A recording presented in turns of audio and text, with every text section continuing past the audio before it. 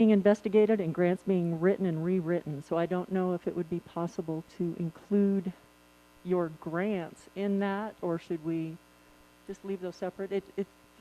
Okay.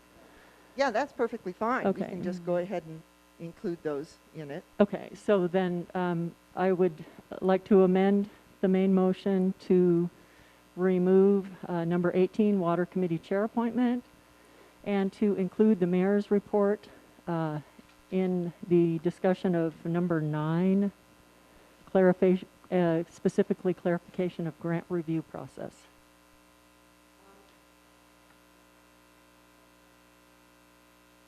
So I do have one comment about that, and I do believe that we're talking about, it may have been misstated, that it's not the chair appointment, it is the town trustee who will serve on the water committee.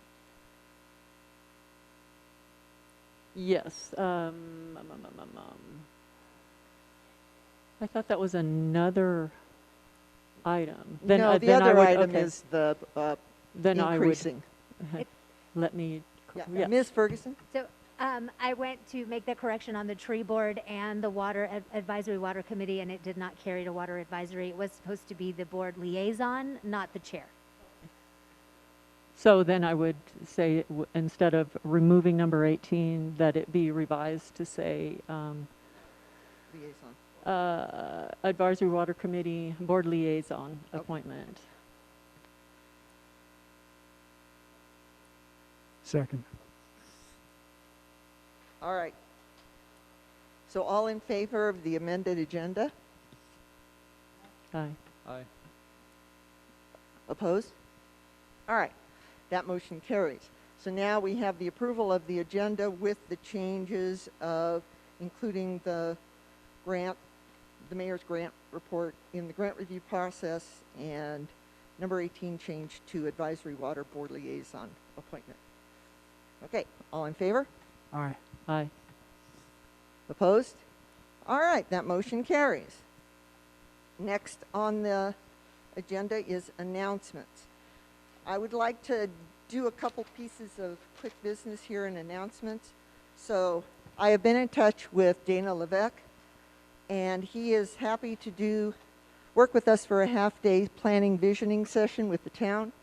And he sent us a list of dates, and it should be in somewhere in your pile of papers. Looks like this, that he is available. And I would like to go ahead, and if we can possibly set a couple of tentative dates, then we can go ahead and get him nailed in because he's already lost the 13th. So is there anything that works best for anybody?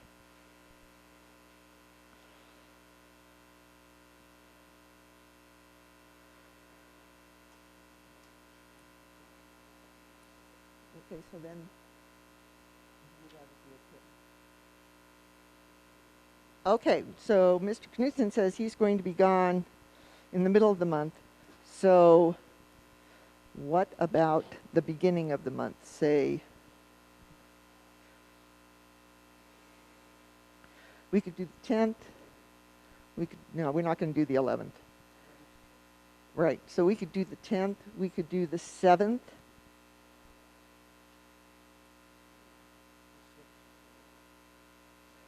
6th, 4th, 7th.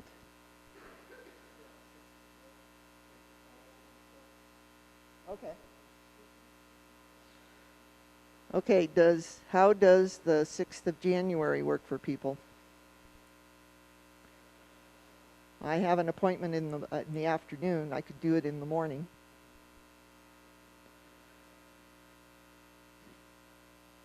I do work afternoons, but I could see if I could get the day off or the Well, we've afternoon got off if 2 that's conflicts okay. in the afternoon right now.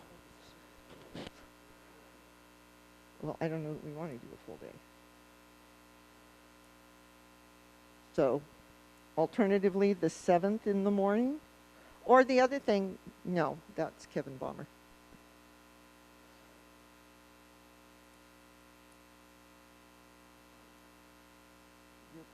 You're okay? The 7th? How's everybody doing on the 7th? Yeah, can Friday do the That's 7th fine. in the morning. I cannot do the morning on the 7th. Okay, is there a morning you can do, Paige? What day are you looking at now as your favorite? The 6th? Yes, morning on the 6th. Does that work for?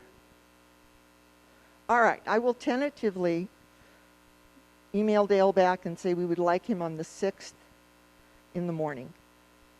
And we can start at 8 or we can start at 9. So I understood our motion that we had 2 half days. Is he volunteering to do 2 half days? Yeah, but I think we should do the first one and then decide how much we need to do for the second one. So let's get the first one out of the way, and then when he's here, we can schedule a second one.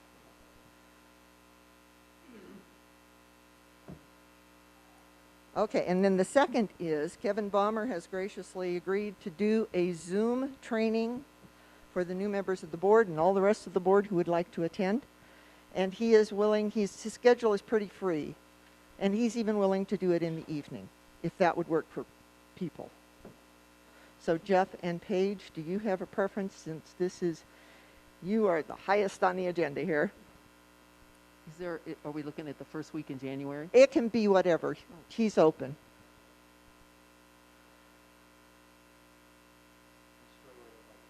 Oh.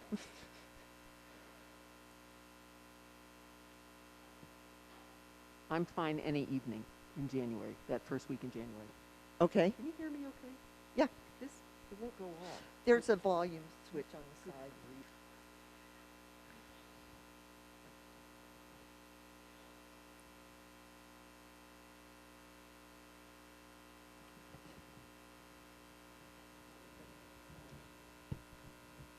I guess what I'm wondering is, I don't want the red light staying on all the time, Well, right? yeah, you Press turn your it talk off. button. So when I turn it off, see if it works. Yep. Yeah.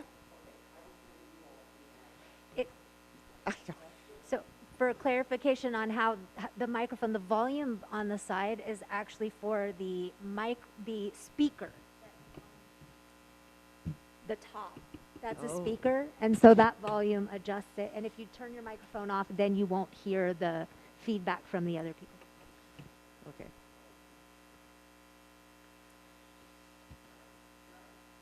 How are you doing, Jeff?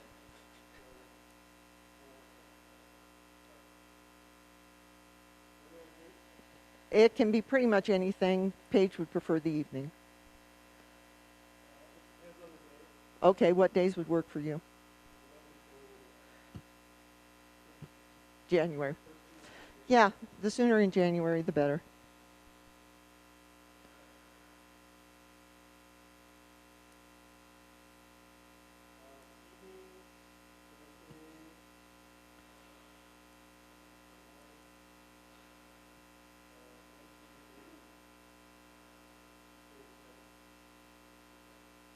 Okay.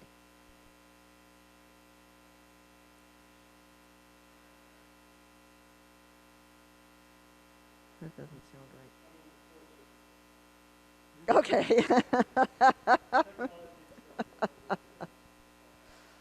Okay, 4th, 5th, and 6th.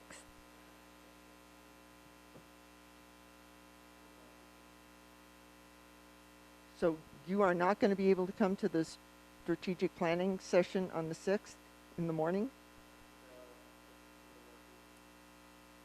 So in order to do a strategic planning, you would have to have it in the evening? Potentially on that Friday the 7th, is that open? In the morning? Either AM or PM for that day would work for me. Yeah, Paige has a conflict on that day, A conflict in the morning of the 7th. but not the afternoon. Noon is good. Are you okay with that, Dave? And Nick? Okay.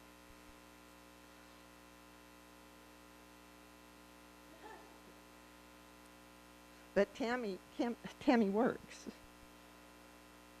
I work afternoons. Yeah, they're saying Friday afternoon on the Okay, I'll just 7th. try and get the whole day off, Okay. or the afternoon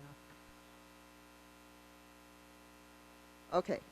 I will talk to Kevin Baumer, and then I will give you a date after I consult with him for the training. And then it'll be in the evening, and it'll be a Zoom training. Okay. Thank you, everyone. God, playing with schedules, first thing in the evening. All right. Now we can move on to our affirmation of office for our Board of Trustees, new appointments. So, Corinne, you are up. All right, you guys need to stand and come front and center.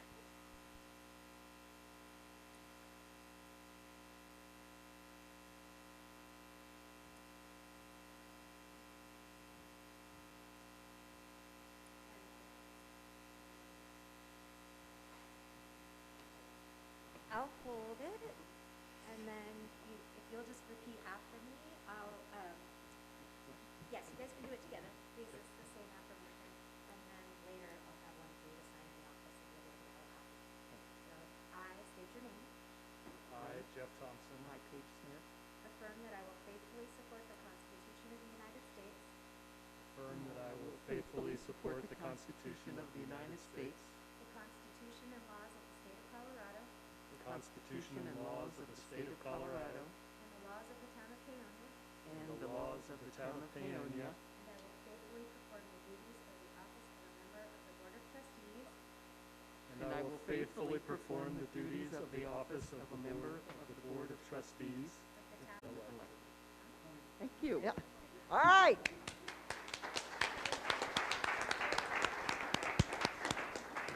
All right. Welcome, welcome. You are now official. Now you can vote and everything. All right. Next up is the affirmation of office for our new police officer, Caden Heiniger. Mr. Heiniger. So to remind the board and public members who aren't aware, Officer Heiniger was sponsored by the town to attend the Colorado the Rockies Academy, which he did wonderful, passed his post with flying colors, and we are happy to welcome him to town. Again, I'll hold this right here so that you can read, because you never know when you should stop in the sentence. And you just repeat after me. Thank you. Yes.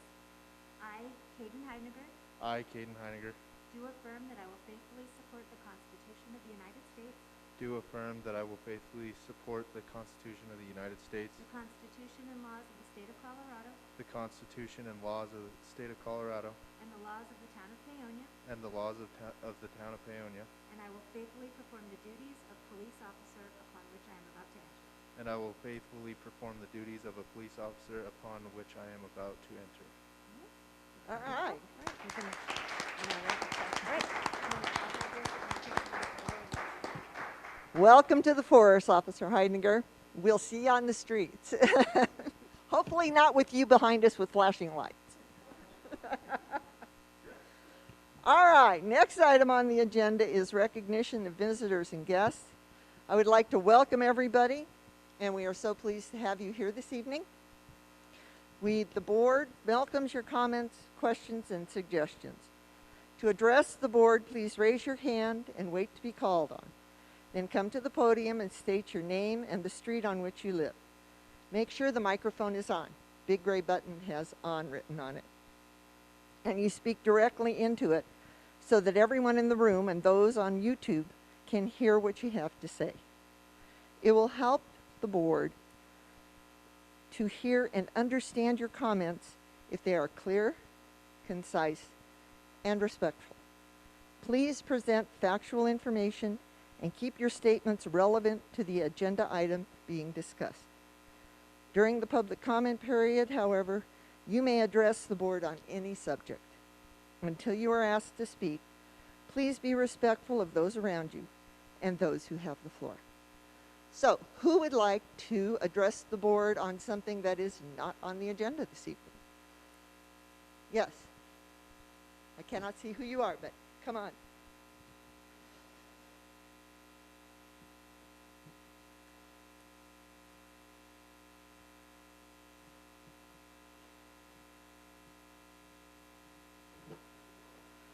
There should be a button on the side, other side. There. Now press the on button. There you go. Okay. Can you hear me okay? Yeah. Okay.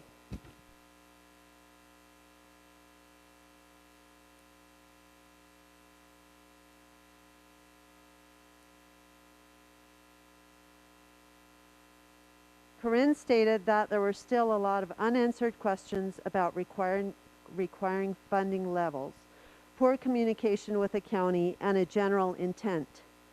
Now I'm finding that no intent was formalized. Funding levels never became a requirement. Therefore, the policy is up to individual town boards to decide. I am not asking you to alter your budget, but I am asking you to consider the bad information that your finance officer has given you.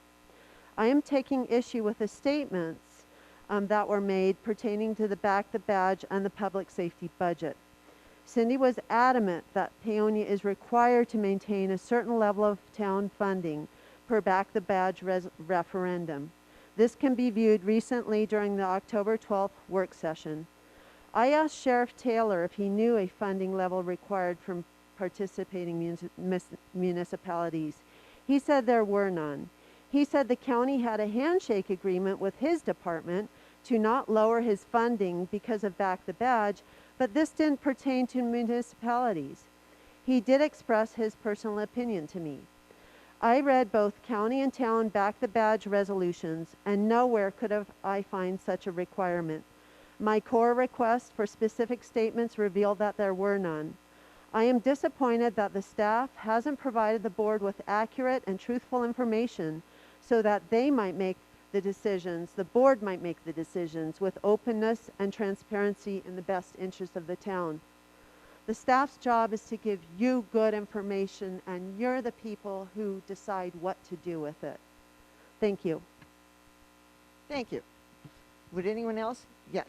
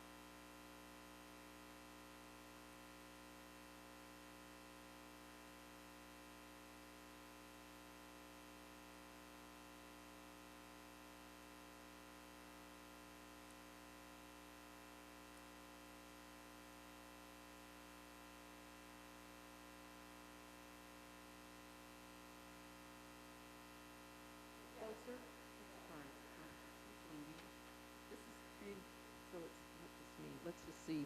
We tried to move it to see if that would help.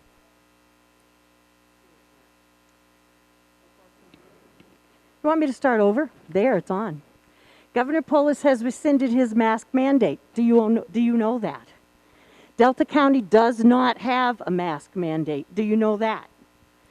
There are over 400 current scientific, peer-reviewed and published studies, over 400, showing that none of the restrictions imposed to slow the spread of COVID have been effective, including social distancing and mask mandates. There are many studies showing that, I can't breathe in this thing, social distancing and masking are instead harmful. Lots of kids have committed suicide. I'm a music therapist. I know about a lot of these things. I can tell you a story about an environmental scientist who went before a board. His job is to keep his workers safe. He went before a board with his O2 meter. He measured the oxygen in the room. It was fine. Then he brought his own daughter up, put a mask on her, put the meter inside her mask, and within 2 seconds, beep, beep, beep, beep, beep, beep, beep, not enough oxygen. Excuse me while I breathe. I have a lung issue. I should not be wearing a mask. Last, this mandate is both unconstitutional and unlawful. And I encourage the board to do some real research. And I also want the board to be fully aware that by mandating something that can cause harm puts each member of the board at risk for being served a notice of intent. Thank you. Thank you, Ms. Jackson. Would anyone else like to address the board? Yes, Mr. Keenan.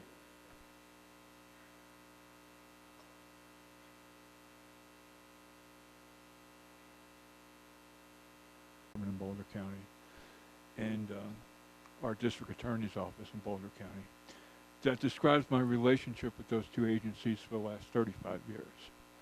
So I think that after reading those, you'll feel a little bit better as far as you don't have a experienced criminal here in the room. I've helped prosecute 8 murder trials in Boulder County in the last 10 years. And we have another one coming up. And they're not easy. I don't know if you've ever been in a murder trial, but it's like you can hear a pin drop in the room sometimes.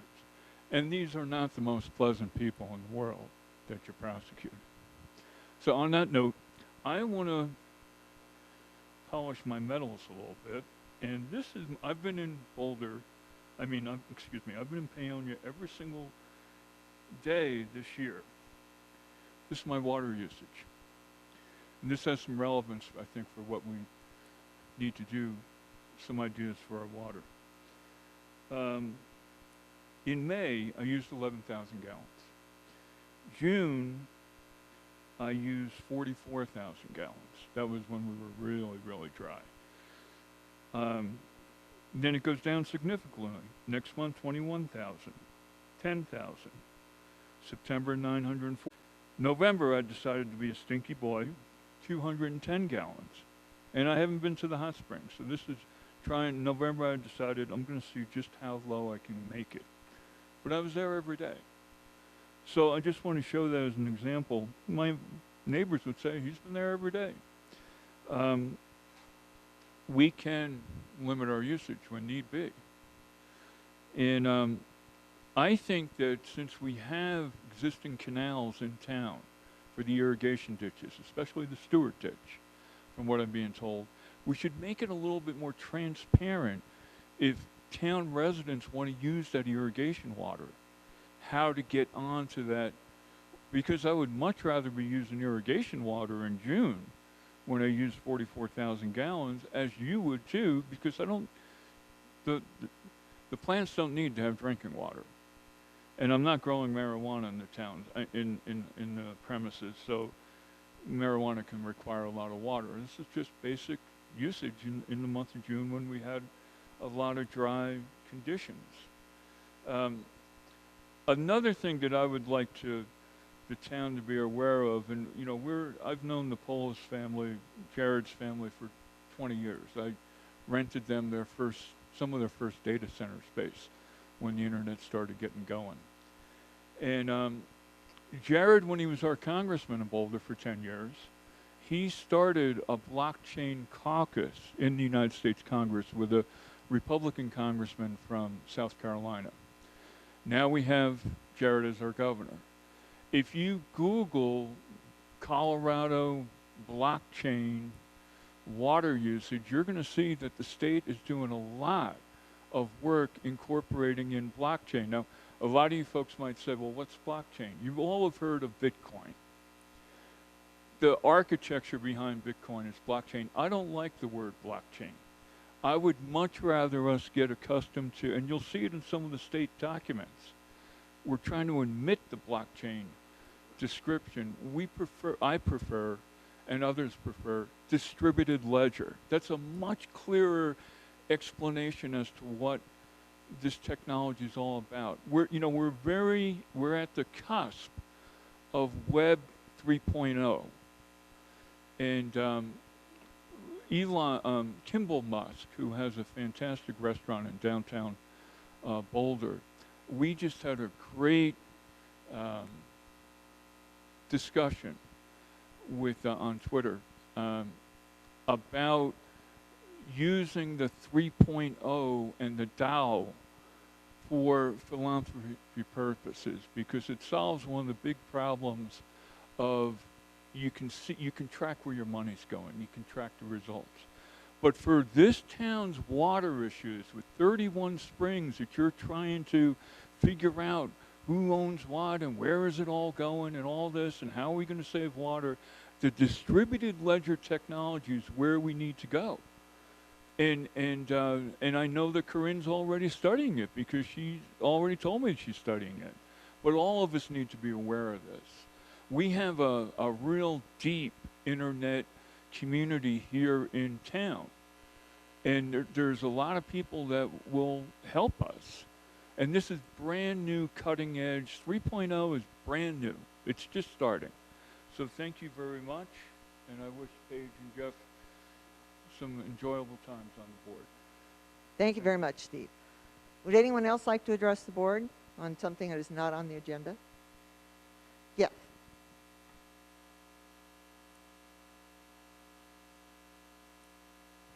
Shereen Patterson, 218, or Rio Grande Avenue. These last couple of days, I've seen workers, town workers, scraping and shoveling the leaf that are in the gutters of the streets. And I just wanted to know, is there not a better way to do that? Do we not have sweepers that are functioning? What's the reason why they're going down up and down every single street in town, sweeping up, chipping the ice, sweeping up the piles of leaves? Can somebody answer me, like right now?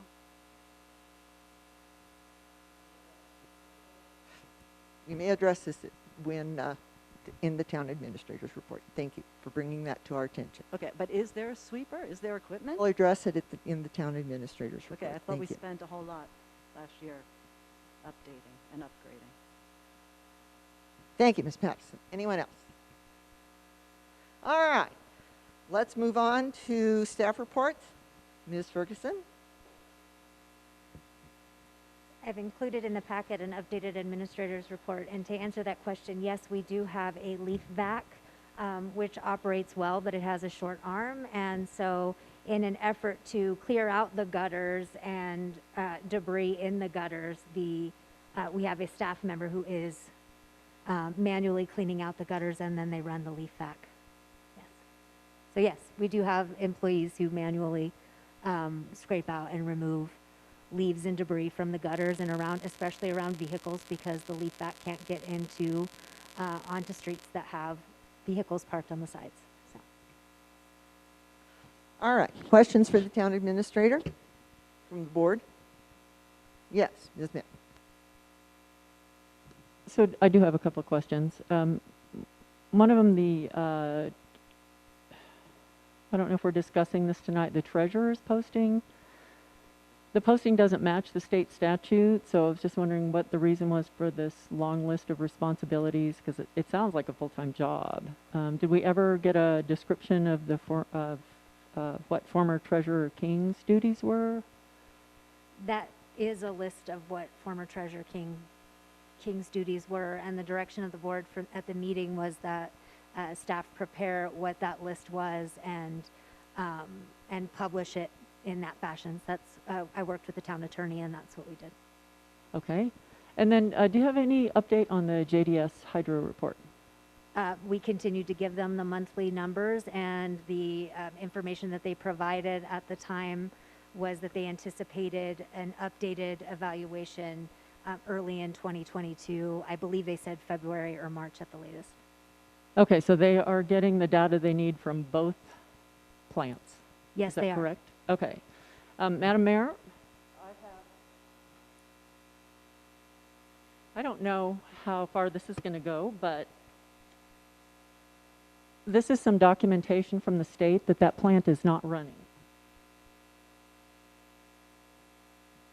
Which plant are we talking The about? 1 million gallon tank. So let's see, the town was recently received a violation notice, failure to monitor timely report on the clock plant. Of the 186 samples required, 0 were received. So the second one is a Lamborn Mesa plant. This is the monthly operating report summary form. If you look at the Lamborn plant, it has lots of data on it. But from July, August, September, and October, November was not available, there is PO on every single line. And PO stands for plant off. So I would like, if possible, an explanation as to why the state believes this plant is off while we are getting lots of information from the plant. I have also included some of the reports that mention the 1 million gallon plant, that it is the measurement of the treated water, the overflow water, and so forth. These are from the months that the state says this plant is not operating. So I am just asking for an explanation as to why the state says this plant is not operating and has not operated, while you and Mr. Loberg are saying the plant is operating. The plant is operational. It is. We are distributing money other than when it was offline when CW Divers was doing their cleaning and inspection. To bring the plant back online, we had to work with CDPHE on the steps and testing that was required to bring it online, which we did. I'll have to, of course, Travis isn't here this evening to be able to answer why it says those. I know that from the entire years that the plant was offline up until the water incident, the state of Colorado was still reporting that it was online, and I had to email and have that updated and removed. The individual who was our compliance officer no longer is our compliance officer. We have a new compliance officer. She moved to another department with CDPHE, so I'll have to follow up with our new compliance officer and public works director to update that information. If I may make a motion, I would like a full report on this plant and whether it's running or not, and also an explanation of why the town was hit with a violation. And I can answer that one, and I've actually reported that out to the board before. Apologies that I didn't. The sampling testing responsibility is to supply that to the state is done through the entity that we sent our lab results to. This is the second time they failed to turn in lab results when the testing was done and we have the report. And that is the reason why a few months ago I let the board know that we were investigating other labs to use, which we have moved to a different lab. One more question. Is Mr. Loberg still working for other water plants? I'll follow up with that with you at the first meeting in January.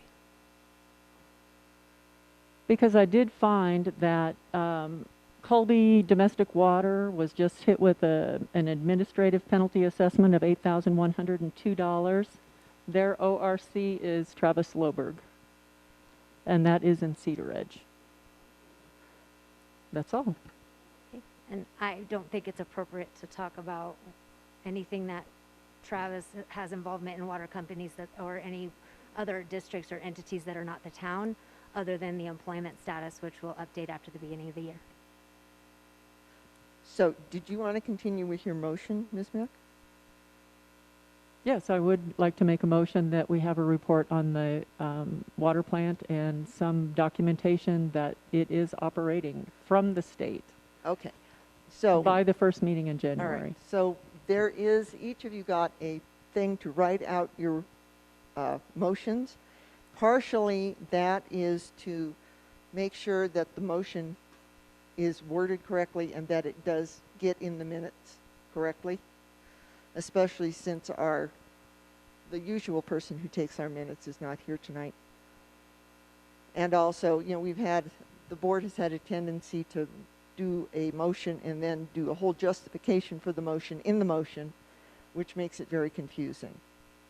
So if you could write out your motion, that would be very helpful. All right.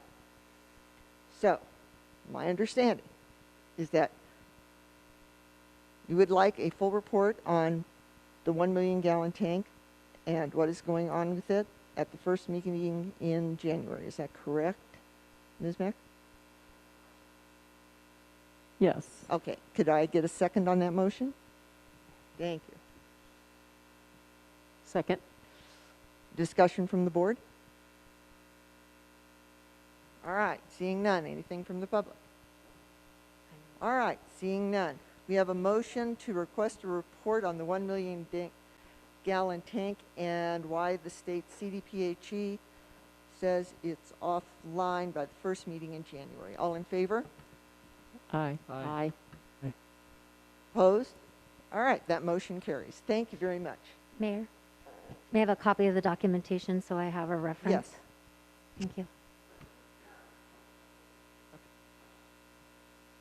All right, any other questions for the town administrator? Yes, Ms. Smith. I have a couple questions about some of the job announcements that are on the webpage. And the first one I wanted to ask about is the Public Works Director position. Doesn't look like the job description has been updated to reflect the fact that that person needs some experience with parks maintenance, turf maintenance, things like that. So I was curious whether you plan to update that. I'm looking on the website right now.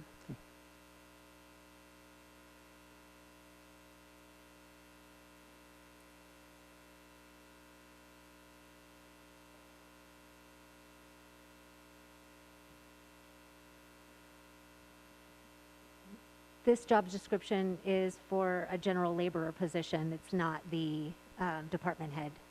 It seems like I did read the department head position on there. No, it's just a public works operator. It's Right. not a public works. So then, please elaborate what is going on with the Public Works Director position? Is it been? Until a budget is passed, those positions aren't, all of Okay. those budget So positions aren't funded. so then do you plan to bring the new job description to the board with those skill sets added? No. What's the plan? The modifications would be made based on the discussion that was had by the board, and then those descriptions would be advertised and included after, at such a time as the budget is passed. Okay, thank you. And I have other questions about some of the positions that are on the webpage. Public Works, well, now it's the Public Works laborer. I don't see salary ranges on there that are of interest. Not yet, no. And one thing that in that description is it might be helpful to clarify that that is a board appointment position, and I don't believe that was in there. And is it really feasible that someone would apply for something like that for $100 a month? And because I question that, and excuse me, I'll let you answer, sorry. I can tell you that at the time that Trustee King did it, there was no funds associated with the position. It was completely voluntary. Let's see. Well, and what's interesting is I came to a lot of meetings, and I never got the impression from Mr. King that he was doing any of that, because he didn't ever really say anything about other than the disbursements looked good. So he really was in here that often and addressing all those bullet points. Yes. Weekly, yes. Okay. This is probably something for a future agenda item, but if there isn't any letter of interest for that position, I wonder if we could talk about actually paying more money for someone to do all that. And I apologize that I did not ever get the impression Mr. King was doing all that. That just was not clear in any of the meetings. So probably no one else is going to do that for $100 a month. Thank you. Any other questions for the town administrator from the board? All right, seeing none. Anything from the public? Yes, Ms. Watson.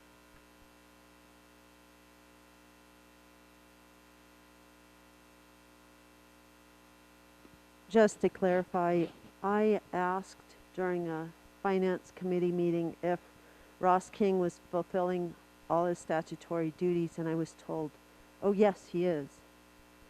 Thanks. Yes. Young woman, you need to wear a mask if you're in this room, please. Thank you. Yes, Mr. Markle. Just to follow up to Paige's question, when will the job descriptions be updated with salary information?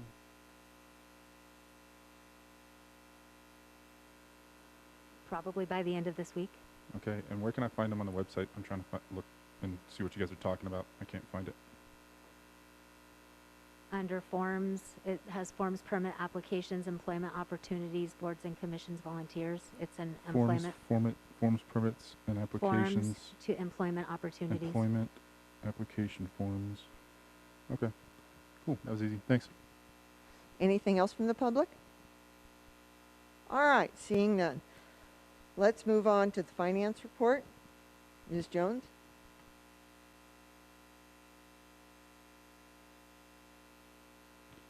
I have supplied a written report. Any questions? Questions for Ms. Jones from the public? I mean, from the board, duh. Yes, Ms. Smith. The question I have is on page 23 of the packet, and it's part of the grant updates.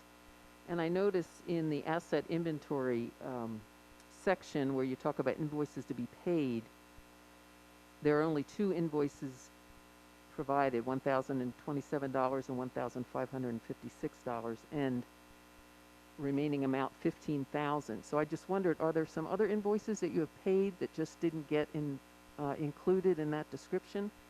Simply because other grant descriptions have a much longer list of invoices paid. Thank you.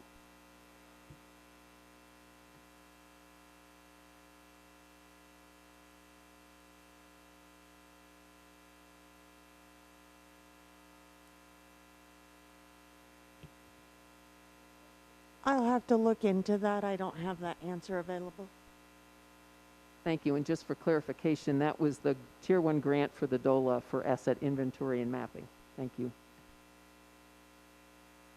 Anything else from the board? Yes, Mr. Casey. I just wanted to thank our finance officer for detailing the grants that she did on this report. It really helps. Okay, anything for the finance director from the public? All right, seeing none. I do have a question for the town administrator since we don't have a police officer here. We have 2 new descriptors on the report for disposition. One is CLO and one is ACT. What do those stand for? I know CLO is closed, and I will get ACT for you and report back in just a moment. Okay, thank you. All right, town attorney report, Mr. Nerlin. There's no written report in the packet. Correct. Do you have anything to report to the board? Not at this time. All right, next on the agenda is the disbursements. Oh, yes, Ms. Watson, I'm sorry.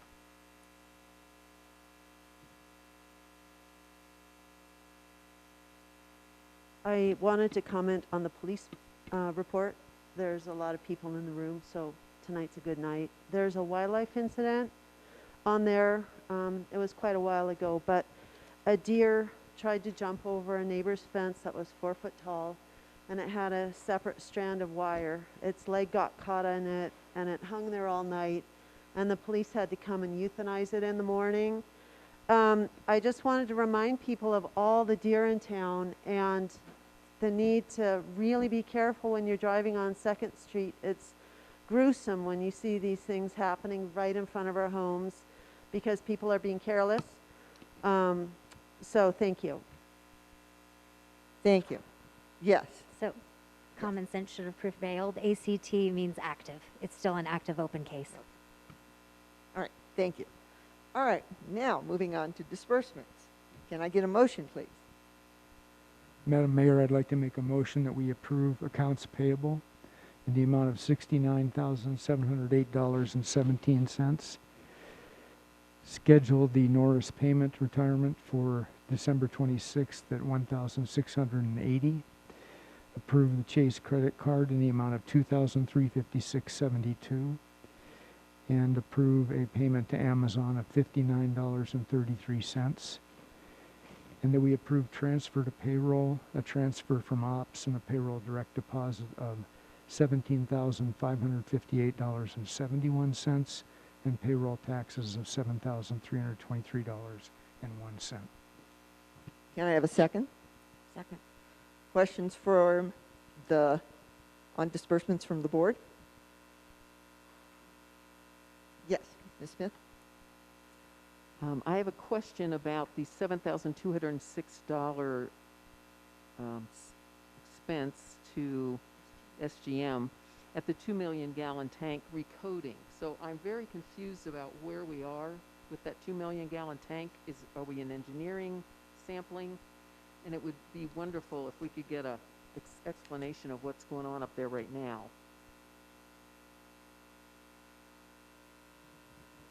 the SGM invoices as they complete hours and such for their engineering of the project, and I need to see the invoice to confirm that that's exactly what it was for. But where we're at as far as that goes was just the completion of the engineering. And once the engineering report is complete and all the steps are taken and we have an idea of the cost estimate, then we'll publish the RFP out for the actual process for actually completing the relining. Let me see here. I don't know all of the acronyms in here, but there's some communication about some BDR corrections and code specifications from multiple companies for new internal coding. So they were trying to get some ideas of cost analysis.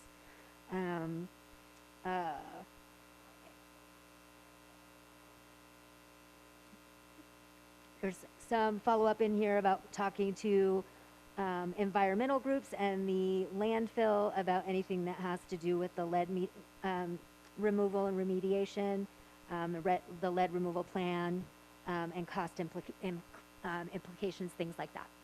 So, so the lead removal plan, so again, I've asked before, but I'd sure like to get it clarified. So where the lining has come away from the tank, they did sampling and found that the original paint that came when that tank was installed in 1985 contained hazardous levels of lead. Is that correct? I couldn't state that they were hazardous levels because I'm not sure what the level would need to be to meet that. But yes, it is a paint that is behind the coating. And no, there is no concern where any of the coating has started to slough off of any contamination. And following exceedance from lead testing, we were required to pull from our entry point into distribution, and we do not fail or exceed lead in our entry point distribution.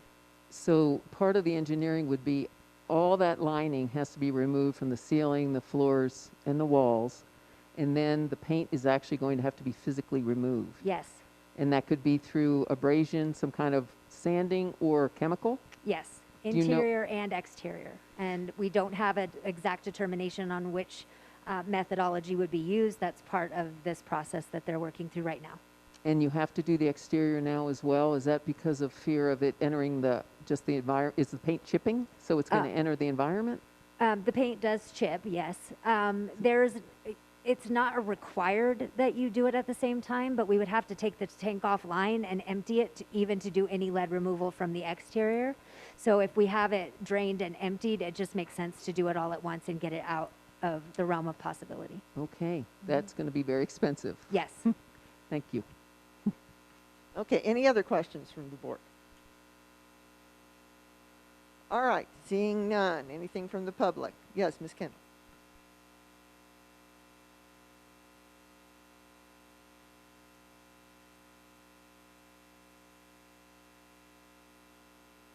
Chris Kendall, Minnesota Creek Road.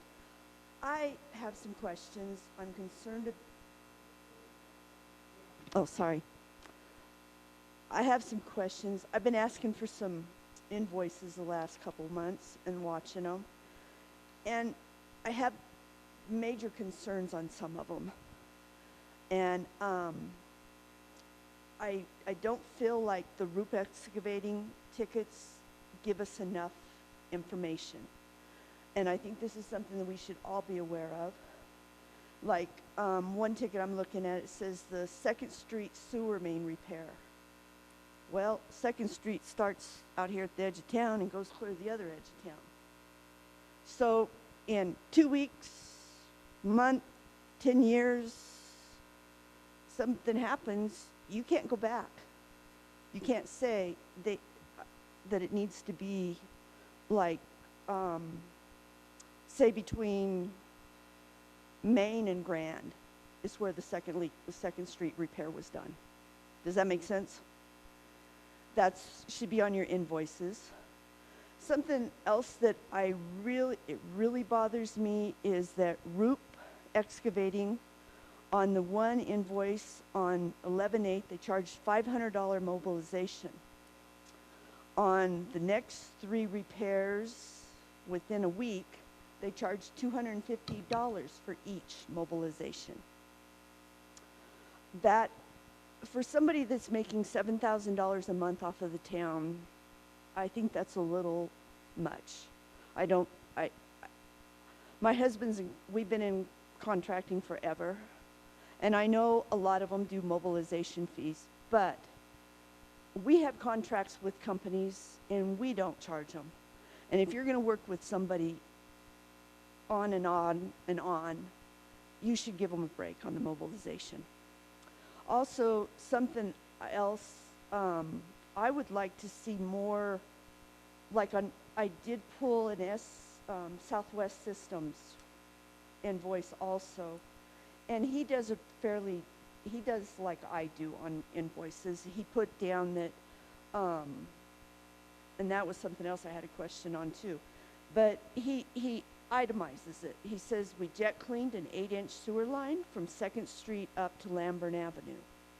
And he put some numbers which don't mean nothing to me, but says we hit roots in line at 67 feet at service connection.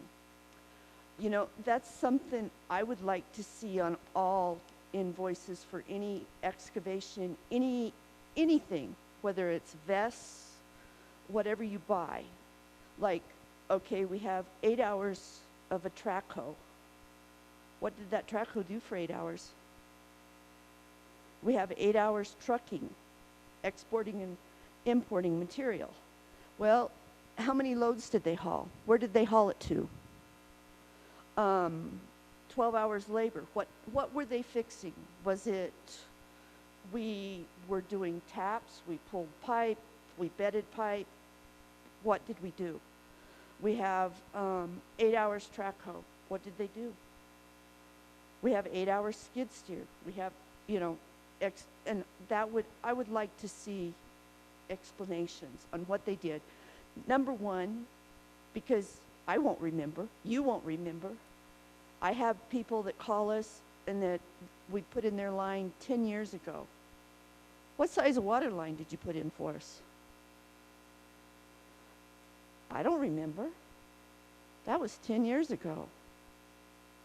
But if I have it on my invoices, I can go back and say, oh, on such and such date, we put 1,000 foot of inch pure core.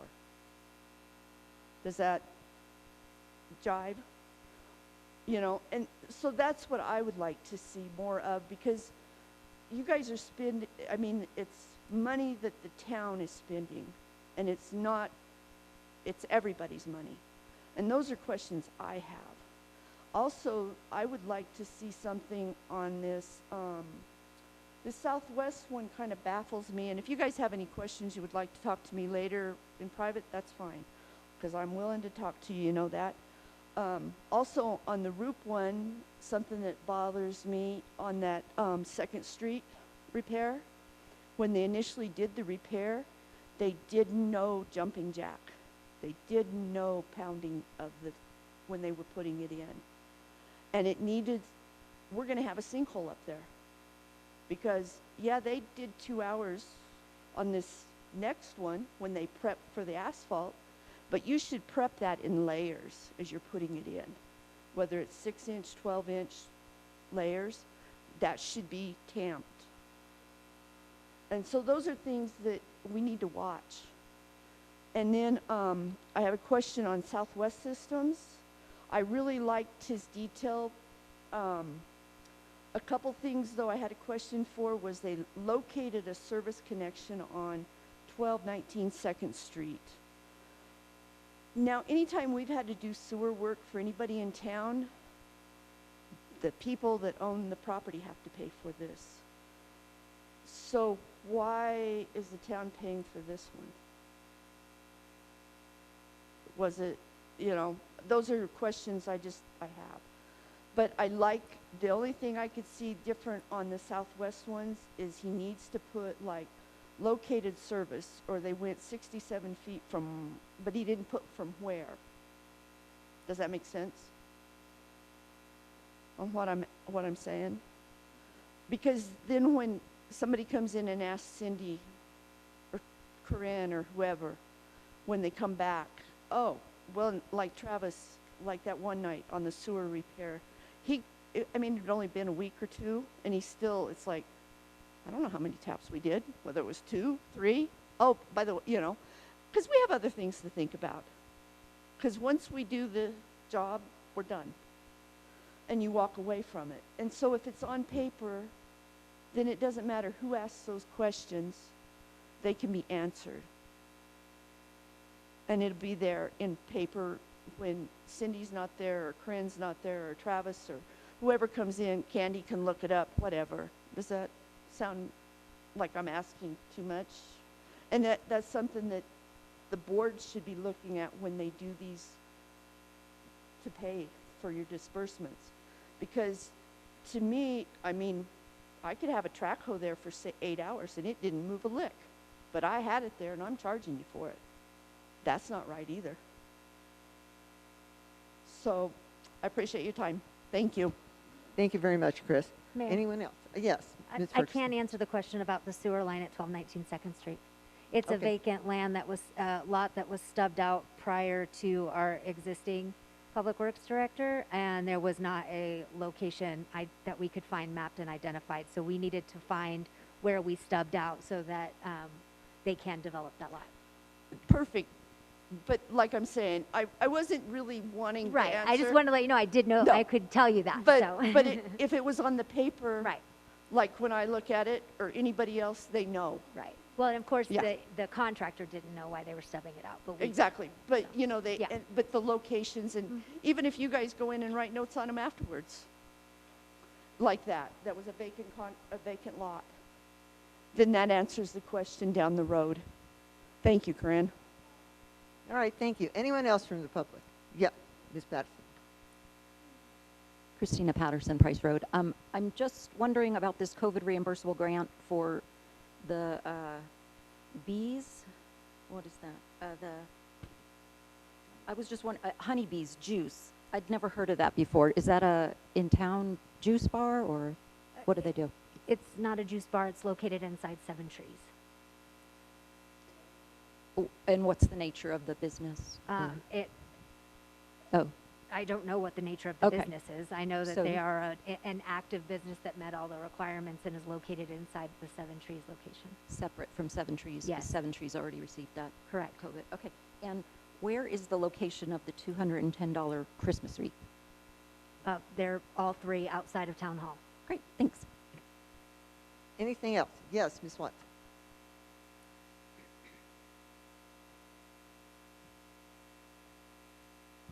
I'm hiding back there today.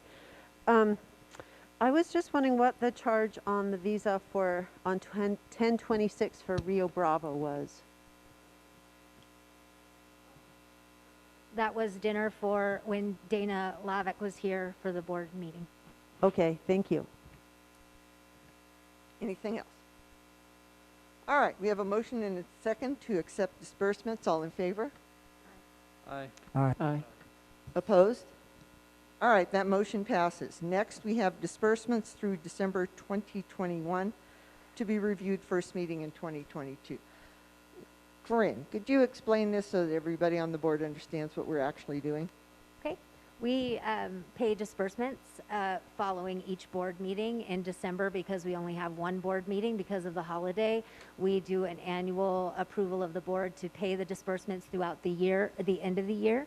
And then all of those disbursements are brought as a separate agenda item, first meeting in January for the board to see and ask any questions and approve after the fact at the meeting. So can I get a motion on that? Yes, Ms. Budden. I move that we approve the disbursements for the second part of December. Can I have a second? That comes back in January for Yeah. ratification. Okay. Can I have a second? Second. Discussion from the board? All right. Yes, Dave. So this happened last year too, and this might be good for the public and the new trustees. We do want to pay our bills, and we know a lot of vendors in town want to be able to pay those. So whoever's signing the check that day has to be extra diligent to make sure they're looking at the invoices and signing the checks, because what we're doing is we're trusting whoever's signing checks that day to do it properly. And we're saying, we trust you to do that. And then when we come back in January, we'll look back at it. But it's after the fact, so that you're clear. All right. Yes, Ms. Smith. Just have a question, because I know with the abolition or whatever, getting rid of the finance committee, there was going to be some rotation of who was going to sign checks. And I think it's still Trustee Budinger and Trustee Knutson, is it? I know Bill Baer was going to do it and then he resigned. I was just curious who is signing checks now. Well, currently we have Ms. Budinger, Mr. Knutson, and myself. And depending on who's available, then and then we can bring this back at the January meeting and reassign. I mean, it's been long enough that we should probably reassign, yeah. Just real quickly, I'm a little concerned about that, and I asked in the preparation for tonight's meeting, because I will be out of town during that Christmas week. So if you're going to, I wondered if we could sign the checks in the first week of January instead, if we don't have a check signer. Yeah, the only problem, yeah, because I should be here because I have a planning meeting on the 27th. So, yeah, I should be. Yes, Ms. Smith. Another clarification. So all three of you can sign checks with the bank, and then it's just which two of you are available. It's sort of a rotation and who's conveniently there. Thank you. All right, anything from the public? All right, seeing none, we have a motion and a second to approve disbursements through December 2021. All in favor? Aye. Opposed? Aye. All right, that motion carries. All right, next we're moving on to the consent agenda. Did you want to say anything about the consent agenda, Ms. Ferguson?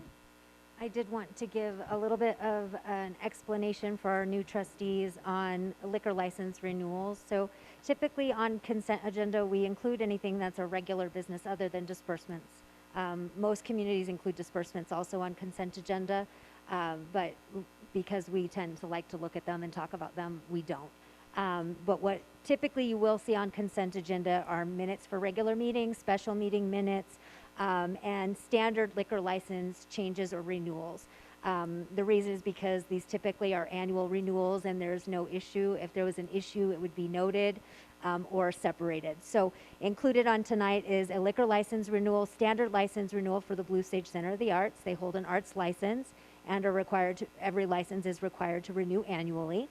And there is a report of changes for Friends of the Paradise Theater, and that's a change to those who are sitting on their managing board, as well as their actual manager of operations is no longer Sunshine Nights. So that's the information that's provided to you in the packet on consent agenda.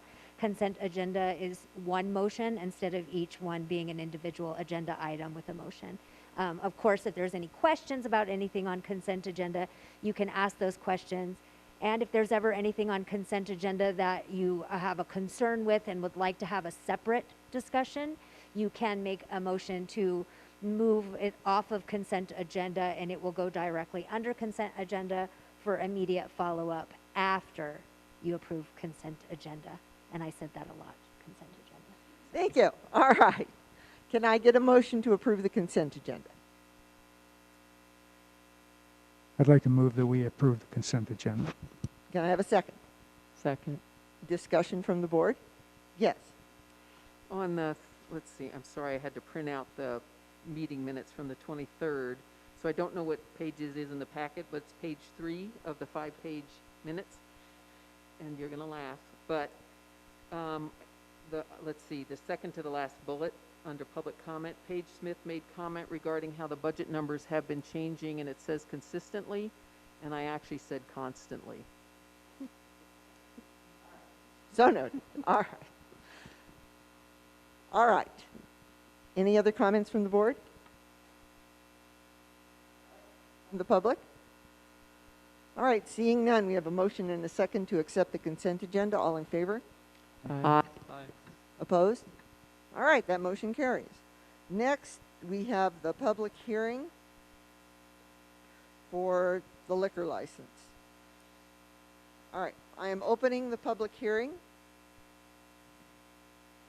So we are looking at a lodging and entertainment liquor license application from Bras and Nova LLC, DBA Bras Hotel Bed and Breakfast. Okay, staff presentation.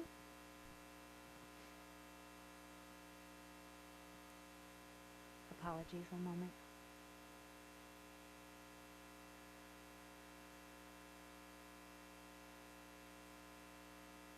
I know, I closed my packet when I was opening the website on accident, so I'm reopening.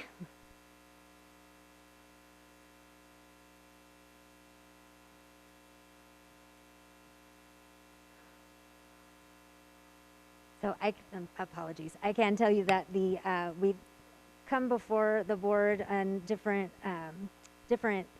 sections of the liquor code and liquor license that's approved in the town at the request of Bras Nova LLC, doing business as the Bras Hotel Bed and Breakfast. All the Board of Trustees previously modified ordinance to reduce the distance restriction from 500 feet to 350 feet, and also made the modification to the ordinance to allow bed and breakfast permitting, which is a different process than licensing.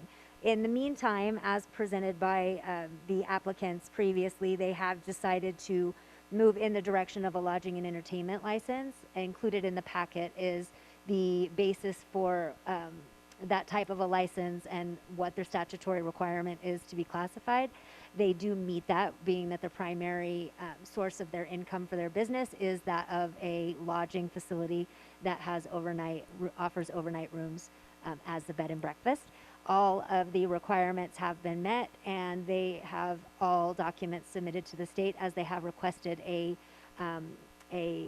dual review. So it's being reviewed at the state level as well as the level at the town level at the same time, which is different. You've never had that before. So they've met all the requirements, all fees have been paid, and staff recommends the approval of the lodging and entertainment license as provided. Okay, thank you. Is anyone here from the Bras? Yes, would you like to address the board? Thank you.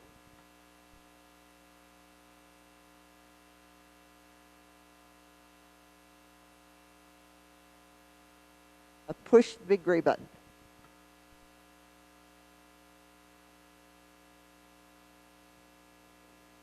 All right. We very much appreciate the opportunity to be here. I'm Mike. This is Suzanne. We're on the Bras. You could talk into the mic. Sure. Thank you. Sure. Thank you for the opportunity to be here. I'm Mike, and this is Suzanne from the Bras. And we did not come with a formal presentation, but we're more than happy to answer any questions that any of you might have about the specifics. Okay, questions for the staff and or the applicants from the board? Yes. I was curious reading through the application. I don't quite understand. Are you doing entertainment and liquor license? No, or just? This is just so we can serve local wines to our guests. Okay, because all of the statutes that were included talked about entertainment, so that was confusing. So that answers that. And this is a question for Corinne. So the other liquor license that they have, does that go away? Is that completely superseded by this one? They don't have another license. They, at the time, so when in the communication and discussion with the applicants, they had discussed either doing a bed and breakfast permit that allows them to provide complimentary wine to their guests, which was not something that was allowed by the town. And so through the research of that, because it wasn't a listed license that was permitted, staff found out that in order to have that permit, your board has to actually move to allow that in your community. So we brought that to the board to allow in the community, but through their research and time in the town, they had also looked at and I know it does get confusing, it's the state liquor enforcement who lumps them together, the lodging or entertainment licensing, and ultimately decided to move in the direction of the lodging for their license request and hearing. So they've not been issued any kind of license or a bed and breakfast permit to date. I have a couple more questions, and I would like to recommend that because this is a hearing, I think it would be very helpful if the staff, rather than just saying all the noticing has been met, to say when the noticing was done in the newspaper with the dates and when. and that the sign was put on the door as required. I think that's required for these kind of a hearing.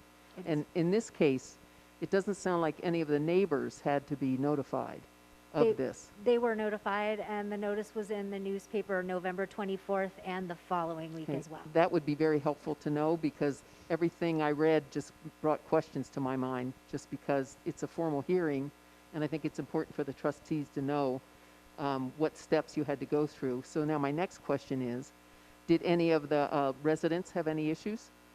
We received no communication at all. And that's important to know too, sorry. And then, Nor did we. okay, good.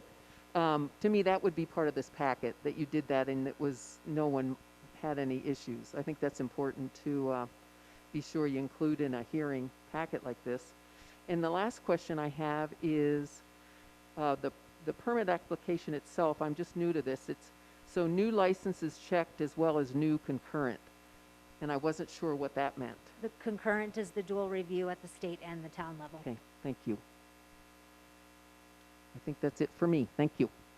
Anything else from the board? Okay. So public comment. So we do have rules for public comment in these hearings. 3 minutes for each speaker. Speakers shall come forward to the podium and identify themselves by name and address. Repetitious comments will not be acceptable. If a previous speaker has already made your point, you may simply come forward and state that you concur. No public demonstrations of any kind, applause or otherwise, will be permitted or tolerated. Does anyone from the public have a comment? Yes, Ms. Watson. Thank you.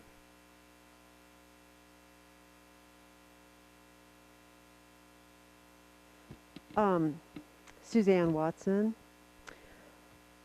I wasn't going to bring this up because it's probably trivial, but correct me if I'm wrong, the ordinance that we passed to allow the 350-foot distance to schools was adopted finally on August 24th, and yet the publication, I believe, as far as the Colorado Press Association shows, was published on August 18th.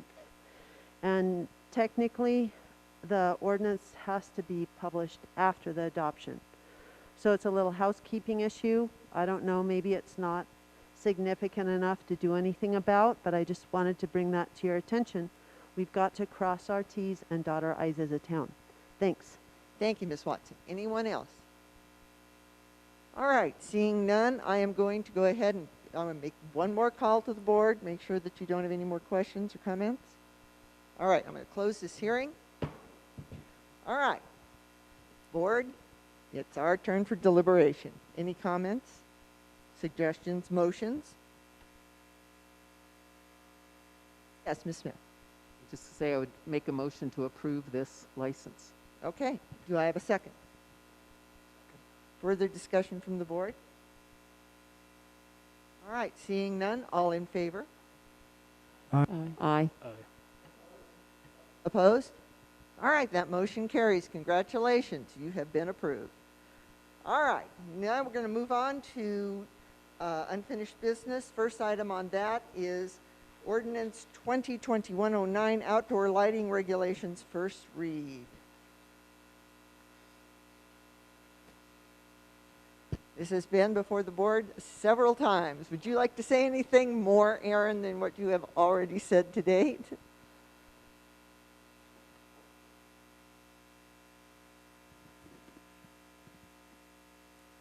Go ahead, Dave.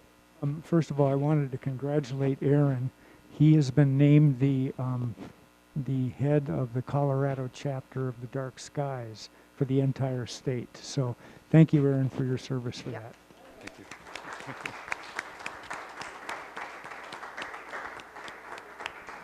Thank you, Trustee Knutson. Thank you, everyone. So yeah, I just wanted to say concerning the lighting ordinance, you know, this is for our dark skies certification for the town of Paonia. And what we're looking for here, you know, the International Dark Sky Association who certifies is looking for an exceptional dedication to dark skies. So whatever that means for the town of Paonia. And the overall goal for this ordinance is that we want to reduce the amount of light pollution that we're emitting as a town overall, and at the very least to keep it where it's at and not let it get worse over time. And I just wanted to make a couple comments. So I've made a few revisions. We requested by the board to change a section 6-5-7, the appeals and variances. We just had to change from the lighting decision group to the Board of Appeals is going to grant those variances. We also were recently at the Planning Commission where this ordinance passed through with one request to update note number 4, which is the picture of the watts to lumens conversion. So we just updated that picture to remove the CFL light bulbs because there was a concern that they have heavy metals in them, so we just didn't want to promote their usage. And then the final revision that was made is in the greenhouse lighting in 6-5-4 section E. I had a meeting with the International Dark Sky Association, and they requested that we add quantitative values, so quantify the amount of shielding on the greenhouses. So that's all I added. That's the revisions that we've added since the last time this has been before the board. So that's all I have to add. All right, thank you very much, Aaron. Are there any questions for Aaron from the board? Okay, seeing none. I do have a couple of comments that were sent to me, then I was asked to read them at the meeting. The first says, Dear Town Council of Paonia, in regard to the dark skies lighting ordinance that is on the table, I'd like to comment on how much I love the dark skies movement in Paonia and how important it is. I read the proposed ordinance, believe it is a positive thing for everybody. The wildlife, the migrating birds, our health and deep sleep on so many levels. I believe everybody can live with lower light levels and shielded light fixtures and can still see and be protected while preserving the night sky. We will be conserving energy as well as not infringing on our neighbor as a healthy side effect. Especially in the future and now, it will be a rarity and such an asset to preserve the dark skies for future generations. Many kids growing up in the rural dark skies area will no doubt move all around the country exploring and will realize what a gem we have here. One of the things I believe is so important for the kids that are in school right now is to have education on why dark skies are important. Here are some ideas. Grants to procure telescopes for schools, special viewings on special night sky events, field trips to a bright city so they can compare our night sky to a place that is not regulated, homework gathering evidence on the benefit of dark skies on health and welfare of humans, the earth, and the animals. I live 2 minutes outside the town of Paonia, and I've noticed there are so many more lights in and around the countryside, and education and civility are going to be key in working together to achieve keeping our area dark. Like everything, it takes working together to achieve a common goal. Thank you, Dark Skies Paonia and Town of Paonia. Respectfully and sincerely, May Trumbull, Paonia. The other one, Dear Mayor Backren, we have a lot out at Creek Vista Crossing that we are planning to build on next year and are writing you to state our overwhelming support for the proposed lighting ordinance. We both think it is a wonderful idea for the town to get international dark skies compliant, both for the residents and potential visitors to experience the beautiful dark skies in the North Fork Valley. Thank you for putting it on the agenda for tonight's meeting. All the best and look forward to becoming full-time members of the community. Sincerely, Randall and Michelle Gillette, Lot 24, Creek Vista Crossing. All right, any other comments, questions from the public? Yes, Mr. Lee. No. Come to the microphone so people on YouTube can hear what you have to say.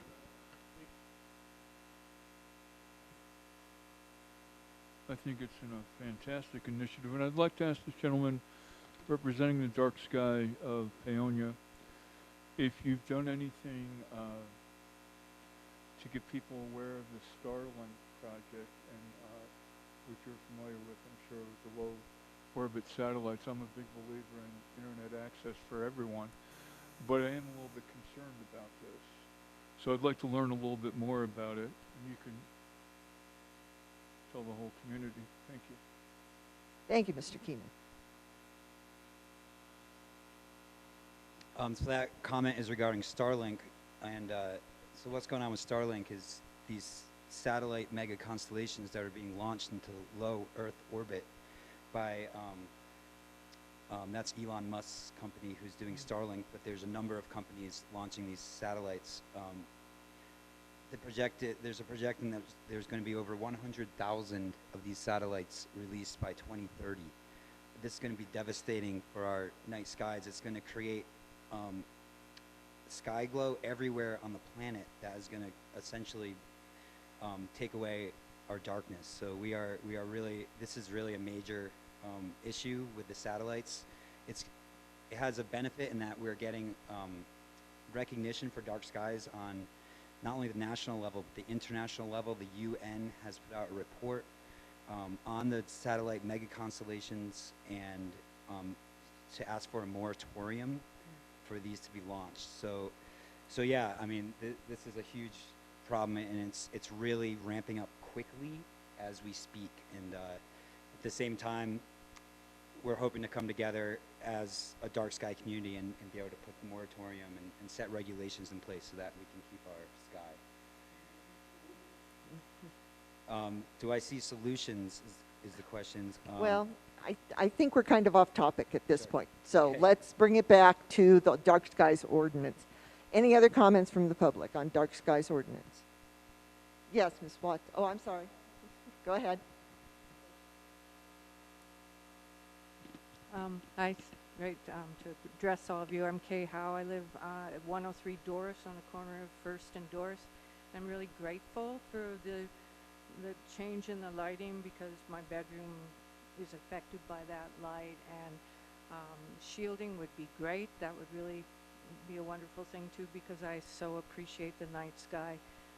Also the light at the rehab center on Minnesota, down kind of where Colorado meets it, is bright, and I notice that now. And so if we can encourage some of the businesses that still use the mercury vapor lights to change, that would be really great. So thank you all. Thank you. Ms. Watson.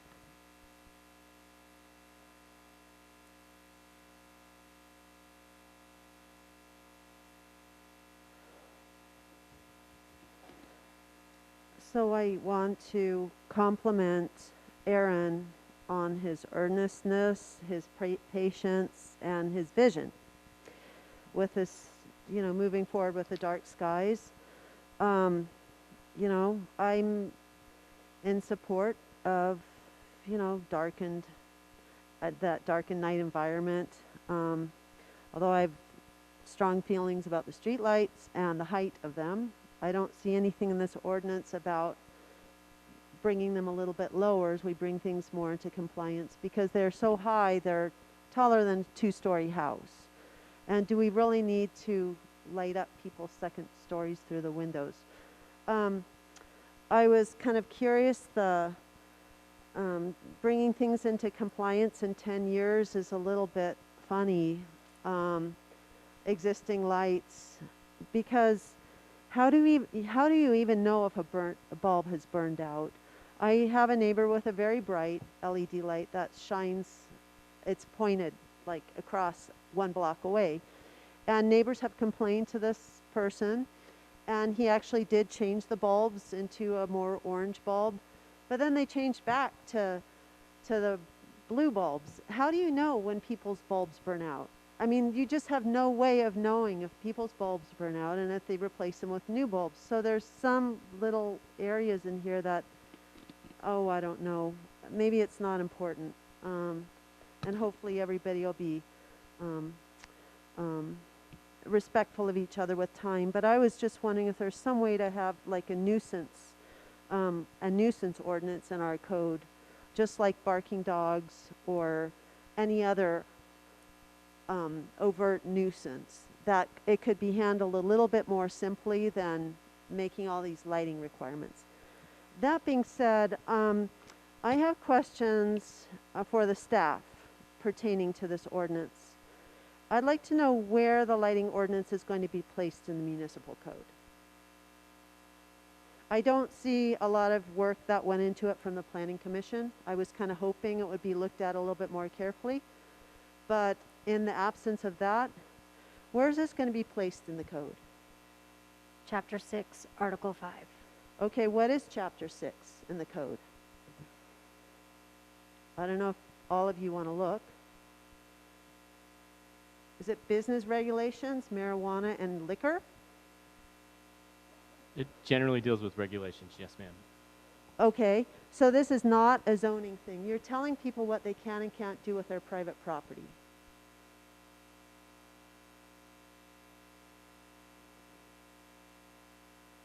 This is from Ridgeway. This is copied from Ridgeway with Bo Nerland's signature on it. He's the Ridgeway attorney. They're a home rule town. We are a statutory town. I think that this was just taken from Ridgeway without thinking about how we're going to tailor it to best fit with our code as a town, as a statutory town. I think it needs a little bit more work to make sure it really fits to us. I was noticing on the definitions, you have some definitions of the properties. It doesn't jive with what our zoning regulations say as far as multi-family dwellings. There's a lot of language that's not from our code. I believe it's probably from the Ridgeway code. I'm not against this, but I want to see an ordinance passed that works very well for us, that makes sense, so when people read it, they aren't confused by what does this mean, because I don't see it anywhere else in our code. So I do believe this needs a little bit more staff work. I'm glad that Aaron has brought this forward, but he's really the vision. He's the vision behind this and the enthusiasm, but it's up to the staff and our town employees and the board to make sure that it fits within our code. So hopefully you can take it back and look at that a little bit more carefully, but I'm particularly concerned. This is really having to do with people's private property. You're regulating the light bulbs even inside their house. And I don't think you can do that just with a nuisance ordinance. I believe it should be done through the zoning chapter. Thanks. Thank you. Yes. So, if I may, the first 2 pages are the pages that were specifically drafted by the town attorney. The exhibit and all information is the draft that was provided by Dark Skies entity, Aaron as the representative, as directed by the Dark Skies group, and has been before the board a minimum of 4 times, maybe more, and always modified and approved at the board level, with direction being that it go back to Dark Skies to make the modifications and bring the ordinance back. The town staff was not directed to write this ordinance. And the last direction given was to have the Planning Commission take a look at it, make sure that they were comfortable and agreed with it. They made their one suggestion, and their recommendation was for board approval. What's the point of having the Planning Commission look at it if it's not going to be in the zoning ordinances? That's the only part of our code that the Planning Commission has purview over. I have a copy of the Ridgeway ordinance here. The title is exactly the same. You're saying Chapter 6, Section 5 of the Ridgeway Municipal Code. I just don't see how this fits into ours. It's not in with the nuisance ordinances. It's in with liquor and marijuana licensing. That doesn't make sense that you put a lighting ordinance in with a liquor and marijuana licensing. And then another thing is the appeals board is really for Chapter 18, which is the building code section of our ordinance.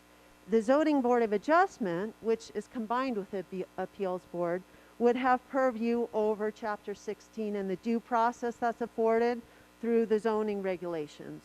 It's all about due process.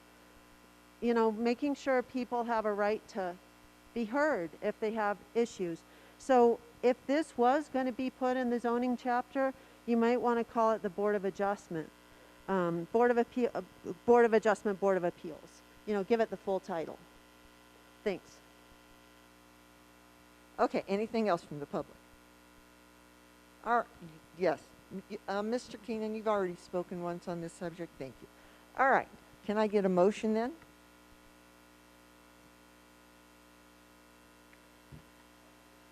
I motion we pass the regulation as written. Okay. Can we get that motion put in? Can we pass ordinance 2021-09 outdoor lighting regulations? Thank you, Mary. I motion we pass ordinance number 2021-09 as written. Thank you. Can I have a second? I'll second. Discussion from the board. Any further? Yes, Ms. Smith. I'm sorry that this has come before the board so many times, and really I would think that the board is counting on the staff to review this ordinance to ensure that it does match with the existing ordinance. At a minimum, the 4 definitions about multi-unit, different kinds of living units, single-family mixed use, that has to match our own definitions for those types of housing. And they don't. And I absolutely agree with Ms. Watson that this should be in zoning. Licensing just doesn't make sense. And I can't approve this ordinance the way it's written. I love it. I think that's a great idea. I'm all for it.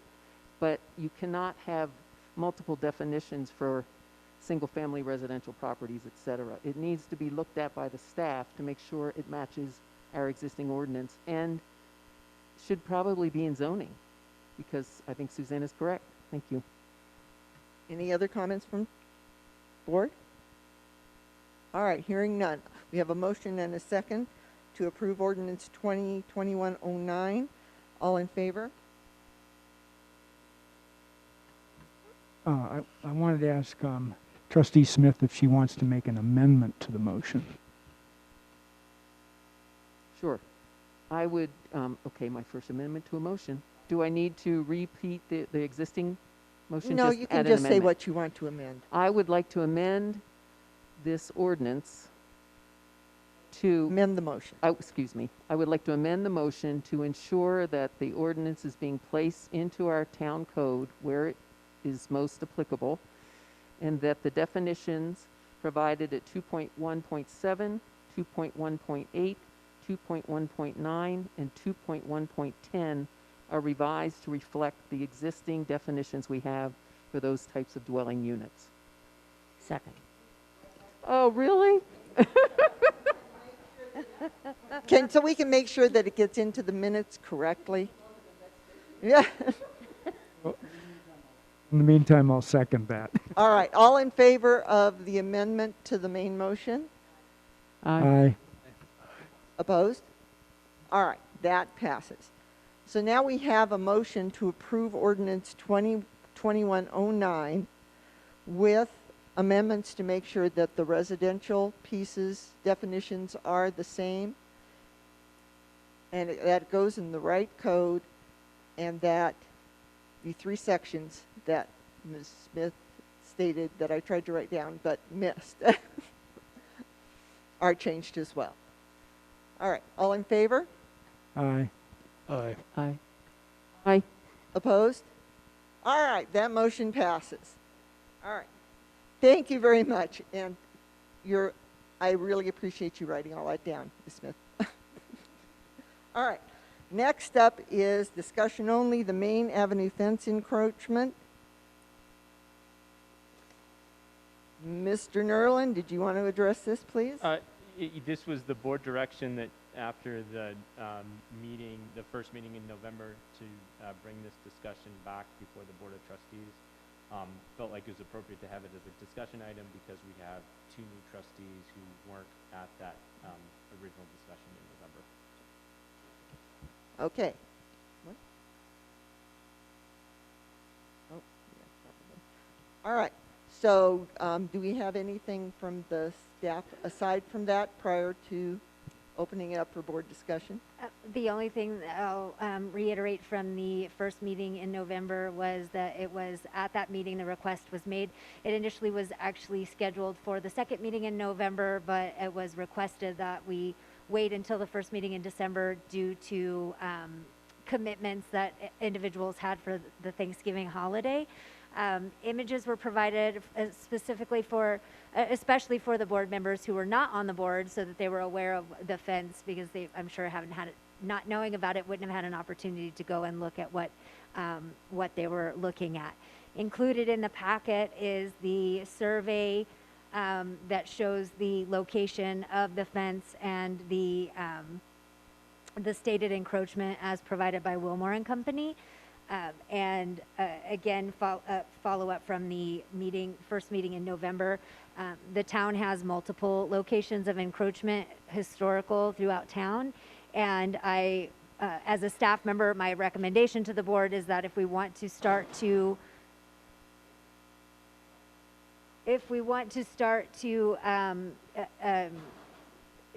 deal with encroachments proactively instead of reactively, my suggestion to the board is that we look into regulation for how someone addresses a potential encroachment on town property. And also, I would,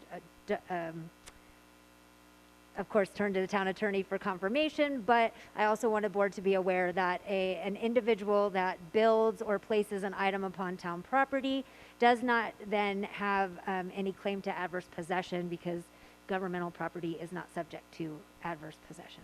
Thank you. All right, comments from the board. Mr. Knutson? I don't know if I understood your last comment. Okay, so there's been some comments and concerns made by people in the community that by someone building and encroaching onto town property, that after a certain period of time, like if you built a fence on a neighboring past your line, that after a certain point of time you can claim adverse possession of that property. That might not be the right term. No, that's Is that right? Okay, good for me. They can claim adverse possession because it's been on their property for a certain period of time. And governmental entities are not subject to adverse possession. Someone could build a house on a piece of property that the town owns, and 50 years later they still can't claim and own that piece of property. So. Okay. Who in the audience would like to address this issue? All right, we're going to put a 5-minute limit on this. So that's how much you have. Ashley Sargent. I'm on First Street. Hi, neighbors. I am speaking tonight to shed light on the facts relating to the fence matter. I applied for and received a fence permit from the town of Paonia on February 18th, 2021 for my 7-foot fence. I bought the materials based on the approval. I installed the fence in March of 2021 to replace the existing fence, which was in disrepair. At the end of May, the property owner of the adjacent property, Patrick McCarney at 35 Main, complained to me about the location of the fence, alleging it deviated over the property line slightly. Mind you, it took him 2 months to even notice that the fence had been installed. He also went to the town with complaints that my fence was 7 feet high, which had been approved months earlier by the town. He then used town resources, AKA the town attorney, to force the issue of the fence height, saying he should have been consulted previously before it was approved. This was all months after the fence was approved and installed. The property line dispute is a civil matter and was settled via a settlement agreement, which was agreed to by both parties and their attorneys. Patrick has since reneged on the agreement. The Delta County Court issued a restraining order against Patrick McCarney for his behavior related to this fence matter. We are now 10 months out from the town's approval of the fence. Patrick and his mother, who lives all the way across town, have taken this up to keep the fence matter on the town docket, draining town resources and time to dredge up what is a civil matter. For many months, Patrick's complaint has been that the fence is too high at 7 feet. And then suddenly, at the last council meeting where the topic was on the docket, they said, "We don't have an issue with the height of the fence." And this was repeated 3 times by them on public record. Which leaves one to wonder, are they manipulating the situation all these months and wasting the Board of Trustees' precious time by making this an issue? If they didn't have an issue with the height all along, It provokes one to wonder, what is this really about? Well, this really is not about my fence at all. This is about a plan to build a fourplex on a lot adjacent to mine. This was a classic case of bait and switch. They have dropped the issue of the fence height and have switched their focus entirely to the opposite side of the yard, adjacent on the alley side, and they are now alleging a completely different issue on a completely different side of the property. They are alleging that the east side of my fence encroaches in the town alley. And I say to that, prove it. The bottom line is they can't prove it. They hired a family friend to do the survey months after the fence install in order to support the family's agenda of installing a fourplex on a small town lot where there is already high-density housing. Don't be fooled. This is about money, not morals. For so many reasons, which I'm not going to go into in detail here, I do not consent to the dubious results of the survey. As Patrick's mother had said several times ago, if you hire 3 different surveyors, you'll get 3 different results. I have been advised by legal counsel that I have a very good case to successfully sue the surveyor over the results. So last council meeting, it was said here that we are going to put up a fourplex on the lot, they said, and the access to the property will be on the alley. Oh, okay, that's what this is really about. They perceive my fence as an obstacle to their family's building agenda, so they are coming before you to complain about my fence. Essentially, they perceive my fence as an obstacle to their money-making goals. It is now out in the open that they want to convert the town alley at the end of Grand from a peaceful garden lane into a construction access point for their private project. Keep in mind that the property I own is my one and only residence. The property Patrick owns is one of dozen residences his family rents at great profit to them. Let me just back up for a moment. Patrick McCarney's property also has an east side fence bordering the alley. This fence has never, I repeat, never been used as an entrance in all of the 4 years I have lived here. Several more facts about Patrick's fence on the east side. I have pictures showing the fence in June. I also have pictures showing the fence a month ago. And spoiler alert, they are not the same. New taller fence posts have been moved by them further into the alley. Mary tried to say that their fence is a historic fence at the last council meeting. This is not true. It was altered and moved by them just a few months ago, and I do have pictures. But to be clear, Patrick's fence has been moved and made taller, but they did not seek a fence permit. You only have a minute left. They did not seek a fence permit from the town to do this. Okay, so this reeks of hypocrisy. And to summarize, the people accusing me of encroaching in the alley are encroaching in the alley. This topic is on the town board meeting tonight as Main Street fence encroachment. That certainly is an apt description, as Patrick's Main Street residence has a fence encroachment in the alley. Additionally, the neighbor across the alley also has an encroachment 2.5 to 3 feet into the alley with his railroad tie embankment, to say nothing of his actual building, which also encroaches into the public right-of-way. Okay, can you please wrap it up in 1 sentence? Sure. All of this is to show that hypocrisy abounds. I say to the board tonight, if you are going to pursue any potential encroachment on my part, you must pursue the other encroachments in this alley, and ergo in all of town. And guess what? There are dozens of encroachments by private homeowners and businesses all over this town. So if you're going to pursue this with me, you must come after all encroachments in the public right-of-way. Okay. Your time is up. Thank you very much. All right. Mr. McCarney, you're next.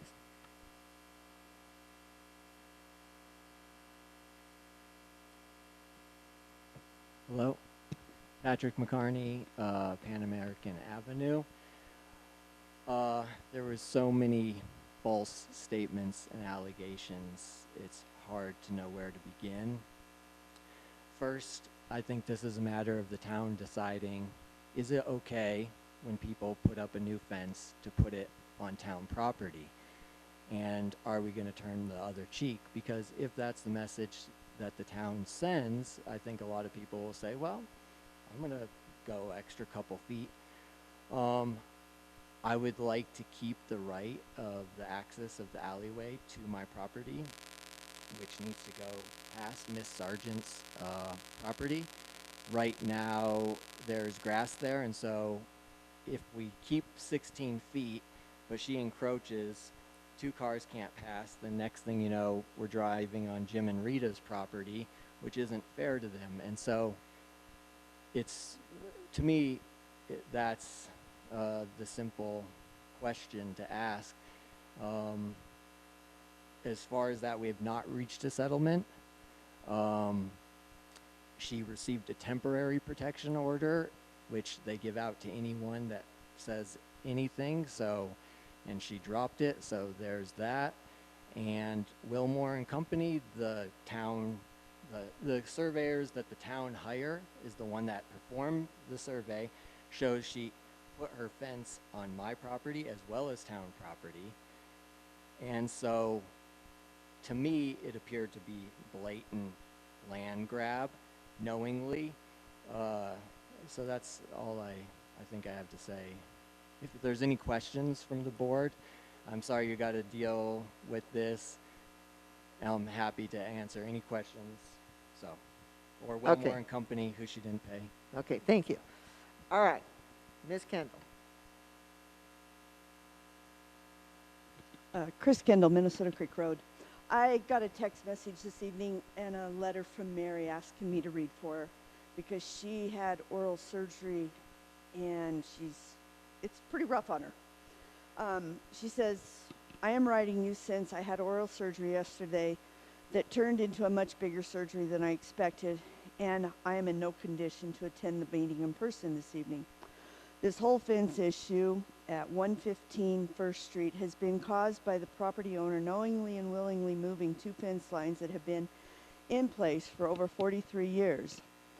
The then Chief of Police, Steve Emmons, lived in the property 115 First Street and said that the fence was in its pre-moved location since 1978.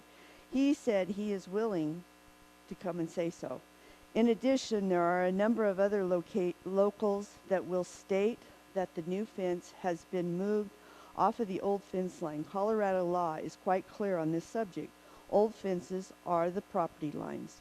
The permit that the homeowner filled out clearly states that the fence will be placed on the property lines, which, according to state law, Colorado state law, are the old fence lines. Granted, the town did mess up the 7-foot height variance, but that is not in question here.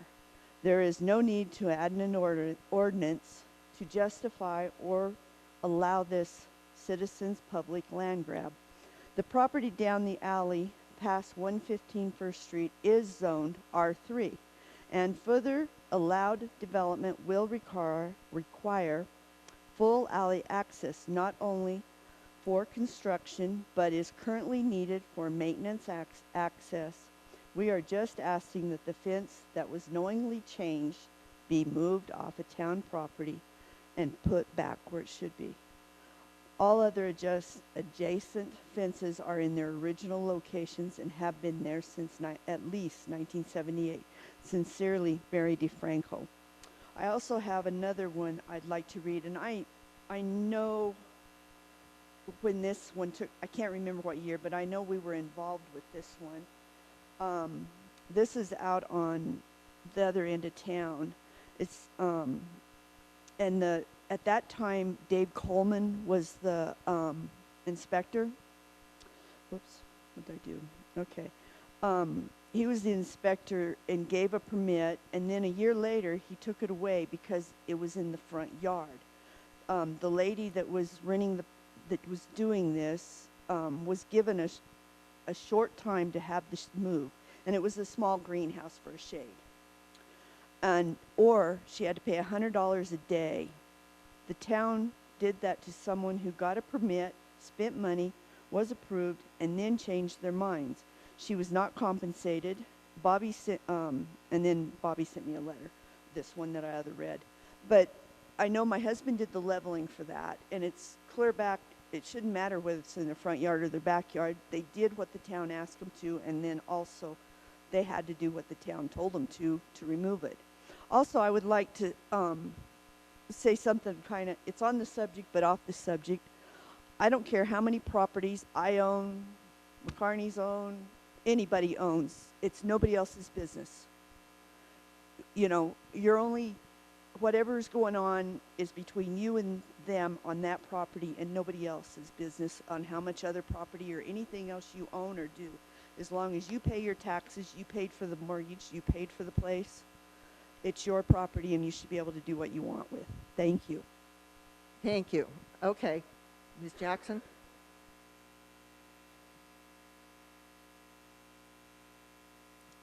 Still on?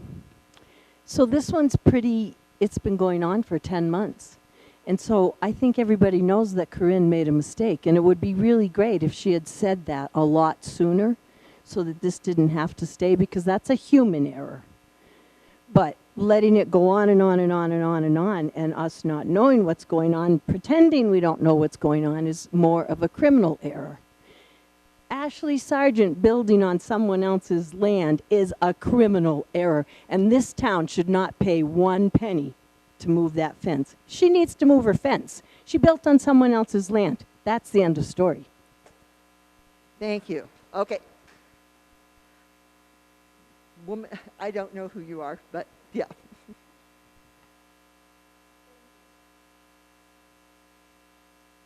Good evening. My name is Osiris Alvis, and I am from Stoker Mesa, considering to buy in Peonia.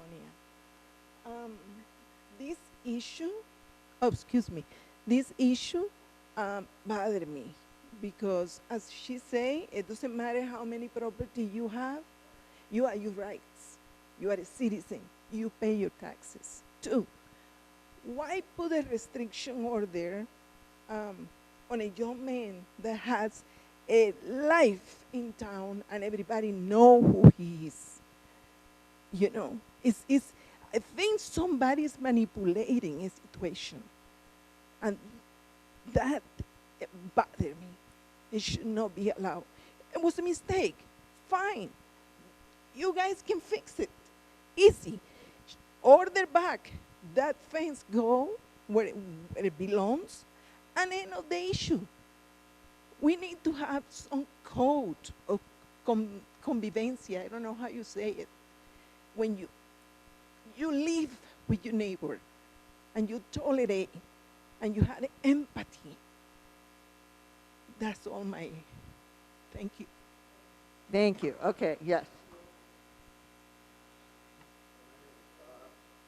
On First Street, I want to say, yes, the amount of lies going on here and mistruths is staggering.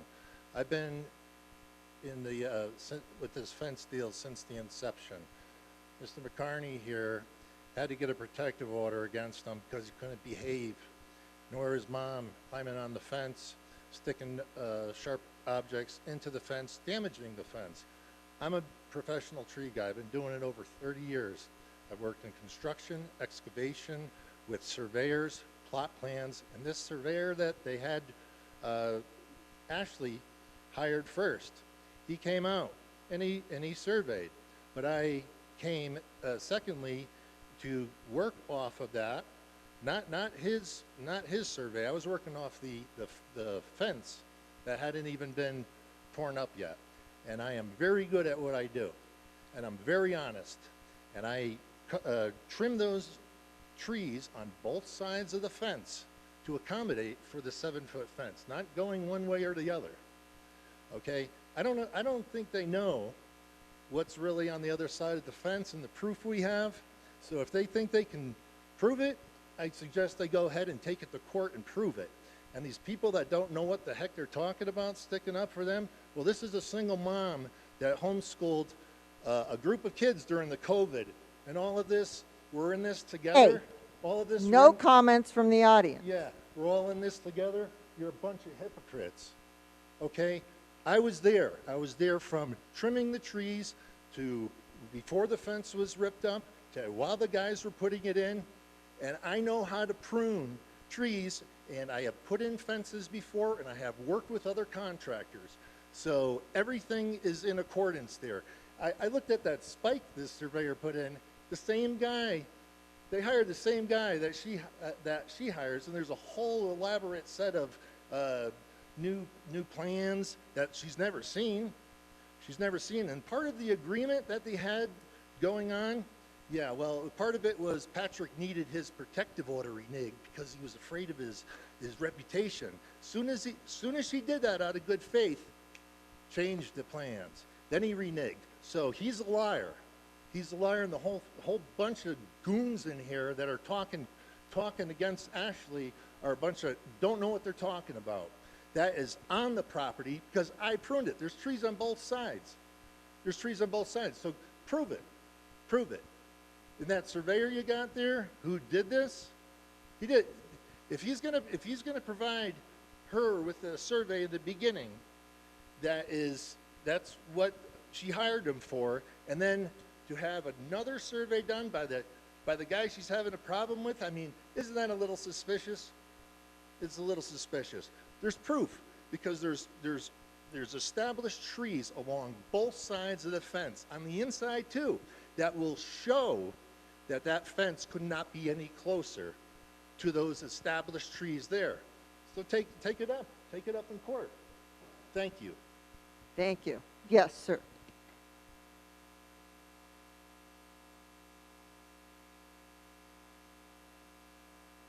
Sean, I live on 42 Pan American Avenue. This seems pretty clear-cut and simple. It seems like somebody made a mistake, and by the logic of it, we have our flag on the moon, but the United States doesn't own the moon. It doesn't work that way. And for the kind of bullying rhetoric of like threatening the town, threatening the reputations of the people in town, it just leaves a bad taste in everyone's mouth.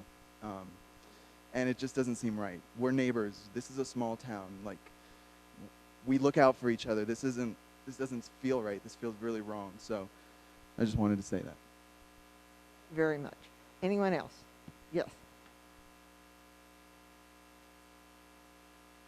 My name is Michael McCarney. I live on 35 Box Elder Drive.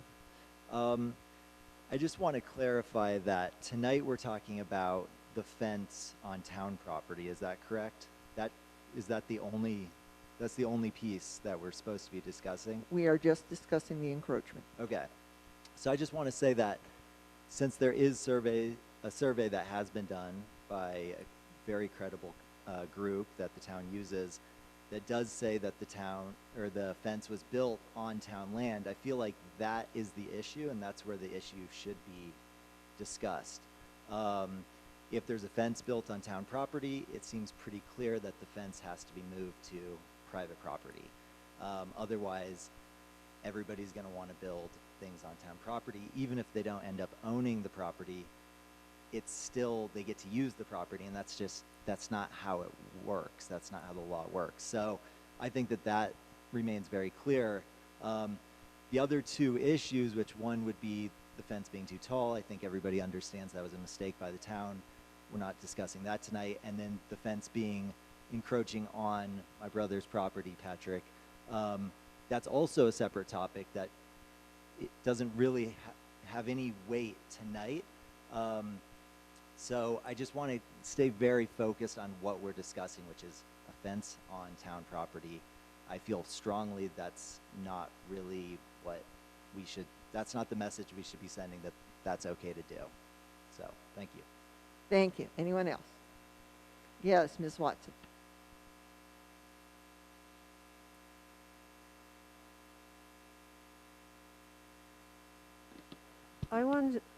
Suzanne Watson.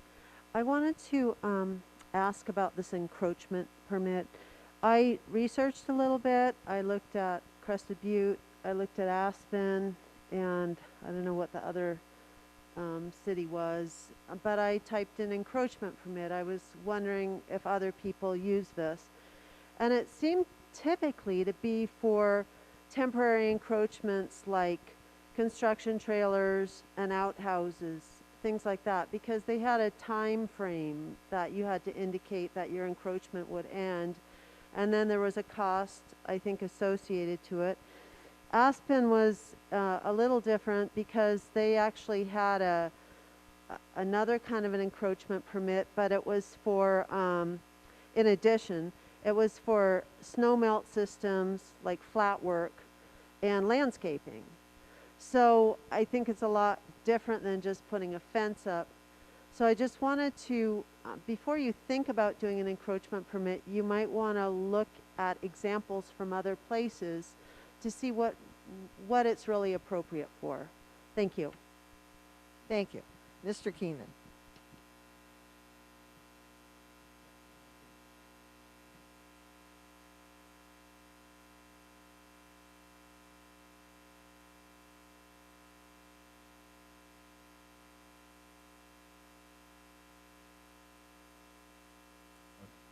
Pretty high in, it just seems like something that can be mediated tonight, if the town wants to do that. And it doesn't seem like anyone is completely guilty. It doesn't seem like anyone's completely not guilty.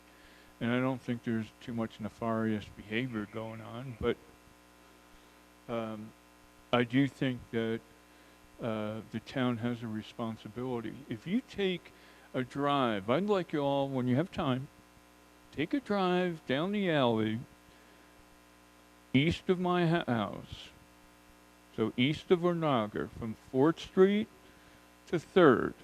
Now, if I didn't have great neighbors, I'd be feeling the same way some of these folks are feeling, because it's something that happened on town property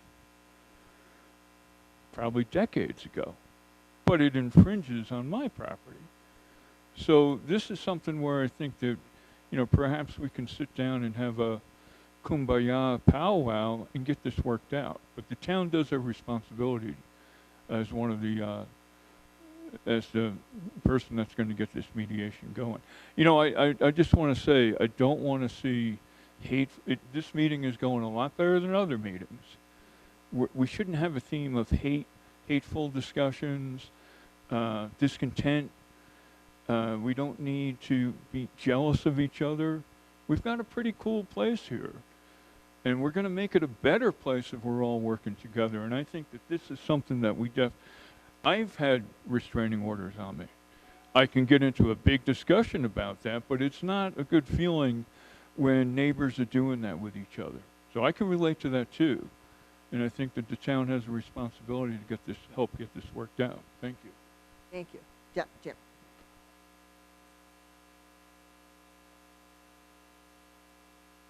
Hello, my name's Jim Lang, and I have High Country Printing and Graphics, which is connected to your alley.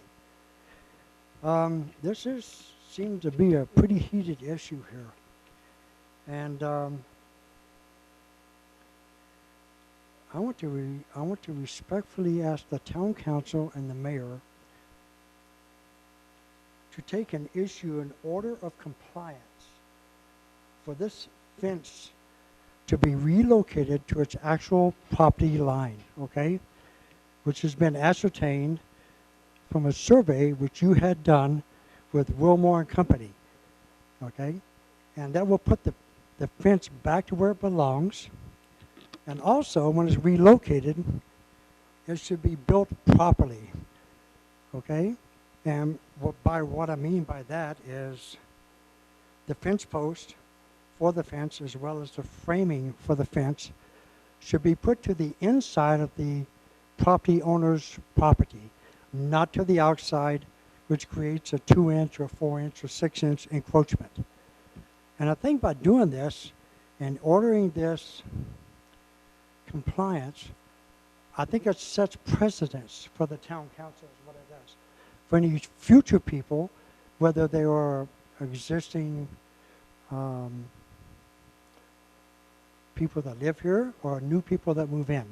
It will set that precedence to where the town council shouldn't have to go through all these different policies, do an allowance for encroachments or trying to give away. And I think it would be a great thing to do. And I thank you for your time. Thank you, Mr. Lang. Hey, please. All right, anyone else? Yes, Mr. Mark.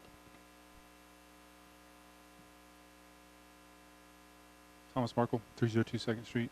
I don't have a dog in this fight. I don't really care one way or the other, but I do think that there's some liability presented, which kind of explains Bo's letter that he wrote back in June or whenever this first happened, offering to reduce the height of the fence. So I think that if, I don't know, I can see this still being incredibly expensive no matter what direction you take for all of us. Good luck. Thank you. Anyone else? All right. Anything else from the board? Yes, Ms. Smith? So are you just asking for some of our thoughts on the situation? Based on what? Sure. And I don't know anything about surveys, so that didn't help me in the least. The piece, I think unless if you have a copy of the permit that Ms. Sargent was provided, yes, the 7-foot fence was approved as it shouldn't have been, but this permit says, right above the signature line,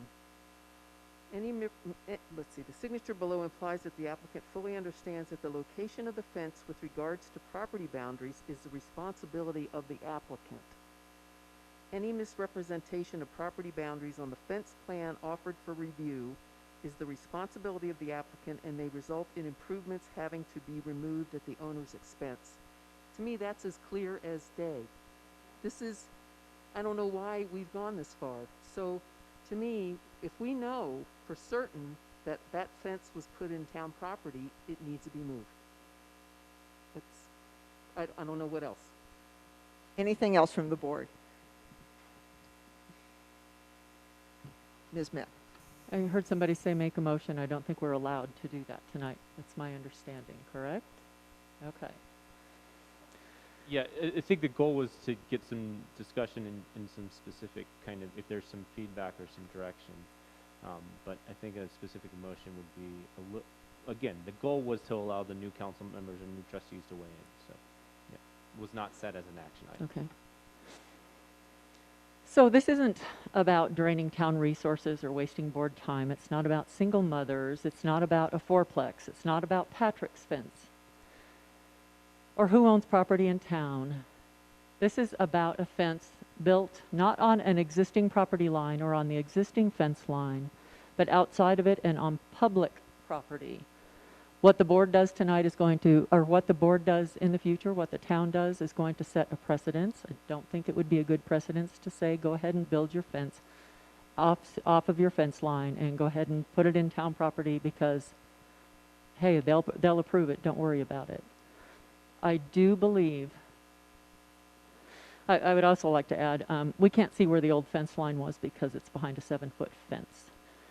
So I would hope that the town, that the staff, that the board, that Mr. Nerlin support requiring a moving of the fence back to the original fence line. I'm sure there are pictures. In fact, I probably have pictures of it from some races that were held in that area that we could find that show the original fence line and make sure that it is put in the right place. I think that's all I have to say. Thank you. Okay, anything else from the board? No, we're not taking any more public comment. Anything else from the board? Yes, Mr. Thompson. I just have a question. Is there an inspection that is involved with this kind of application, or is the language in the application the binding language that we have, or both? There's not a final inspection. There's a picture of the fence is required, but as far as, and even if there was a final inspection, it wouldn't include the location because that is done by the landowner. This is not done through the building permit process. It's just reviewed through an application for review of the fence, and that's it.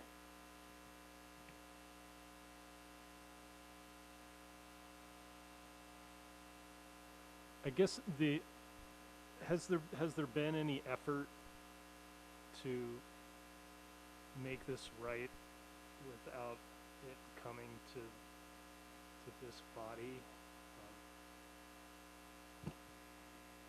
So what I would say is that it's been, I want to be careful about how I approach the conversation. It's been an evolving discussion.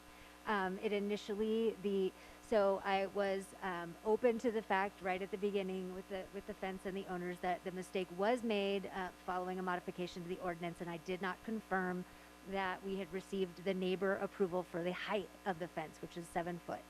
So we acknowledged that and had made an offer to assist in the reduction of the height should there not be an agreement with the neighbor, an approval from the neighbor regarding the height. After that conversation, then it was brought to the town's attention that there was, verbally, we were told that there may be an encroachment. We had no evidence that there was an encroachment, and no survey had been completed at that time by the town or anyone else that we were provided. We were provided a survey from the neighbor, from the McCarneys, that they paid for. The town has not had the fence surveyed and paid for a survey. That shows at the final point, a 1 foot 8 inch encroachment onto town property. And in the meantime, throughout this evolving conversation, individual civil litigation began, and under the advice of the town attorney, conversation ceased at that level and until such a time as that was worked out.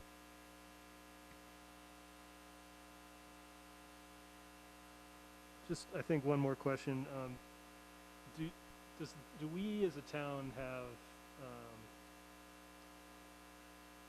like plot lines or, like our own property boundary data that we could apply to situations like this, or at that scale or specificity? We have boundary maps of lots, the way lots were lined out, but there's always caveats to that.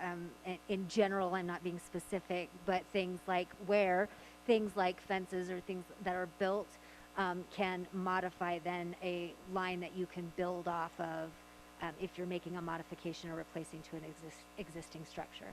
So we don't have anything that would necessarily show on hand where the fence was at prior to the removal and installation of a new fence for this property or any other property that I'm aware of that's had a fence replaced outside of the permitting process. Mr. Knutson. Couple questions. First of all, does the fence permit specify that the framing needs to be toward the property owner's side? The fence permit does not specify that. Is there an ordinance or something that requires that?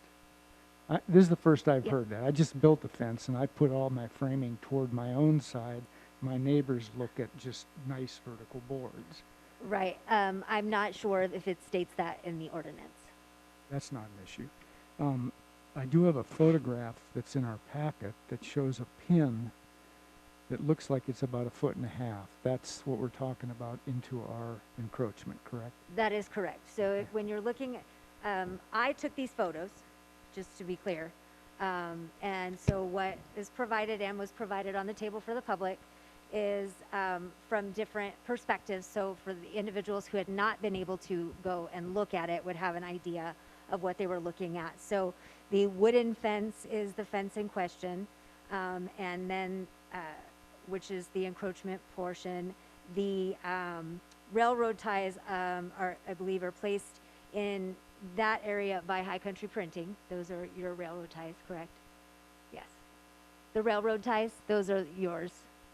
Yes. So the railroad ties are High Country Printing's railroad ties.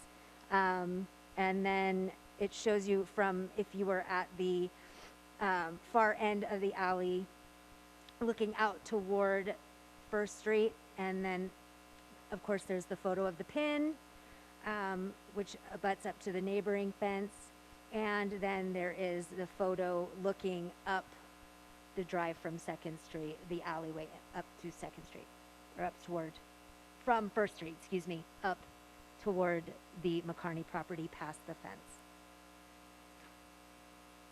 So I just want to be clear.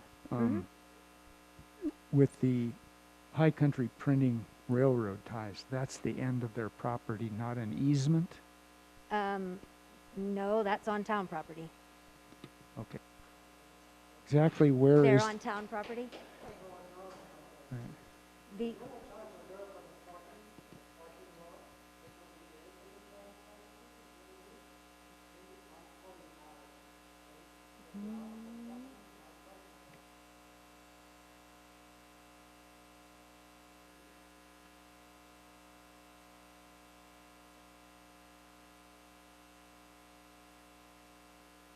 I don't disagree. I was I'm just answering the question. So I'm just trying to get clear here on what's reality. So if I'm looking down this photograph, okay, eyesight right down the other alley, and it looks to me like the easement goes right along the edge of the fence, and the line of sight almost goes down those railroad ties. So what we don't know is that. The second thing I don't know is the plot plan that we have in our packets. I can't read it. I can't read that fine stuff in there. It doesn't tell me what's really going on. So I need a blown up picture of that so I can read what the writing is, because the writing on the property lines aren't clear in the packet. Anything else from the board? Yes, Mr. Thompson. Final comment, and this just seems like an issue between the town and the property owner. And while I appreciate the input of all the residents, it seems like the conversation should continue between the town and the property owner.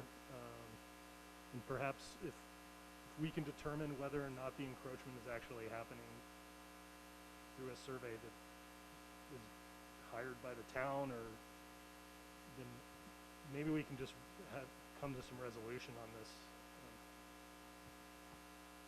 Thank you. Anything else from the board? All right, moving on now, we're going to do board consideration of DOLA Housing Assessment Grant application and board clarification. All right, do we want to try and take a break prior to jumping into this and the rest of our very long agenda? I'd like to make a motion we take a 5-minute break. Do I hear a second? All in favor? Aye. Opposed? No. All right. I'm going to try and be really strict and make it 5 minutes.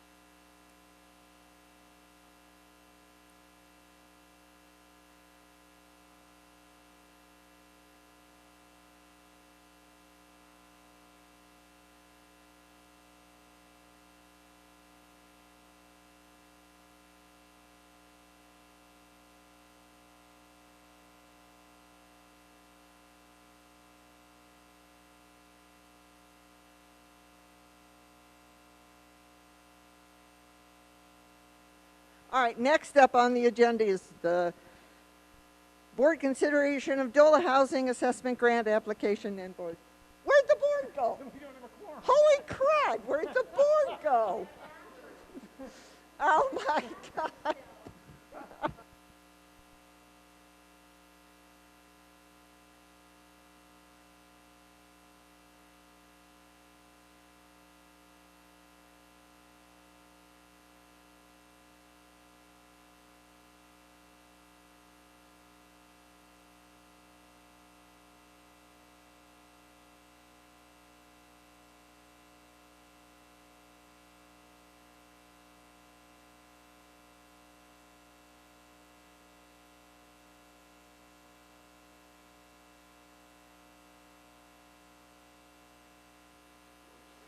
DOLA housing assessment grant application.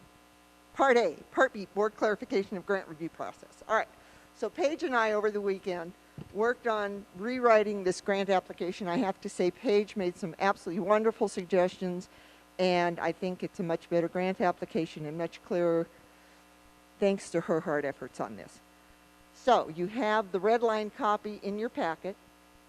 What the board does need to do, attached at the end of this are the qualifying strategies that the state has.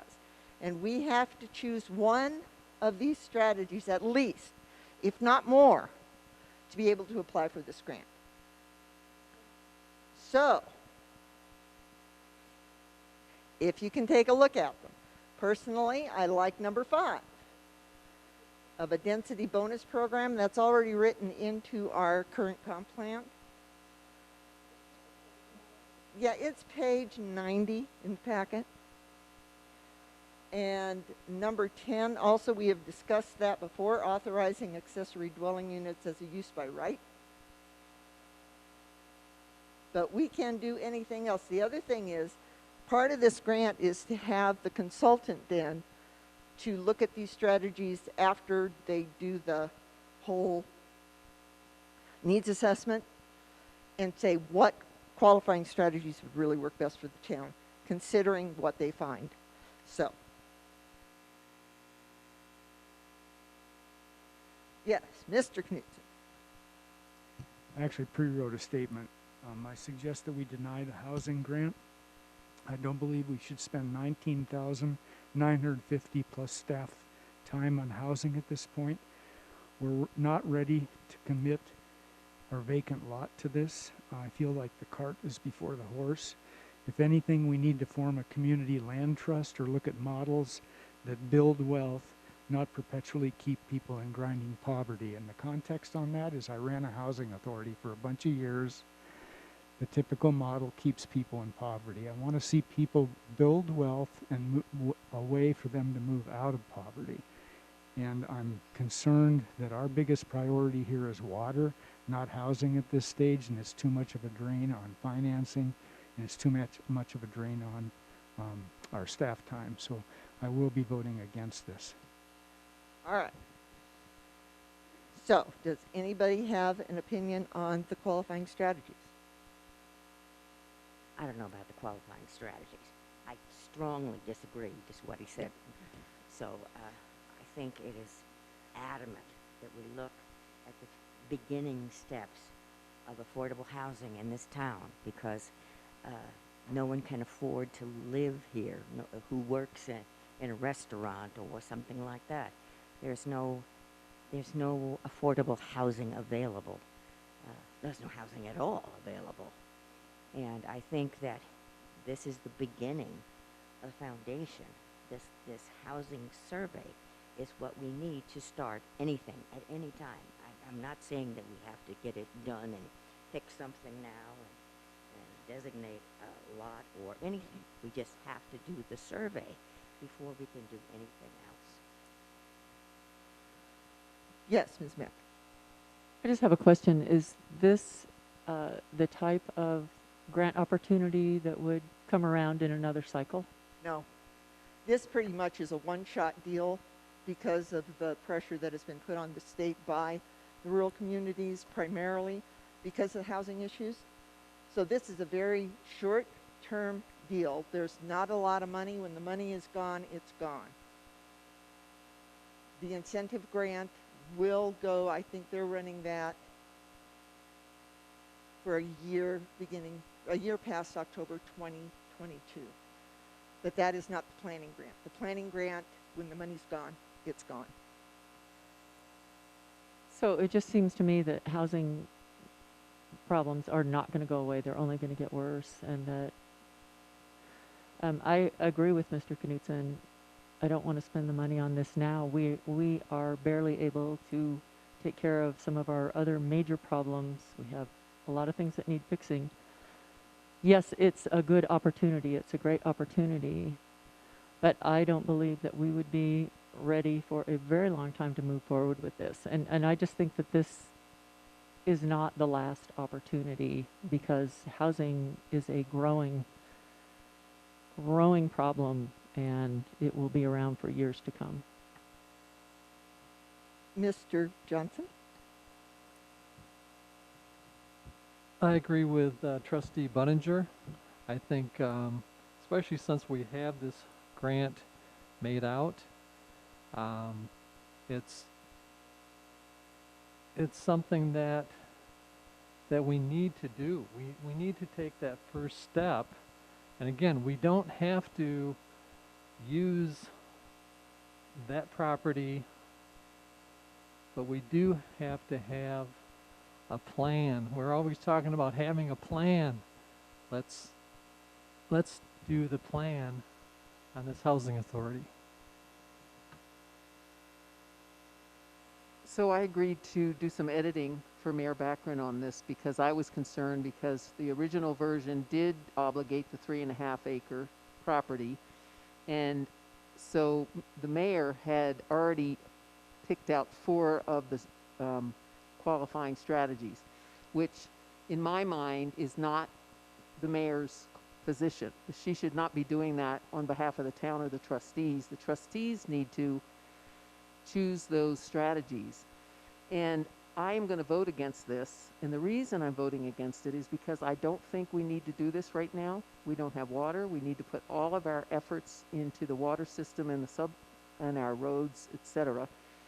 And what I had, and I'm kind of jumping, but I gave you all the paper copy of the mayor's report, and I did that because it's at the end of the packet, and I knew we were going to talk about all of this as a unit. It would be too hard to go back and forth. So that's why you have that in front of you. And so my feeling is that this grant that Mayor Backren worked on so hard, and I then spent quite a few hours working on this myself, should have come to us like this, with an explanation of what this grant was for. This is what we will obligate.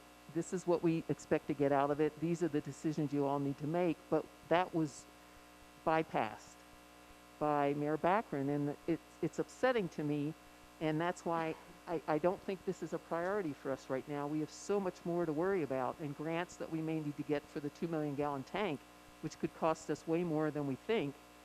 So I think it's a distraction, and I think there will always be money to do housing assessments. Especially, we're always going to have housing issues. So this money will be back in front of us in some way, shape, or form when we're ready to do something with it and not obligate staff and $20,000. Thank you. Okay, well, I'm going to advocate for the grant.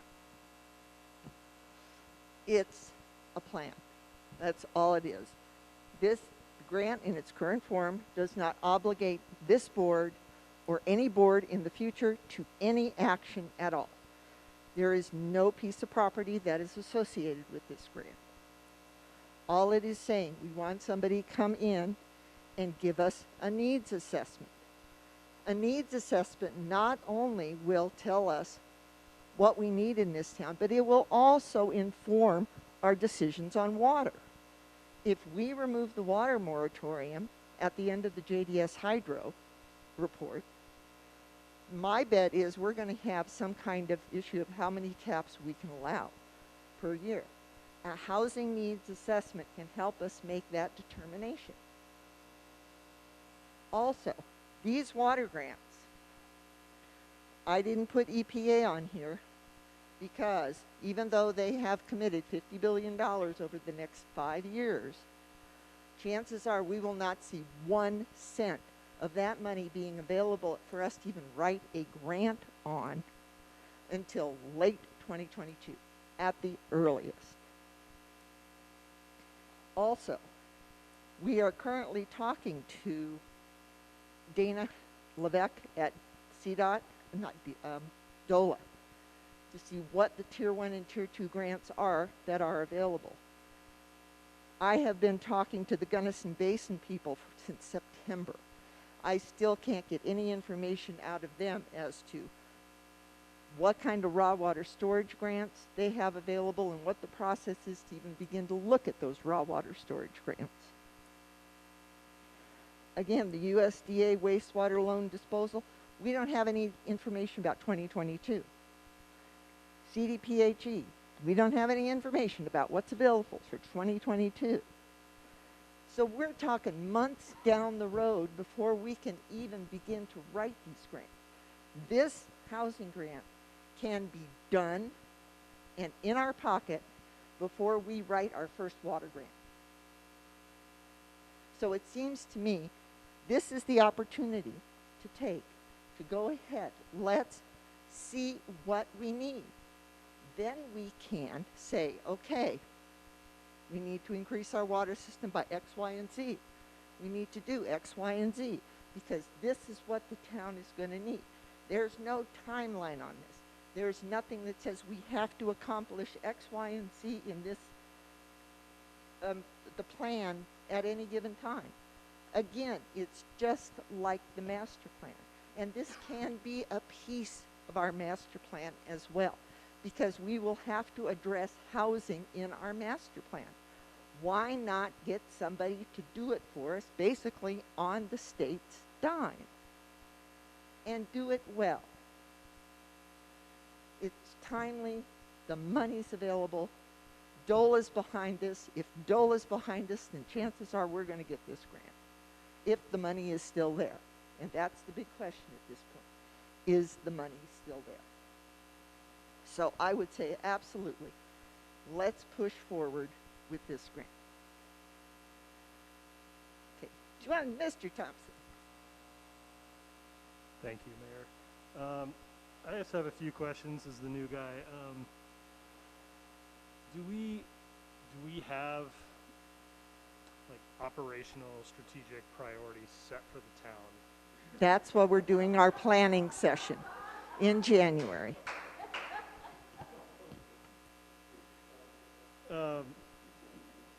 It seems like we have a dire need of that level of direction when it comes to decisions like this.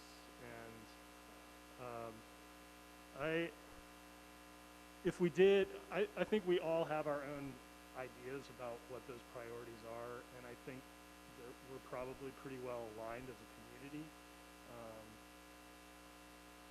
But without those, I have a hard time, especially being new to the seat, to help make this decision. I have two other questions, and one is, do we have a process, a decision process for how we identify what grants we're going to go to? That's part of what we're starting to put together. These are things that we have never had in this town, in the entire history of this town. We are starting to create structures that have never been here. So, affordable housing is, it's a really huge issue for our town. But I feel like, not a but, I feel like when we pursue issues like this, that we should have some prioritization. I feel like we should also have some kind of process that helps us as a body decide which issues we're going to pursue. And so again, like my heart is with this issue. I just don't know about the process piece and how the issue has come before us as a board. And that doesn't sit totally well with me. And then the last issue is the water issue. And I really have a hard time with any development in the town without a clear understanding of water availability for the existing taps that are in the town. And we have a really serious water problem. And when you look at like our hierarchy of needs, water is at the very bottom of what we need.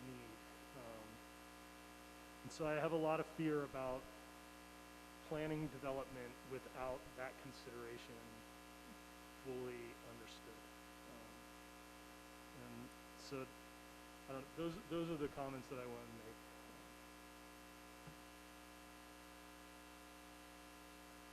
Thank you, Madam Mayor. I wanted to ask if I could double dip.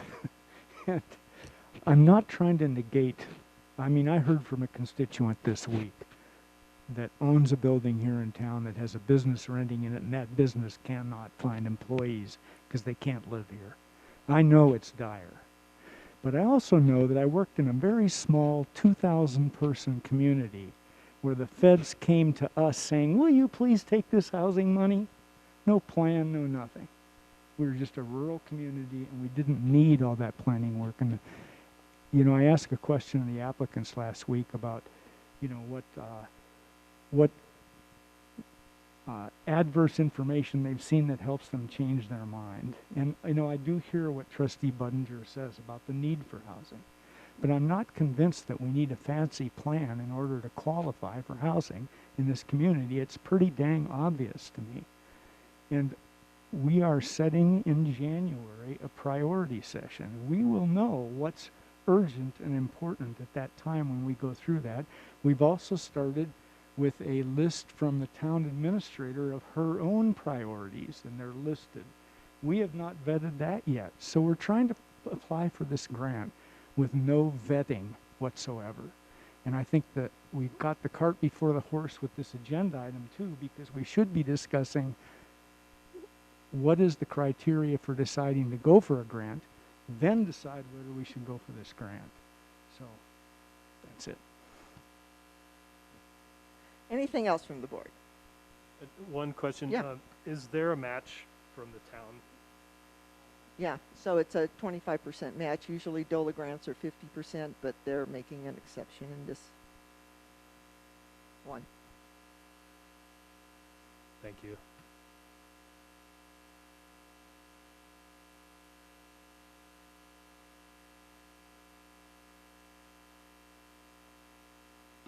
Chris Kendall, Minnesota Creek Road.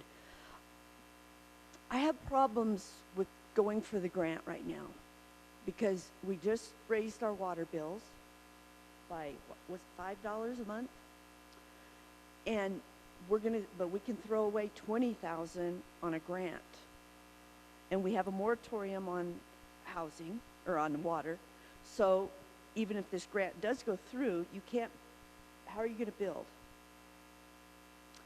And I also I'd like to ask Corinne and you guys, how many man hours did it take to do this grant? Staff time was minimal, Well, what's minimal? less than 4 hours. That's still 130 bucks an hour at 4 hours is 120 bucks. For one person, two? I am not paid $130 an hour. I didn't say $130 an hour. I said that's 120 bucks, 30 bucks an hour approximately. Right? I'm just rounded numbers. For one person? No, it would be about $30 an hour. for Well, one 30 person. times 4 is 120. Okay, so for all of it, for all the hours, not an hour. Okay. Well, 30 an hour times 4 is 120. Okay. Get your math down, girl. Okay. So we're already in it for 120 hours. And how many hours did you spend on it? Or $120? Excuse me. $20. Sorry, dollars. Well, being that I get paid $200 a month to do this job, I probably have put in oh my goodness, 10 to 20 hours on this.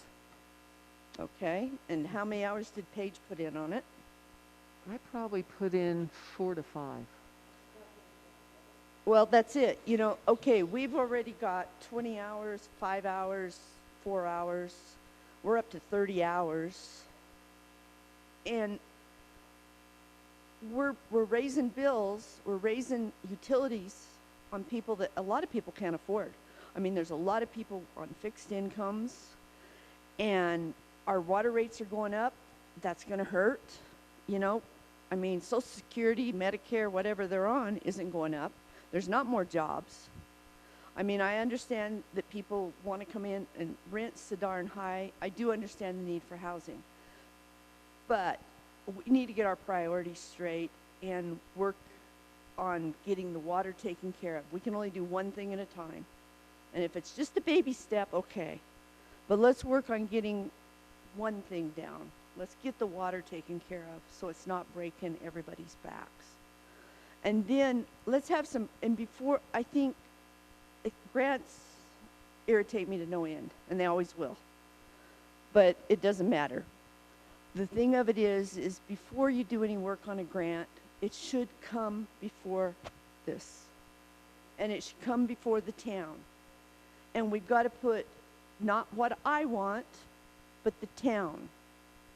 Because everybody, you know, we've got to work for the town. And sometimes these grants are because we think we need it. But if we don't spend that $20,000 on a grant, we can add that $20,000 to water. No, we can't. Because unfortunately, that 20,000 is coming out of general funds, and general funds and enterprise funds cannot mix and match. But there are areas where that money goes in the general funds. But we're saving that $20,000 that we could be putting somewhere else in the budget.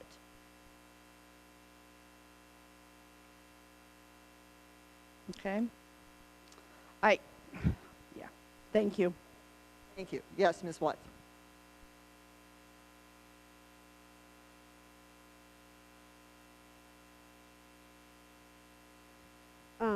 I too agree that water is really an important issue, that we might be putting the cart before the horse.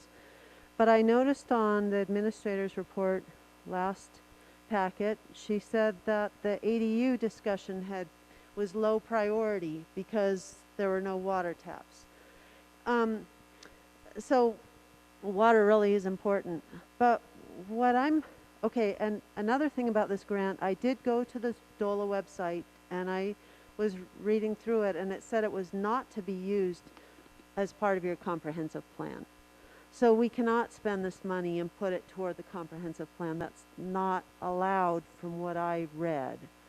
That being said, if we do think about affordable housing, I'd like to see, we have to keep the people who live here in mind. How do we make sure people stay in their homes? And that's why the density is something that we really want to look at. You know, the water around that, do you really need to get 2 taps if you want a tiny home because you have an 800 square foot house and you want to, maybe you don't want to add on to it. So I think there's some complicated issues, but do we really need to do this housing study? I think if we start looking at our planning commission, they should be meeting by statute once a month. Are they being trained like they should be? There's so many materials that DOLA and CML provides. Let's get them active, get them reading Title 31-23- what is it? 201, I think is the planning section of the state statutes. Read what your job is. Read how you can contribute. I just don't think that we're using the people that we have on that board to get ready to fulfill some of these things that we could be doing. But I think that we could, without doing the study, we're listening to people. People are talking about density. How can we start thinking about our zoning regulations? Do we really need a study to tell us how we can increase density, or are there just other training tools on DOLA and other resources to help us without spending $20,000? So thank you. Thank you. Yes, Ms. Patterson.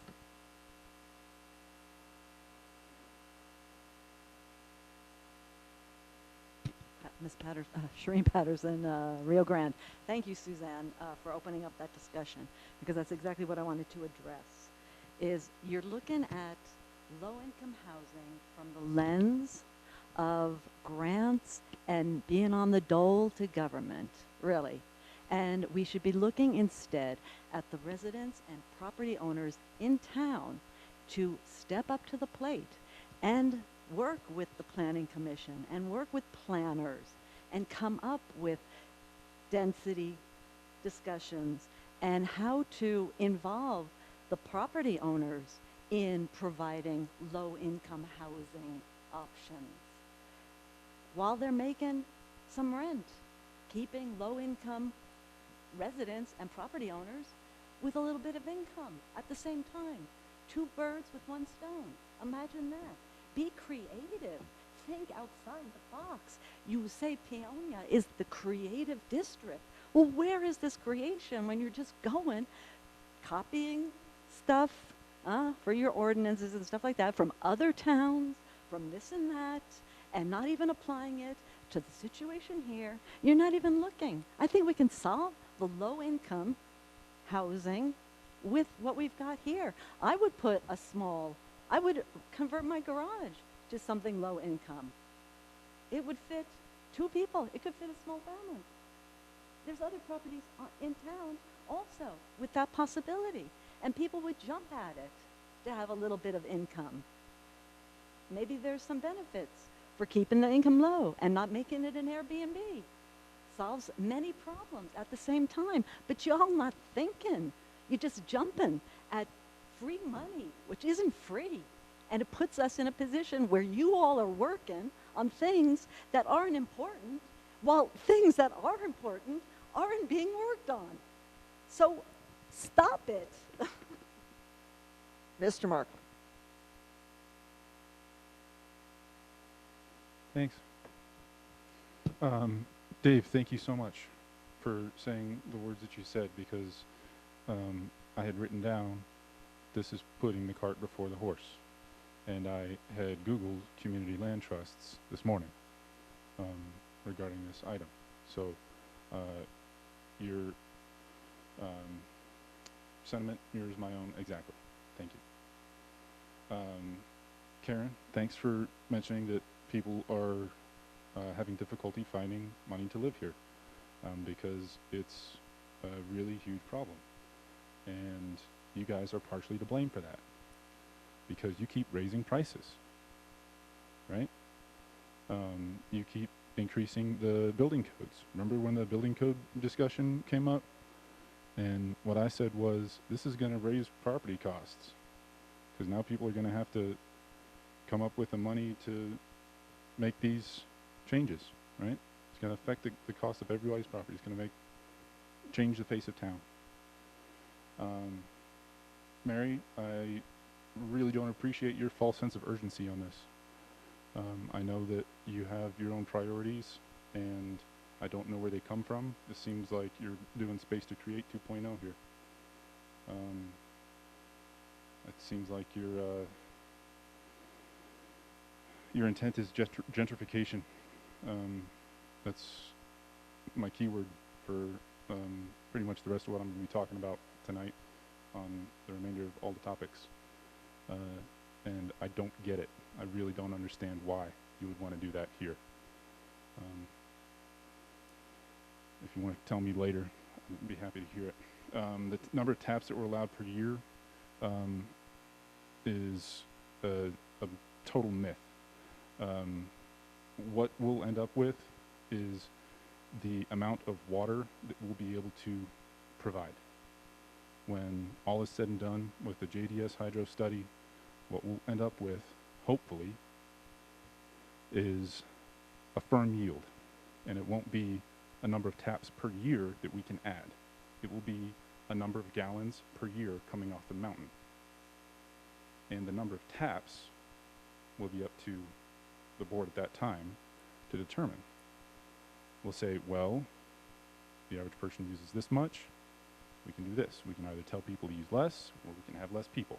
Those are the hard decisions. They're coming up very quickly. Not quickly enough, in my opinion. A housing assessment will not affect how much it snows. It will not affect our water. Corinne, it costs us $52 an hour for you to be here. I know you don't take that home. That's what it costs us.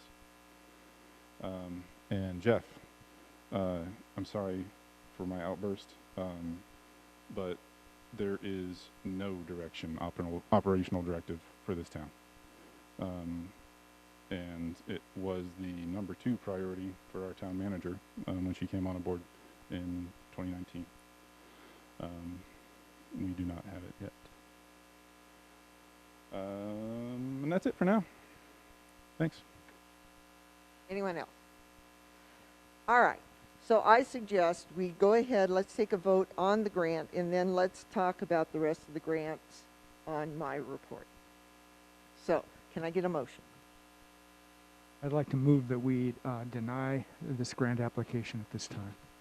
Do I have a second? Second. Further discussion from the board? All right, all in favor? Aye. Aye. Opposed? Nay. All right, that motion passes. All right, so let's talk about the rest of the grants here. Everything in the top part, I haven't even been able to identify specific grants. I'm still working on that. As soon as I have specific grants and some kind of dates and amounts, I will bring those back. The one thing that has come up and is due on February 7th is the CDOT grant that was written and that we were turned down for because we didn't have anybody killed in the 5th and Grand intersection. So that has come back around. What my thought on this is, we are going to redo that intersection in the coming year. And the county has already committed to coming in and doing the paving, and that is part of this grant as an in-kind. So why not try for this grant and actually have the state give us some money to complete that versus using our marijuana money or whatever we have in street capital when we can actually do something about it. Now, the number here is, it's what was in the last grant. I still need to check with roads and bridges at Delta County to see if their costs have gone up. And then I need to go back to Odyssey and see what their estimates are on materials. So this will probably go up. Mayor? Yes, Dave. Yeah. Briefly, if we could entertain a motion to extend the meeting. Oh my God, absolutely. Yes. I'd like to Thank move you. that we extend the meeting for 30 minutes. You have a second? All in favor? Aye. Aye. Opposed? All right, that motion passes. All right.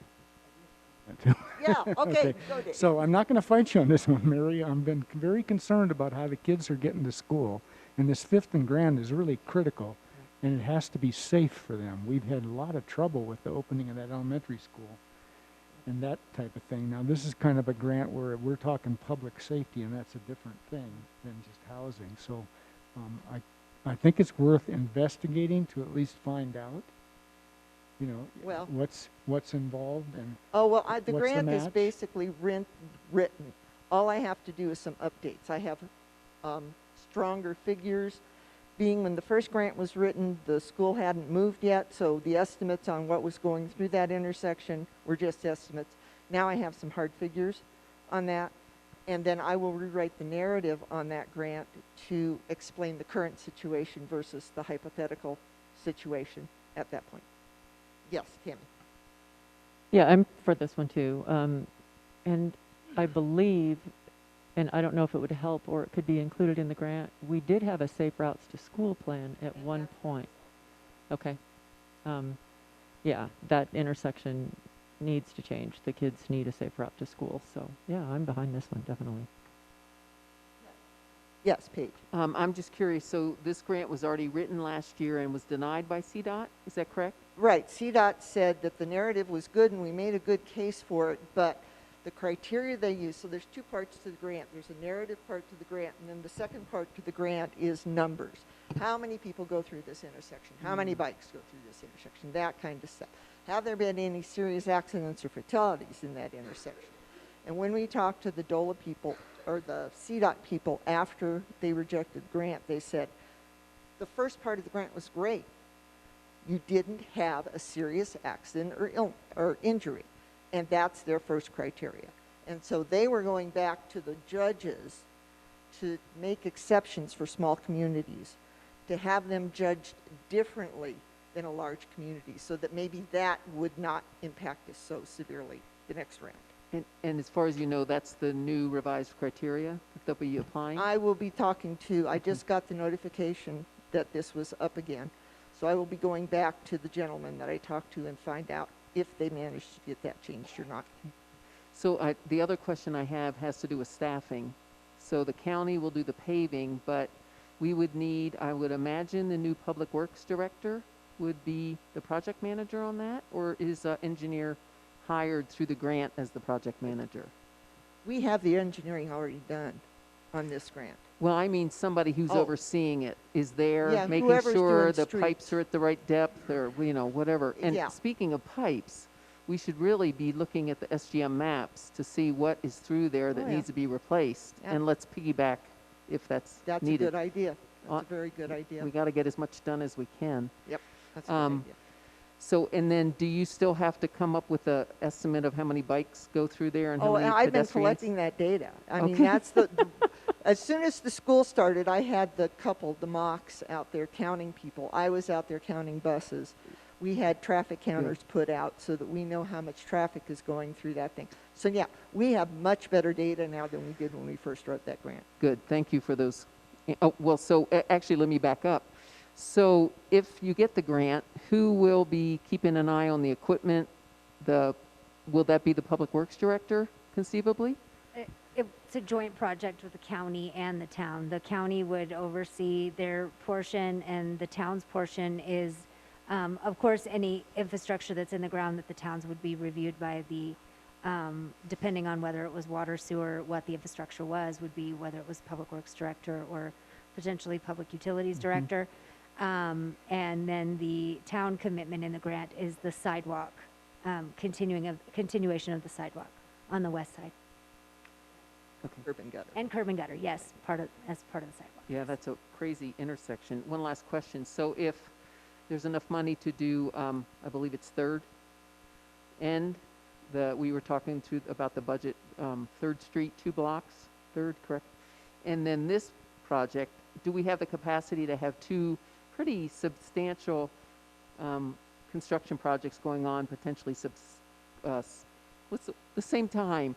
Thank you. And they won't be at the same time, because this one will come as soon as the county wants to come in spring and do this one in the spring. And then we can schedule the Third Street one whenever. Thank you. The budget number you have here, is that a year old or? No, that is from May 2020. So I'm sure things have gone up. Even though we wrote a 20% contingency into the grant, my guess is that we've exceeded that. But like I need to go back and get the hard numbers from Delta County and Right. from Odyssey. Okay, thank you. Thank you, Madam Mayor. I'm also wondering, that's like a county island in there, and some of those people are not even hooked up to water and sewer.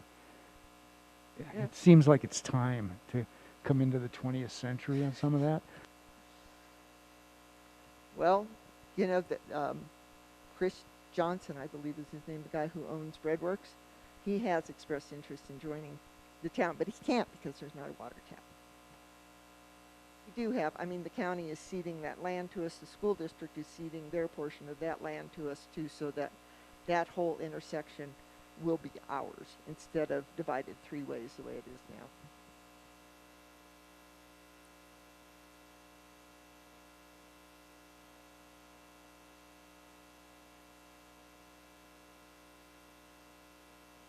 Just a question, because I learned from the property owners of Erickson's last week that there's a difference of what is registered as the county property, which is actually their property. Has this been resolved? Yeah, we're going to get all that resolved. It's Ms. Kent.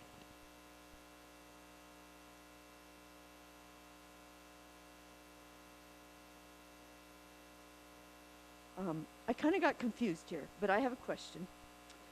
Could the revitalized Main Street money, it can't be moved from right here down that way? No, that grant is being closed out. It's being closed It out. is done. It all has to be spent by the end well, of the that's year. why I was just curious if you Yeah, could it's a spend different some program. of that money down there. Okay, thank you. You're welcome. Anything else? Yes, Ms. White.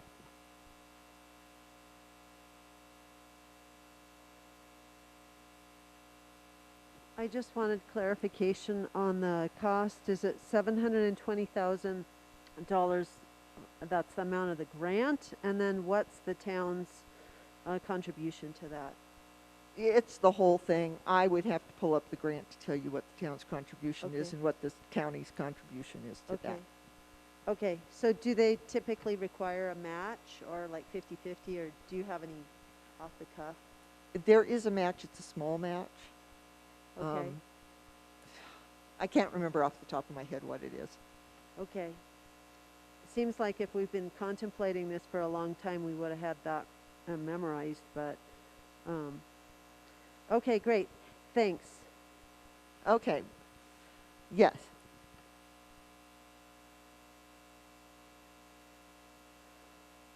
Christina Patterson, Price Road. I'm not sure about the whole comprehensive plan, but is there a way of doing like just right now, like a set of crosswalks to make it like easy for those kids to figure it out, or? I don't think we can paint right now Mhm. because of the weather. Okay. Well, would somebody like to make a motion that we go ahead and submit this grant when it's done? I'd like to make a motion that we submit the grant. And I'd like to add to this motion that future grant opportunities be brought to the board in advance. Okay, I'll make it two motions. Okay. Thank you, Madam Mayor.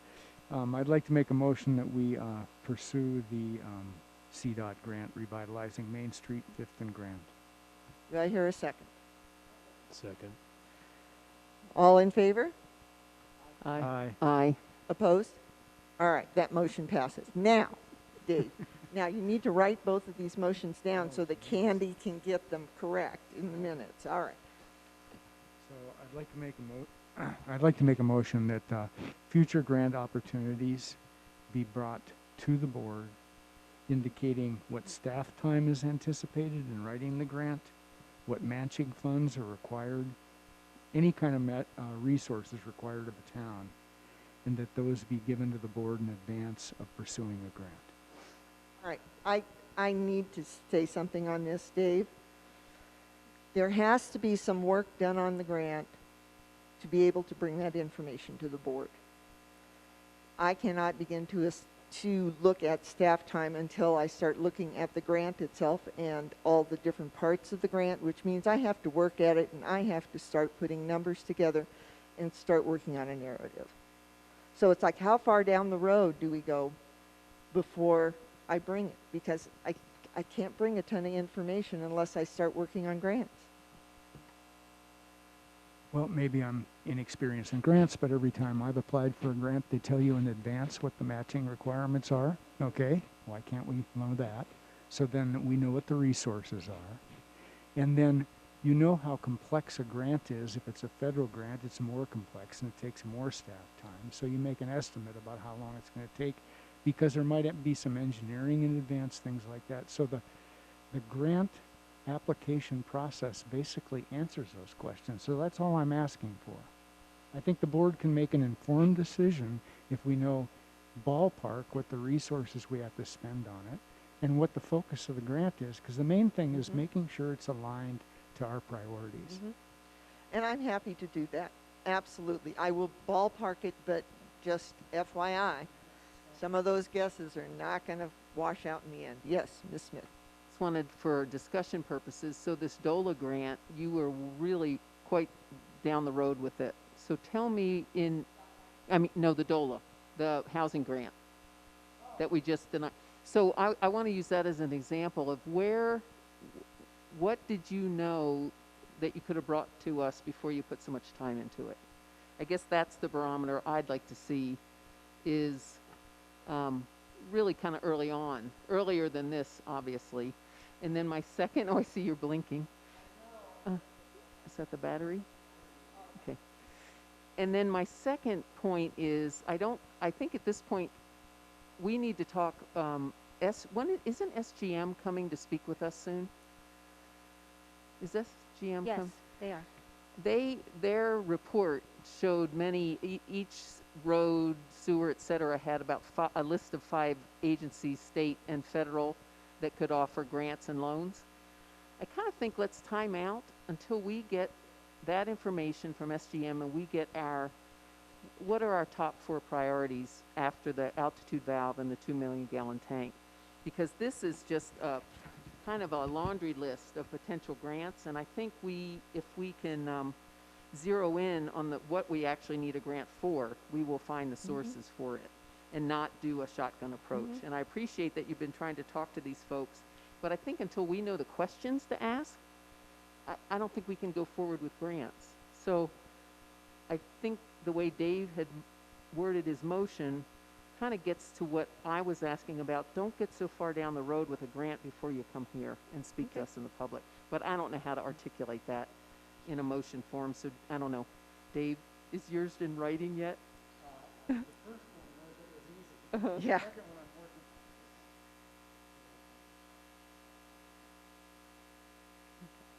I'm working. And I agree with you completely, Paige. I don't like spending hours, 20 hours on a grant that's not going to fly. So, and all I've been doing is just trying to get the basics on these grants so that when we do decide, it's like I didn't really, I started talking to the raw water people back in September, and it was really hard to get I still don't have information from them. But it's like, I didn't feel like it was worth pursuing until we decided that, we need engineering for raw water before we even begin to look at raw water storage. And they only, I think, just do the raw water storage itself. So, yeah. Exactly my point. I just think, in hindsight, your DOLA grant, I'm sorry you put so much work into it, but I think it was really instructive to how much we need to see it before you get further, I guess.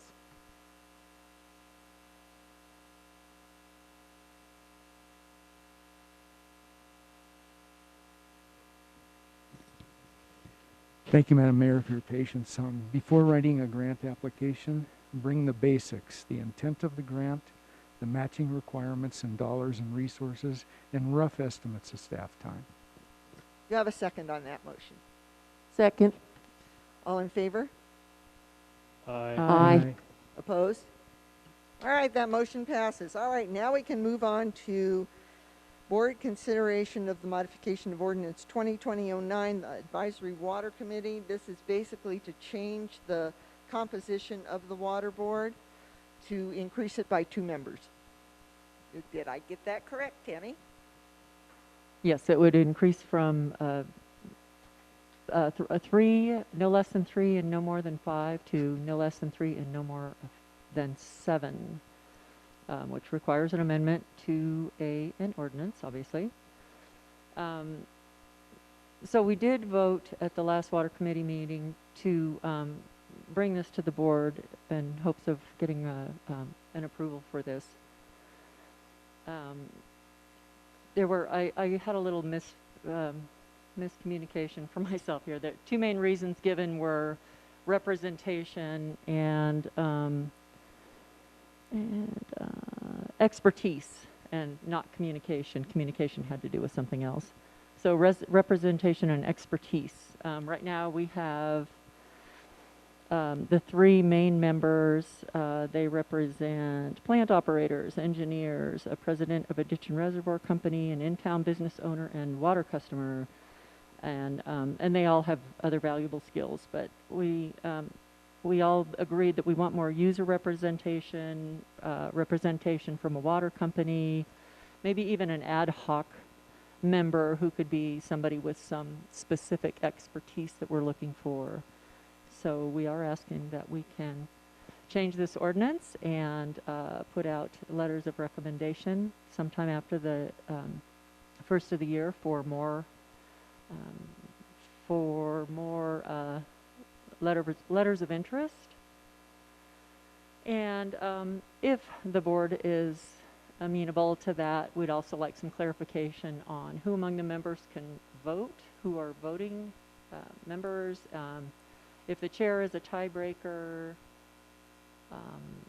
and this is in the packet. So there was support both for and against having staff being a voting member. Administrator Ferguson pointed out that the ordinance is silent on who is a voting member. Typically, the board representative can vote, but not the staff. And in other boards, like the Planning Commission and so forth. In creating the ordinance, there was no discussion held on whether the staff is a voting member. And the staff member was originally added to provide expertise on the system to the Water Committee. So, and also it's not clear on whether or not the chair can be a tiebreaker in the event of a tie. Okay, so discussion from the board.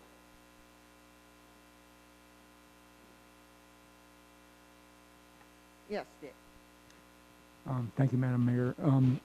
I was concerned from the outset and didn't express this about having staff as members of the Water Commission.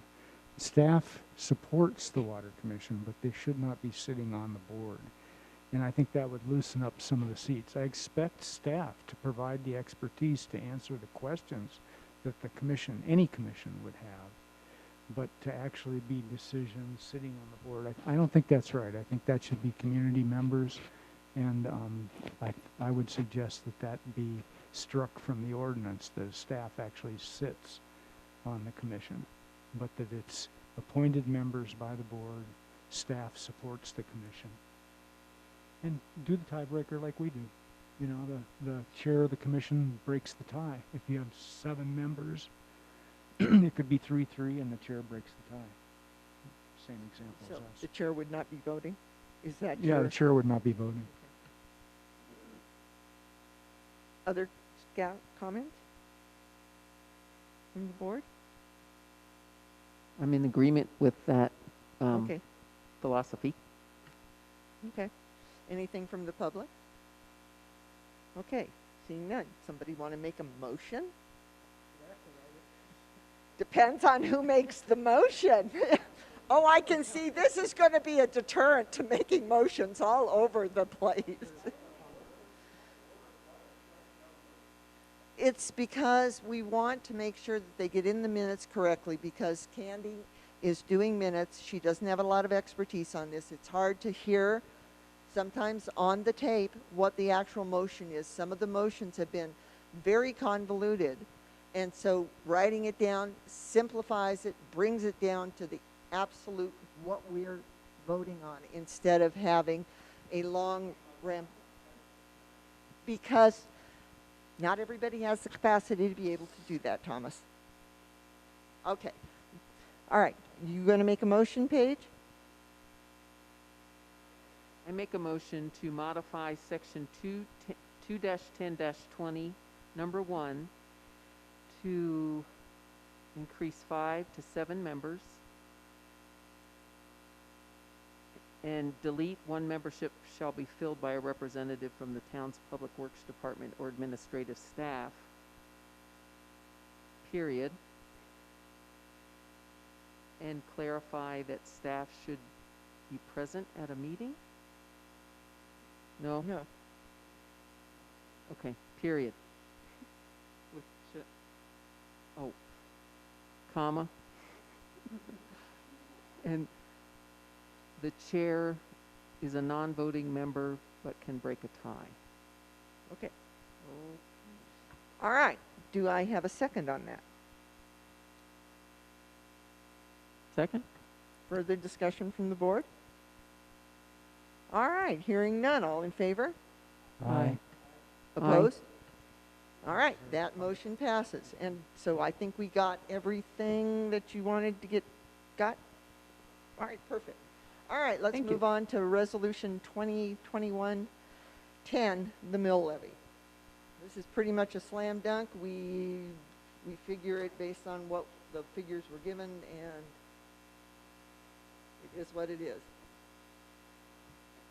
Madam Mayor, I'd like to make a motion that we approve Resolution 2021-10, a resolution to set mill levies. Do I have a second? Second. All in favor? Aye. Opposed? All right. Yes, Thomas?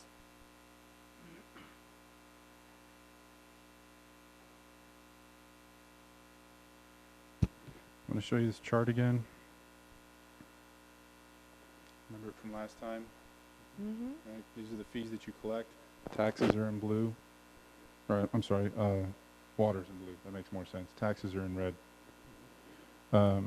This next year, 2022, you're going to be collecting more just in water fees than you collected in 2019 and water and taxes combined. Okay? You're dragging us into what and why? Think about it. All right. That motion passes. All right, next, we're going to Resolution 2021-11, the 2022 budget. Can I get a motion? I move that we approve the 2022 budget. Do I have a second? All right. Discussion from the board. Yes, Tim? So because this did kind of go between ClearGov and the packet, I thought it was a little bit confusing. But one thing that it was my understanding that was supposed to be included in the budget message was something about the water moratorium, and there was no mention of the water moratorium. That was mentioned at the meeting, and when we passed the budget, and it did come out as just in the motion, just water. But I believe that the water moratorium is a something that can affect the budget, and we need something in the budget message on the water moratorium.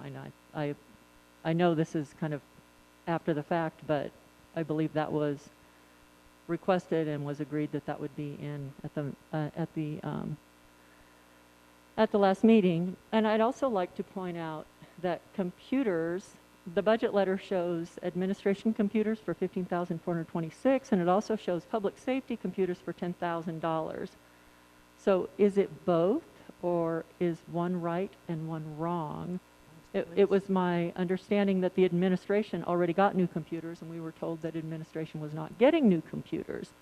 So this was an example of how confusing the whole document is, and just had to say it. Thank you. So we can add a line in the budget message specific to the water moratorium. When we modify, we base on we're looking at what the motion, and because there's a lot of discussion that takes place, so that's why it's not specific to the moratorium and is more about water in general. I don't have the line in front of me that you're looking at, so but I believe the line that you're referring to is not about computers for administration as in our desktop computers, but this is the ongoing support for our network system, network computers, telephone computers, and things that are what runs all of our networks for all of the administrative departments. I believe that's what you're referring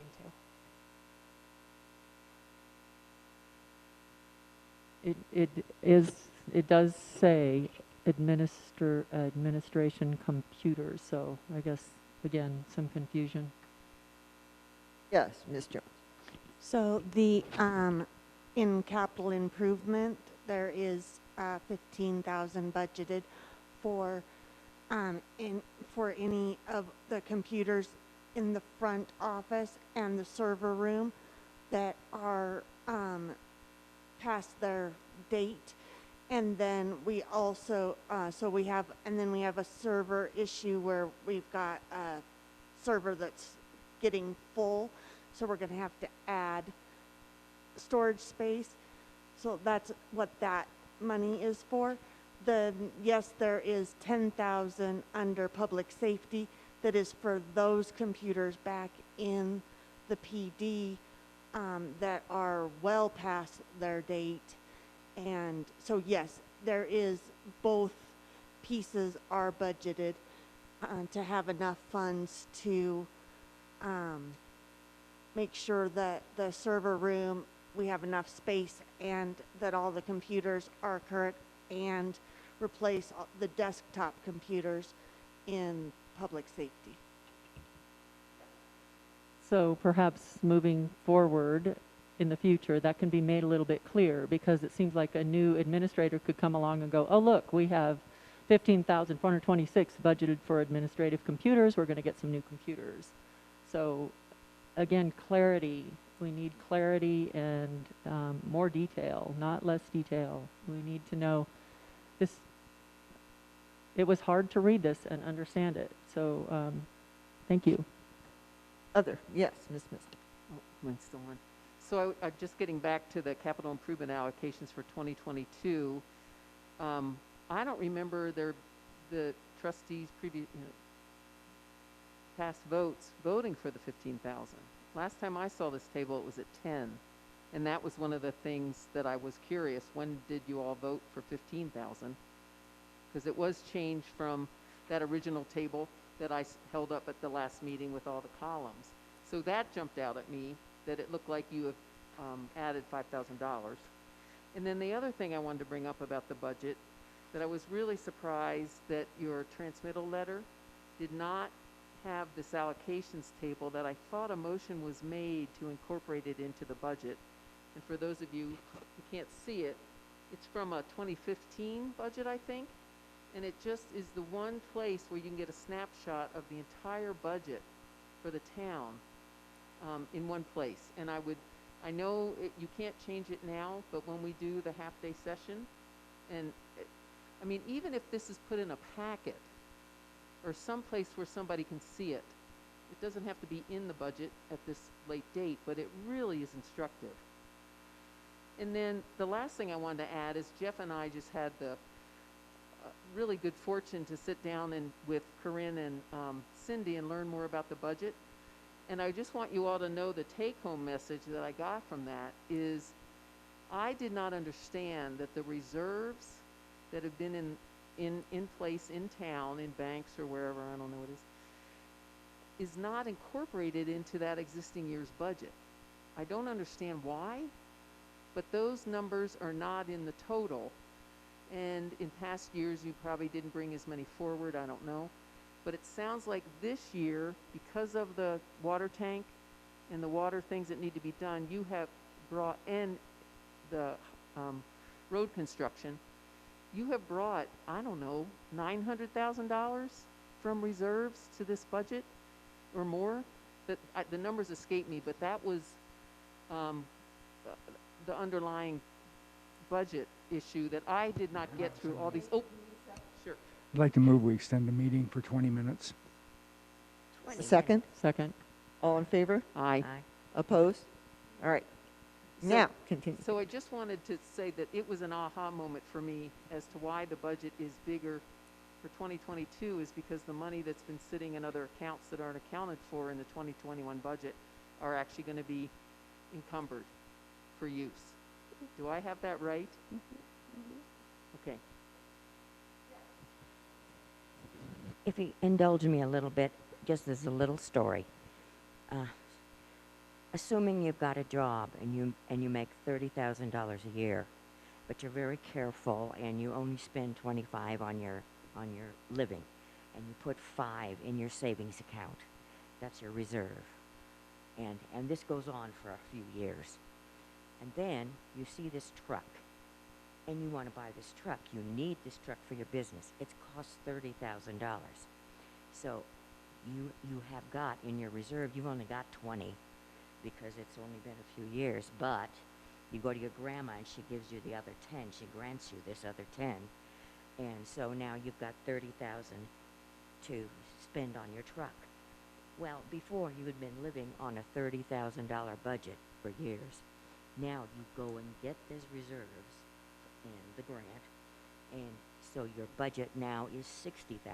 That's 100% increase, but you really are just spending still your $25,000 on your living expenses. So that's just a simple way of looking at budgets. The budget for the year is only what you're taking in and spending that year, and so, but you may have gotten it from the previous year's reserve. And that's why it's bigger. Which ultimately makes your bank account more. Yes. Because you have to have it there to buy the truck. Yes. And that sounds like that's what's going on here. Yeah. And I'm assuming most of it is because of the needs for the 2 million gallon tank. That a lot of that money is being pulled out of whatever a fund that we don't necessarily see. I don't know if we see it when you do your every 2-week reports. Balances. So it's in the bank balances. So I did not get any of that. And, you know, I've been to a lot of meetings, and I said I'm not a numbers person, and I'm really not. But I'm thinking at the next meeting, if you could point out if there are reserves that are going to stay as reserves during 2022, and they could end up moving into 2023, or what do I want to say? If you explain that some of that money in the bank is not incorporated into the budget. Is that the right question? Okay. Does that, Cindy, does that make sense? Because I've never understood those tables that are in disbursements with all the different accounts and the ops and the...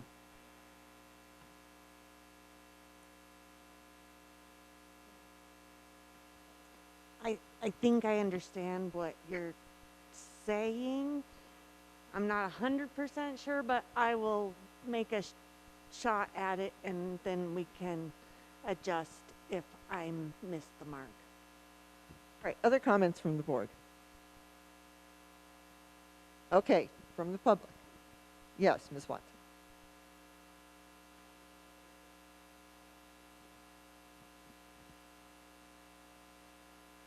I guess we're trading.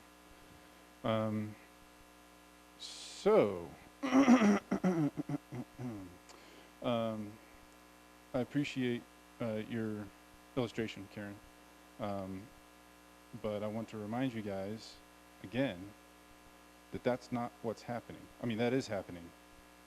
But what's happening is that's hiding a grotesque increase in the fees that you're charging without increasing any services. You're charging 34% more in 2022 than in 2021, okay?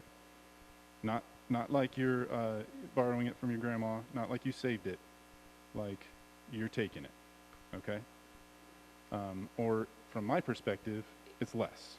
So I'm not making 30,000, I'm making 20 now, because you guys are taking 30% of it. How's that taste? Yeah? Okay.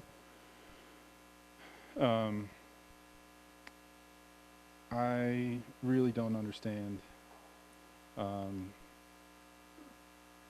where this money for the 2 million gallon tank notion is coming from. From what I understand, we have not funded that project. We don't have a grant. We don't know where the money's going to come from. We don't know how much it's going to cost. It was going to cost $500,000, and then we found lead in the tank, lead in the water tank, y'all. And now they just doubled it. I'm not sure where I learned it first, but I found it to be pretty true. When you see a lot of zeros on an estimate, it's a rough estimate. So I expect that number will change. So we have a 2 million gallon tank refurbishing that's maybe funded. I don't know. I didn't see it in there. But I had other questions. There was a personnel, I'm not sure what we're calling this. This was in the budget workshop, 921. And we have a layout for current wages and proposed wages for 2022 in positions. This is where you guys talked about adding 4 additional positions and increasing the total wages by 24%. Anybody recall this spreadsheet? Yes, no? I'm just going to talk to myself, I guess. What I'm seeing here is a position for clerk that was added per Corinne. This line was included to show that it would cost if it was added back into the budget, and it's going to be replaced by future proposed administration assistant in future versions. Anybody know if that position is still in this budget? No, it's not. Mayor. Corinne? Yes. If I may. You may. Mayor, thank you. Yeah. That is not included in the budget. Those numbers were updated, and I don't in any way want to seem rude or combative, but I do want to remind the board that The questions about those specifics were when we had the entire budget in front of us at the budget hearing, which was at the last meeting. At this time, the only data and information we have in front of us is the resolution and the updated sheets that were provided in the packet. And so we wouldn't be able to answer questions about work sessions that occurred multiple meetings ago and have been revised by the board since then. So my question is, did this make it into the budget? No, as I stated, it did not. Okay. Good. That's very good. Thank you. Appreciate that. Overall, I don't know really where all this money is going to go, and neither do you. So I think it would be really cool if we could take this budget that you're about to approve, regardless of what anybody says, and take these numbers, the fund type account, and then we also have sub and sequence numbers correlating to each item. And anytime we spend money, anytime we have a contract, right, or an invoice, we create a PO that's associated with that invoice. And that PO has this number on it. Wow, that's a crazy concept. I just flipped some brains, sorry. A purchase order, yes, sorry, a purchase order. So we have a budgeted item, we have an order to purchase that item, and we have a fulfilled order at the end. So that we know what's being spent, where, and how it fits into the budget. You have no idea how last year's money was spent. Guarantee it. Nobody does. Not even Cindy. Because it's a mess in there. I guess that's enough. Not going to matter anyway. Okay. Suzanne?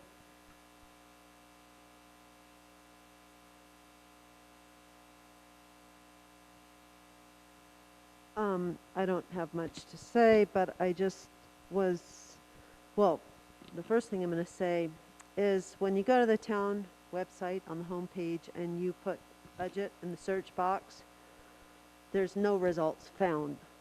So it's frustrating for the public to try to figure out where to find these things. Then that being said, last time I said something about the percentage of the water rate increase that's noted here in the transmittal letter where it lists the rates. And I just think saying a 15.63% increase is inaccurate because that increase is only 15.63% off the in-town residential users, the lowest rate users there. And it goes proportionally lower as you get up. So, for instance, if the out-of-town user, the $56 a month, which will be increased $5 to $62, a 15.63% increase would actually be $8.75. So I'm kind of wondering why we're ascribing a percentage to this when it actually doesn't apply to 3/4 of the ratepayers. We're saying that it's 15.63, but that's only for the people at that currently $32 a month rate. So I don't quite understand why we're writing that into the transmittal letter because it's not accurate. It only represents 1/4 of the users are being increased 15.63%. And I had asked for that to be changed and it doesn't look like it happened. And I think the budget hearing was never closed, so it's been open the whole time. Last meeting, it was never closed. Thank you. Anything else from the public? All right, can I get we have a motion and a second on this. All in favor? Aye. Opposed? Nay. Aye. Did you get that, Candy, or do you need? Yeah, okay. All right, that motion passes. Next on the agenda is the amendment to the town attorney's contract to extend it through January 2022. Mr. Thank you, Mayor. So the existing professional services agreement that's in place with my office in the town expires at the end of December. It looks like logistically there's probably not going to be the hiring of a new town attorney before the end of the month. So I've spoken to the town staff, and the proposal is to continue the existing contract for the month of January 2022 at the prorated flat fee rate. It should say 2021 contract extension, not 2020. Okay. Great. Question from the board?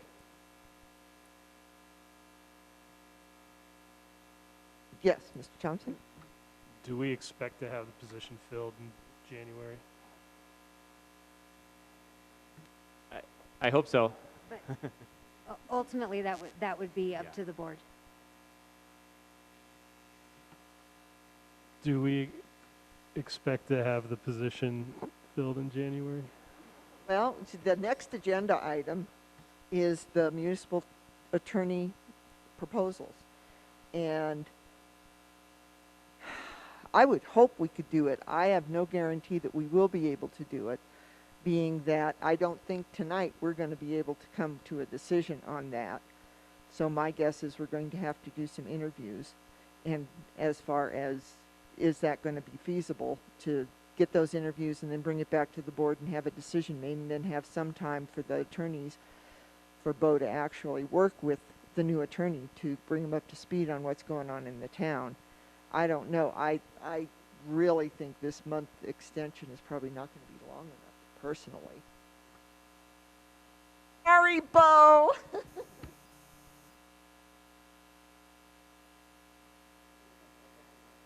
Right, we don't meet again until January, what, the 11th? And if we could, my suggestion is for the next point on the agenda is to assign 2 people to do the interviews, preferably by the end of the year, and then bring a recommendation back at the beginning of January.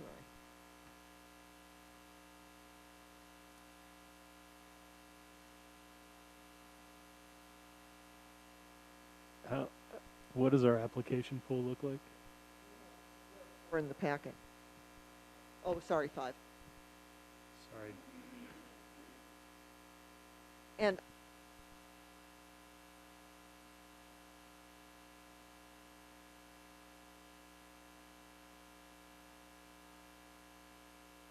Is the 1 month extension adequate, or should we have that discussion right now? If we were to need more Sure. services. Yeah. Yes. To the extent that you guys would like for me to carry over, I'm happy to help.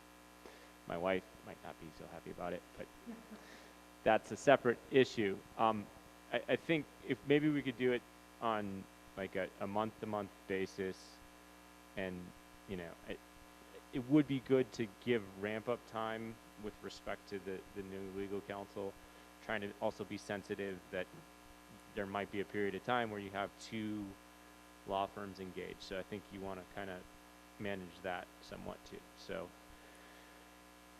why don't, I mean, can we say till the end of February and then get a 2-month extension if needed, and yeah, then we can, not to exceed February 28th. and that if we do hire an attorney, then, and if it's done by the end of January and we're comfortable with the transition, then you will be done at the end of January. And I would provide a 15-day notice. Yes, Ms. Smith. I just have a question as to why, one of the big questions is, do we have the capacity to have an attorney at these meetings remotely? So, and I don't know if the answer is yes or no. If the answer is yes, why can't Bo be doing this remotely for the continuation of this contract?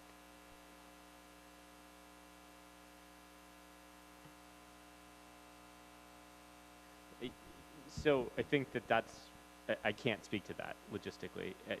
I don't necessarily have issues. Welcome to the board, Ms. Smith, with remote attendance. But you know, if we do have, I do like to be here if we have public hearings. I think that's kind of important stuff. But other than that, I don't necessarily have an issue with remote attendance. I don't know, I can't comment where we are with the AV situation and what that would look like for other counsel. I'm sure you guys saw in the packet that a lot of the other attorneys are outside the area. I know I'm jumping ahead here. The only other thing I wanted to note is, I don't know if you guys noticed, but the CARP new proposal, they would require a change in the meeting date.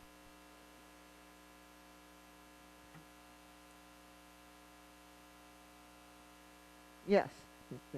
So I guess, do we have the capacity to have the attorney be remote?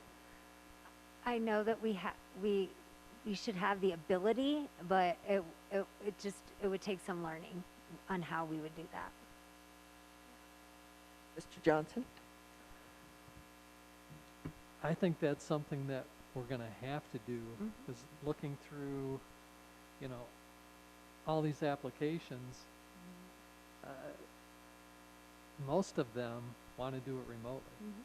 So either by phone or by Zoom. Right. So I think that's something that we're going to have to do. Go, Mr. Knutson. Yeah, I got the signal. Madam Mayor, I'd like to move that we increase the time of the meeting till 10:38, 10:35, 10:35.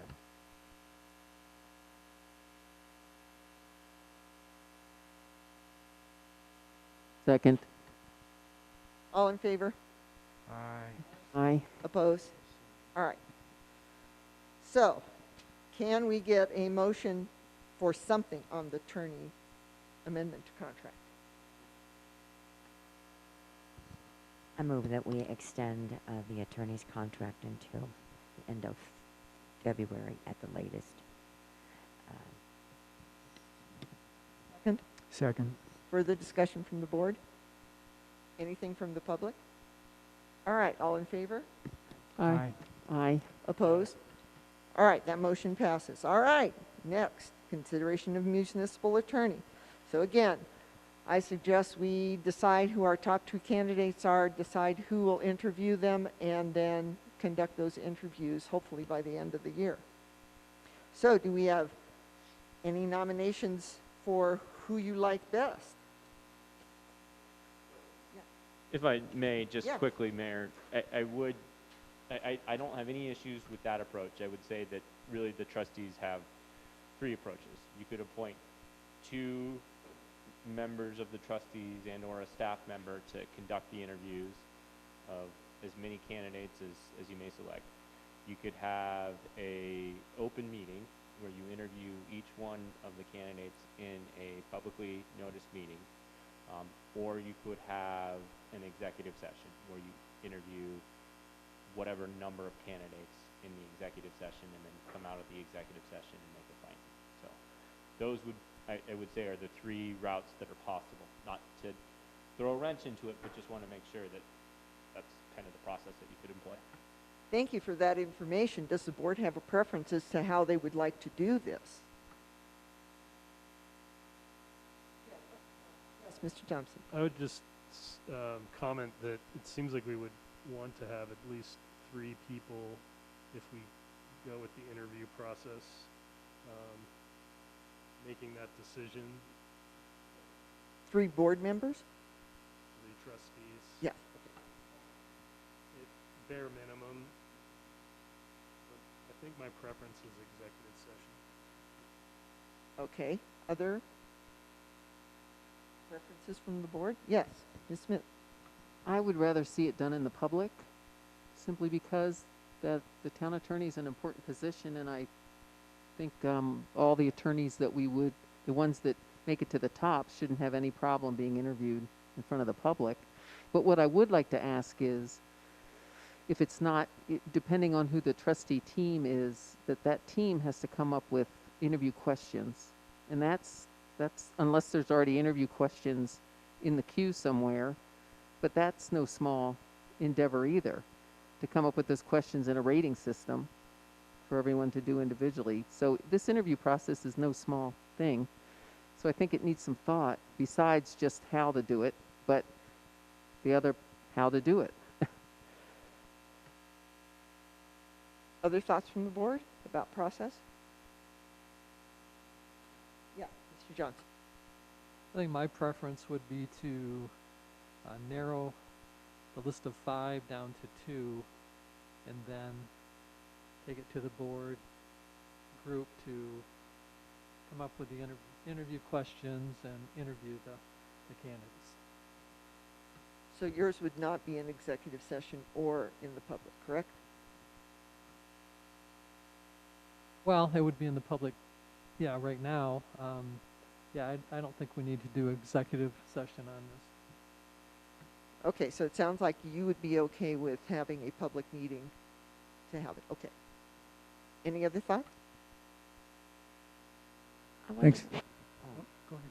I wonder what the attorneys would prefer. You know, would they want to be interviewed in the open meeting? Excellent. Thank you. If it was me, I'd prefer a committee, but that's just my own personal take. I've been through these processes before, and I actually feel like you can get more of a rapport and be more candid and kind of get more candor when there's just kind of a smaller interview panel. But that's just been my take. I've been through all 3 of the settings, and if I had a preference, that would be my preference. Okay. Yes, Dave. Madam Mayor, part of my experience with interviews is it's the least valid method of selecting someone because our own biases come to the fore. Typically, what I like to see is to present candidates with a job-related kind of exercise that they have to do in advance that they submit. Because right now we're comparing apples to oranges, essentially. As much as we ask for criteria, people don't always follow criteria, and some give us really fancy proposals and others don't. And if we can think of an exercise that we want this new lawyer to do or perform so we can see what kind of advice they give us, I think that's a lot more valid than just asking typical interview questions. So I'd advocate for that for the board. The second thing is just about how we use a town attorney, because, and this is my personal opinion, so I'm only one vote, but I don't think the town attorney has to be here at every meeting. I don't think we prioritize enough. I think we need to prioritize at a meeting, oh, well, this is a question for the attorney, so the second meeting of the month when the attorney's here, we will ask them that question, rather than paying. It looks like most of these are going to be an hourly fee, $200, so $800 a meeting. Do we really want to be spending that way? It really adds up. So I'd really like to have the board consider some things about how we want to use the attorney well thought out before we decide who we're going to hire. So those are my thoughts. Well, I still think we need to come up with the process. So personally, I think first we need to decide what venue we're going to do this in. And then second, we need to pick who is going to do the interviews, or are we going to do it as the whole board in a public meeting? Well, that would be the process thing, if we do the whole board in a public meeting versus for interviews or whatever. So can I get a motion on a process?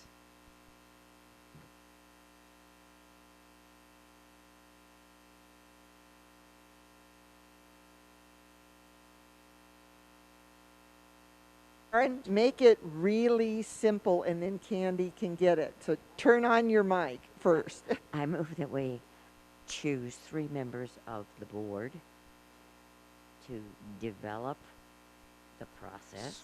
If I may, that would be, you That- need to notice that. That would be a meeting. Oh. That we choose 3 members of the board to review these, choose the top 2, and bring them back to the board before we interview?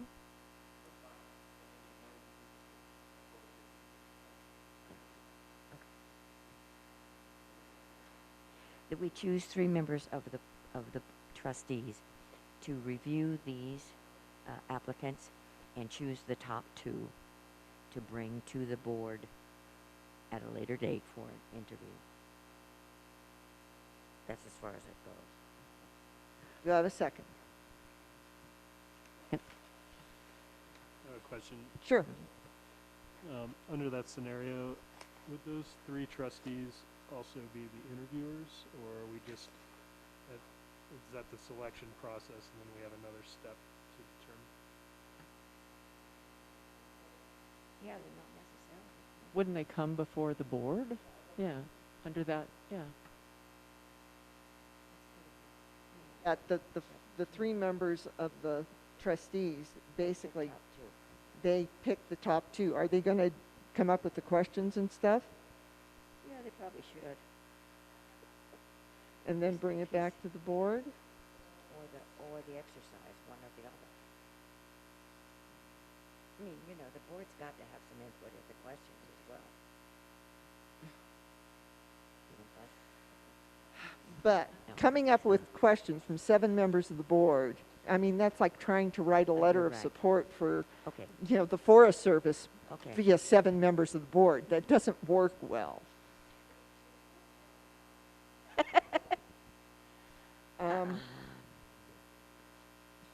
Suzanne?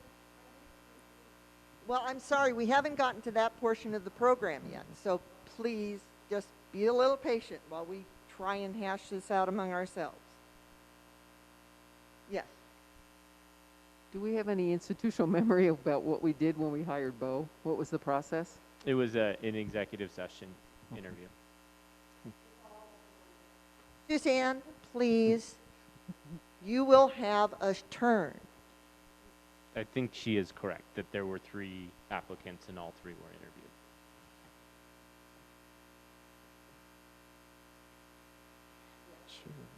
Well, I just remember when we selected municipal judge, I think there were, just 2 of us as trustees and the town attorney, and we interviewed the candidates in private, didn't we? Yeah. It wasn't a public meeting. I don't think we posted it. There was a panel of Yeah. 2 trustees, Yourself. the chief of police and myself, Yeah. and then there was a recommendation made. I think in order of priority, as I recall. Yeah. Mm. So I didn't say, and there's nothing in this about the questions. What I said was appoint 3 members of the trustees to review the applicants and choose the top 2 to bring to the board for interviews. So now the interview process we haven't talked about. Let's deal with your motion. Okay. Did I get a second on that? All right. Okay. Anything else from the board? Okay. Suzanne, here's your chance.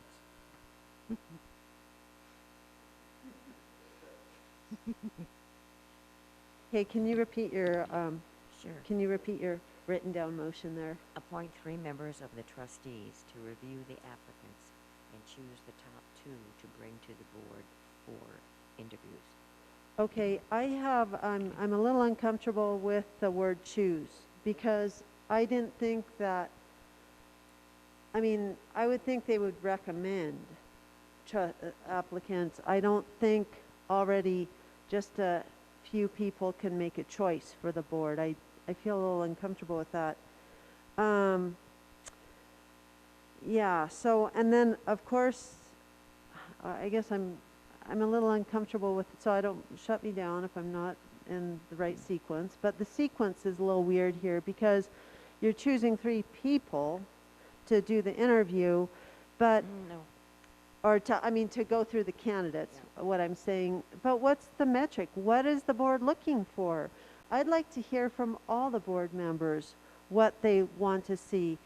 So, I don't know if when these 3 people are going through the applications, is it just their values that they're looking to represent? How do they know what the whole board is looking for? And maybe the whole board doesn't understand what an attorney does, but the thing is, it's a learning experience for everybody too. So you can ask questions, and I think the board should, the whole board should be privy to the questions. And you might say, well, that's maybe not the most appropriate, but that's a great question, Dave, or that's a great question, Tammy. I would just like to see some collaboration here. And if it takes a special meeting or a work session to do this, this is a very important appointment. And I don't I want to see it done so you're not pressed up against the clock all the time for this. So thanks. Yeah, so I'm kind of curious. I thought I heard Bo say recommendation, and that made me feel more comfortable instead of already eliminating candidates. I'll change that to Thanks. recommend.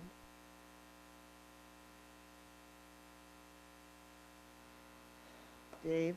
Madam Mayor, I'd like to ask that we extend the meeting till 10:45. Do I have a second? Second. All in favor? Aye. Aye. Can I make a no-brainer statement here? I did a deep dive into these candidates. I used municipal experience, clients in the last 5 years, particularly qualified, cost, bench strength of the law firm, and overall categories. I rated each firm in those categories, assigning 10 points to municipal experience, 5 to clients in the last 5 years, 10 to those particularly qualified. Costs got 15 points, bench strength got 10, overall got 25. That was from our RFP. There were only 2 firms that stood out. The first one, I think it's Kay's, and the second one, Kelly. The first one was the very first firm. Yeah. And then the other one was, I believe it was Kelly, was the other one. The other firms were so far down, they didn't even get half the points of the top 2. And if you read the packet thoroughly, I think it would stand out to you which firms are really in the running here and which ones aren't. And so, you know, to me, it's not a really big deal about who we should be interviewing. It's coming up with the process and the questions and setting a date for doing the interviews and deciding whether it's public or not. And I would agree completely with you, Dave. Tammy?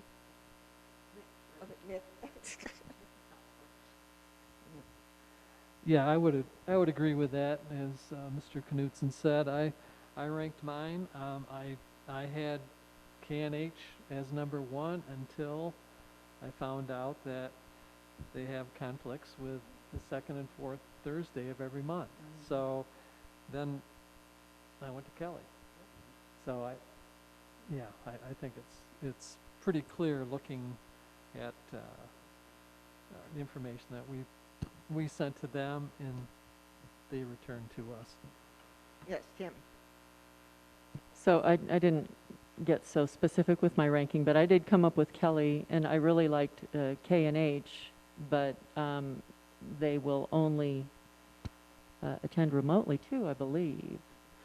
So, Law of the Rockies, I know they don't have all the great experience, but they're in Gunnison, they can be here in person, and the rates seemed reasonable. They just seemed like willing to, worth taking a look at. So I came up with Kelly and Law of the Rockies after K&H. Yeah.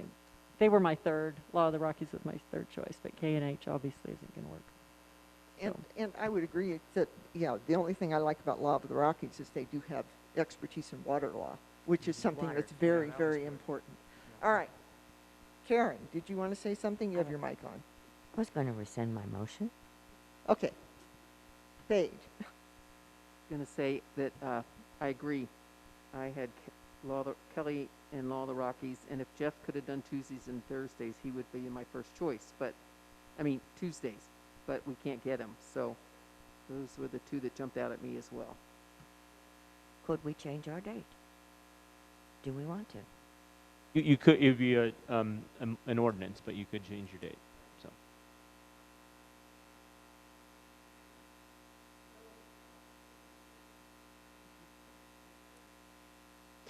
So, but I think you got a very nice pool of candidates.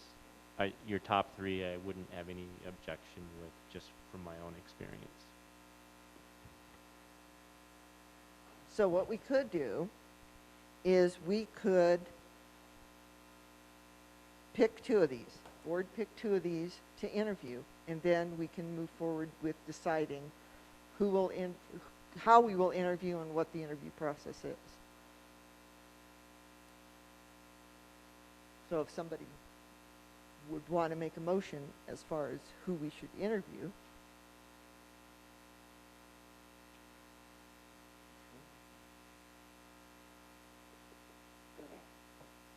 Go, Kate. So I will make a motion. Well, let me back up a second.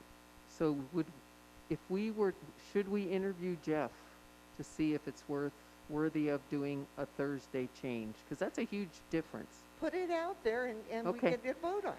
Then I'm going to make a motion that we interview Jeff Conklin and, Kelly. Oh, Kelly Lawyer? Kelly Municipal Lawyers.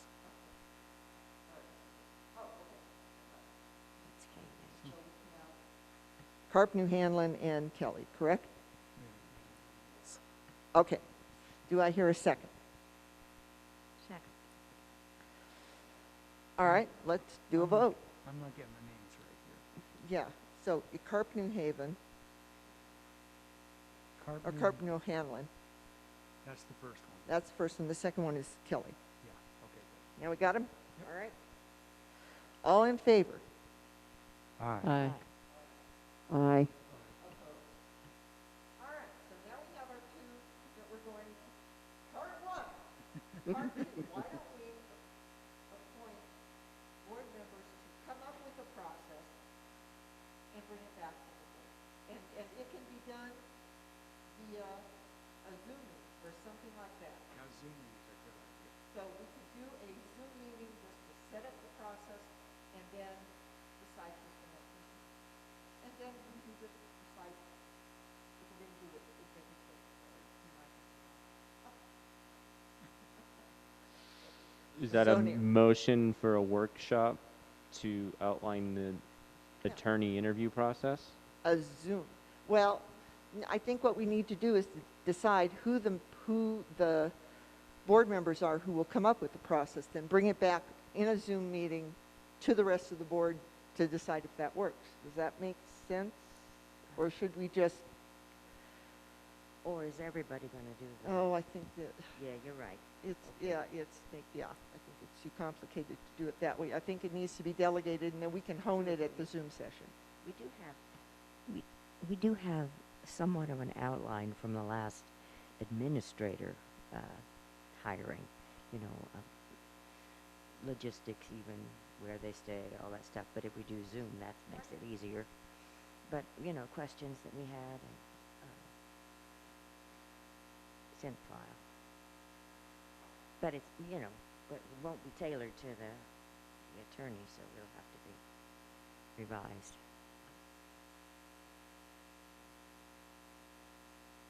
Yeah. Okay. So we're at the next step to choose 3 trustees who will have a Zoom meeting, and it has to be noticed, to discuss everything about the process, and including would these attorneys have to be here in person for the interview? Just to throw that out there. Well, I bet you we will have to pay them to show up Right. to do that. So I I think wasn't that- sure what Karen was, if No, you were I think referring this- to that, but the 3-member Zoom? Okay. So do we need a motion for that? Would you like me to do a motion? Okay. Okay. I make a motion that we identify 3 trustees, and those. I think we need to have the names. Oh, you want me to make up the names Or too? who will volunteer? I volunteer Dave. I knew that was But who wants to work with Dave to come up with this?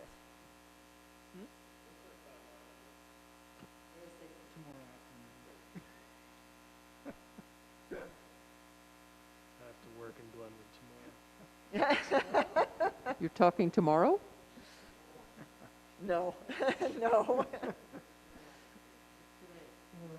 Today's Tuesday. I will volunteer. Oh, okay. To be one of All those right, members. So we just need one more.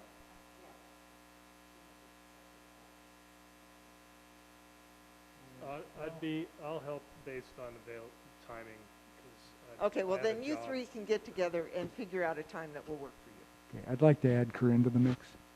you. Okay. Yeah. All right, well, Do we want to throw Bo in there too? As long as we're throwing people in and it's a Zoom meeting so he doesn't have to show up.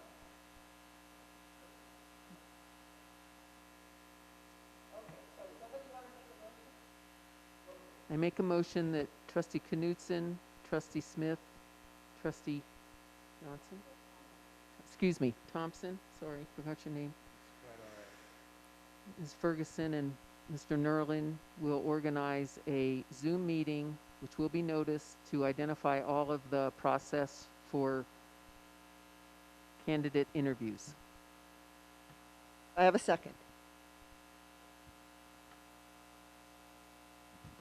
Aye. Candy, do you need that in writing? Opposed? All right, that motion passes. All right. We have some things we absolutely need to take care of before the end of this meeting. We need to take care of number 17. We need to take care of number 19. Is there anything else on this, Corinne, that we absolutely have to get done tonight?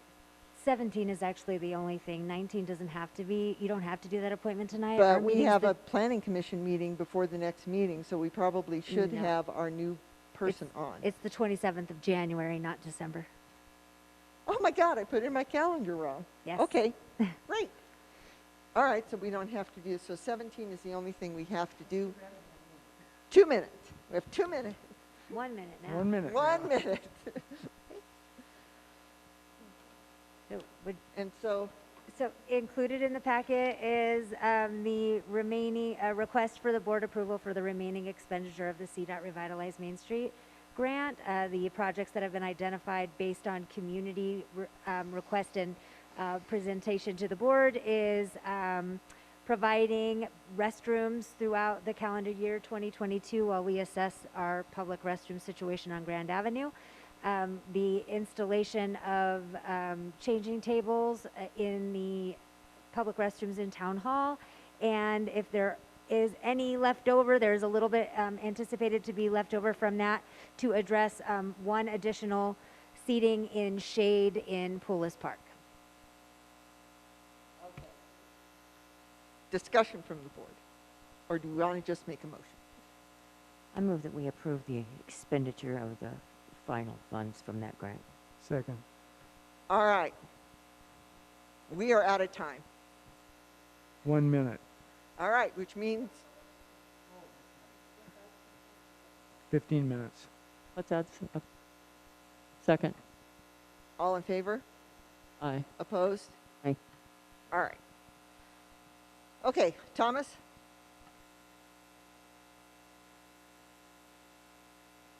Thanks. I apologize for taking more time. This meeting's been terribly run, and so it's very long.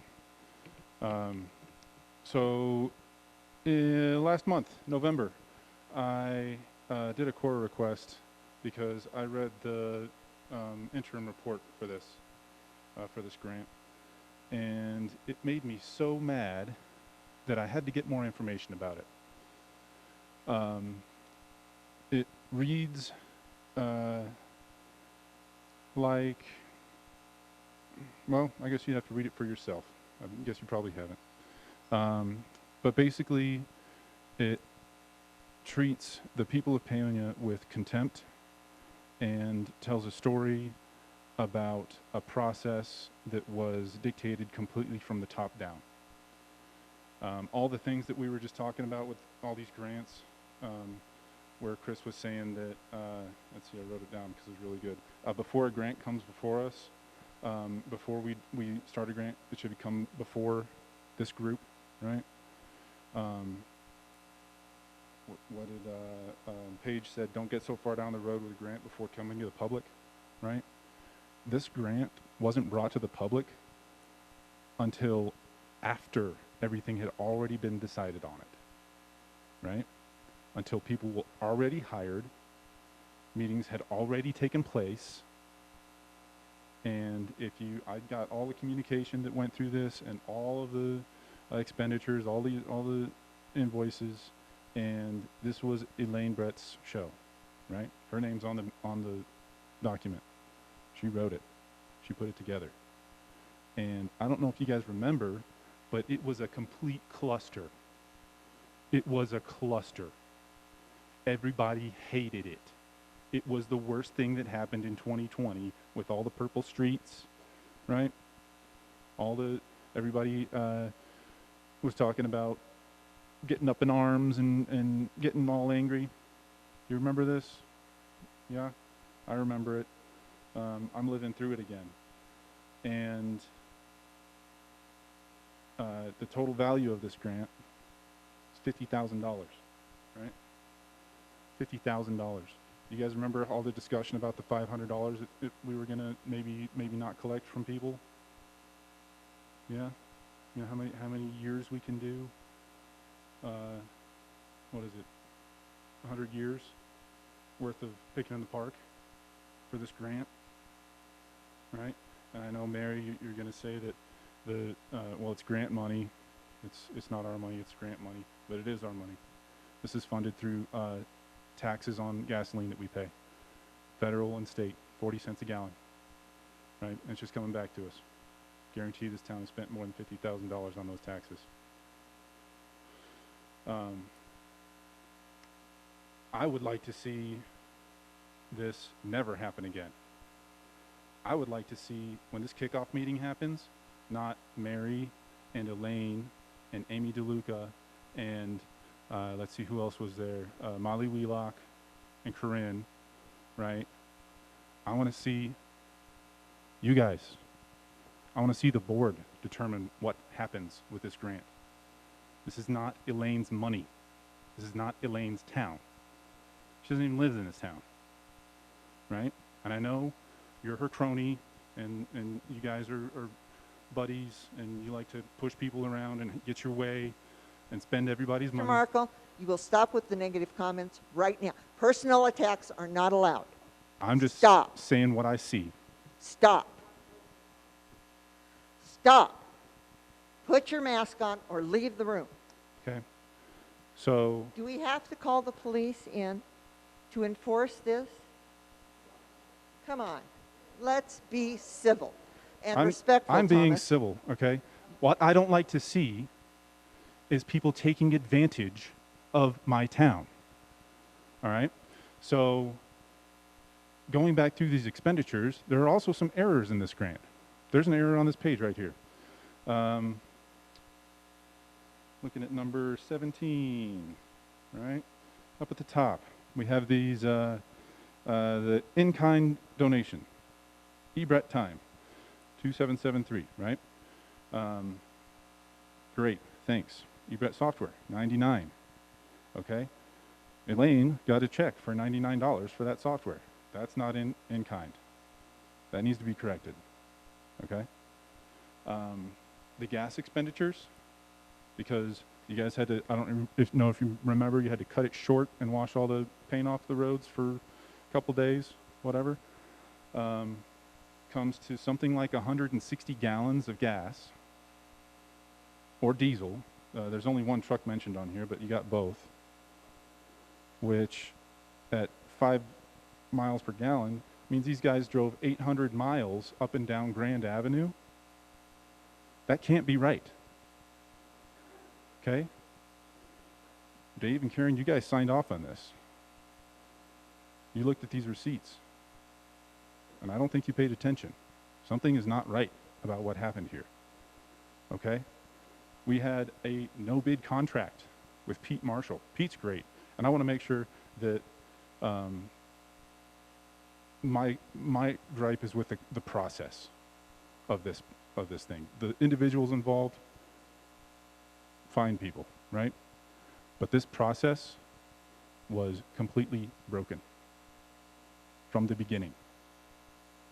It was run like a pet project. It was a pet project that nobody asked for and no one was asked about.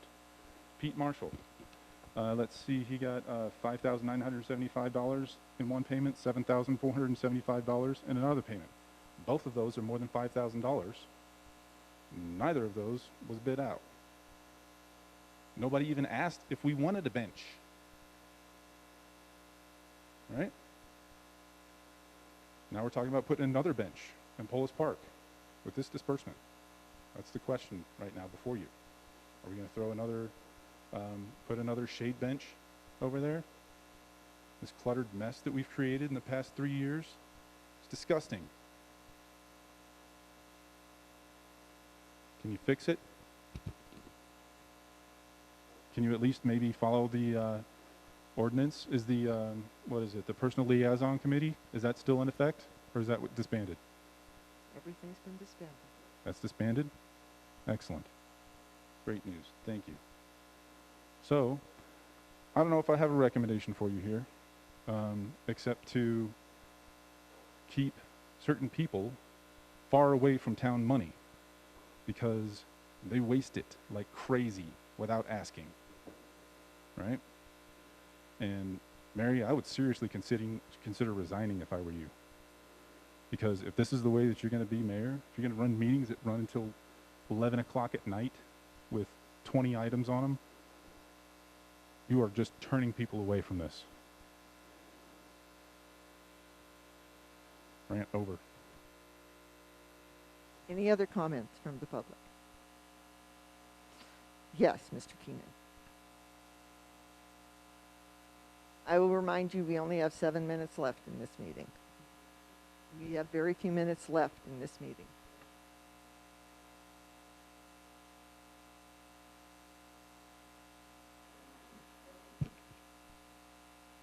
I just want to thank you, all of you, for the work that you do. And it's nice to see some town involvement. I just feel that there's still a shadow from things that have happened a long time ago that has nothing to do with how the town's being run now. Mr. Keenan, and I think that, Mr. Keenan, we are talking about the CDOT grant. That is Thank you. all we're talking about. Thank you. All right. Oh. Okay. All right. Anything else from the public? All right. We have a motion and a second to approve the final grant expenditure for CDOT Revitalized Main Street. All in favor? Aye. Aye. Opposed? All right, that passes. All right, can we get a motion to table items 15, 16, 18, 19, and 20? I'd like to move that we table those. Say it, Dave. I'd like to move that we table 15, 16, 18, 19, and 20 to the first meeting in January. Second. All in favor? Aye. Aye. Aye. Opposed? All right, we have come to the end of our agenda, and Tammy, did you want to do any kind of thing on the water committee? Not at this time, no. Okay. All right, then I am adjourning this meeting. Thank you, everyone, for hanging in there and taking part.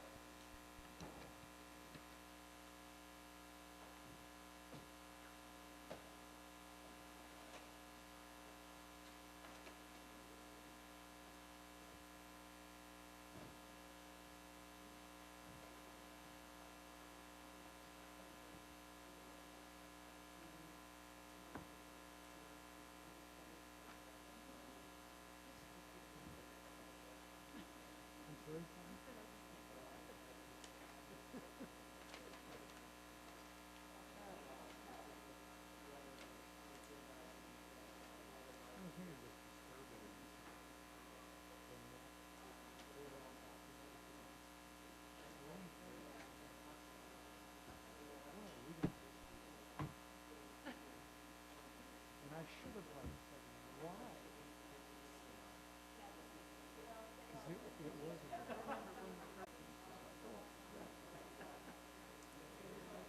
It anyway.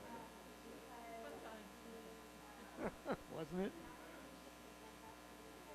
Hey, sorry, buddy. It's been fun. We got Stark Skies cast though. Finally. Yeah.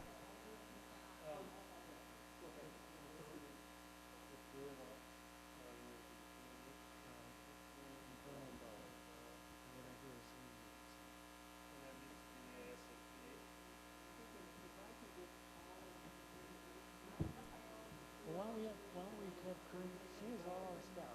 Why don't we have her schedule the meeting for us? Yeah. And she can just send us an email saying, here's some that. He's a parent too. Yeah.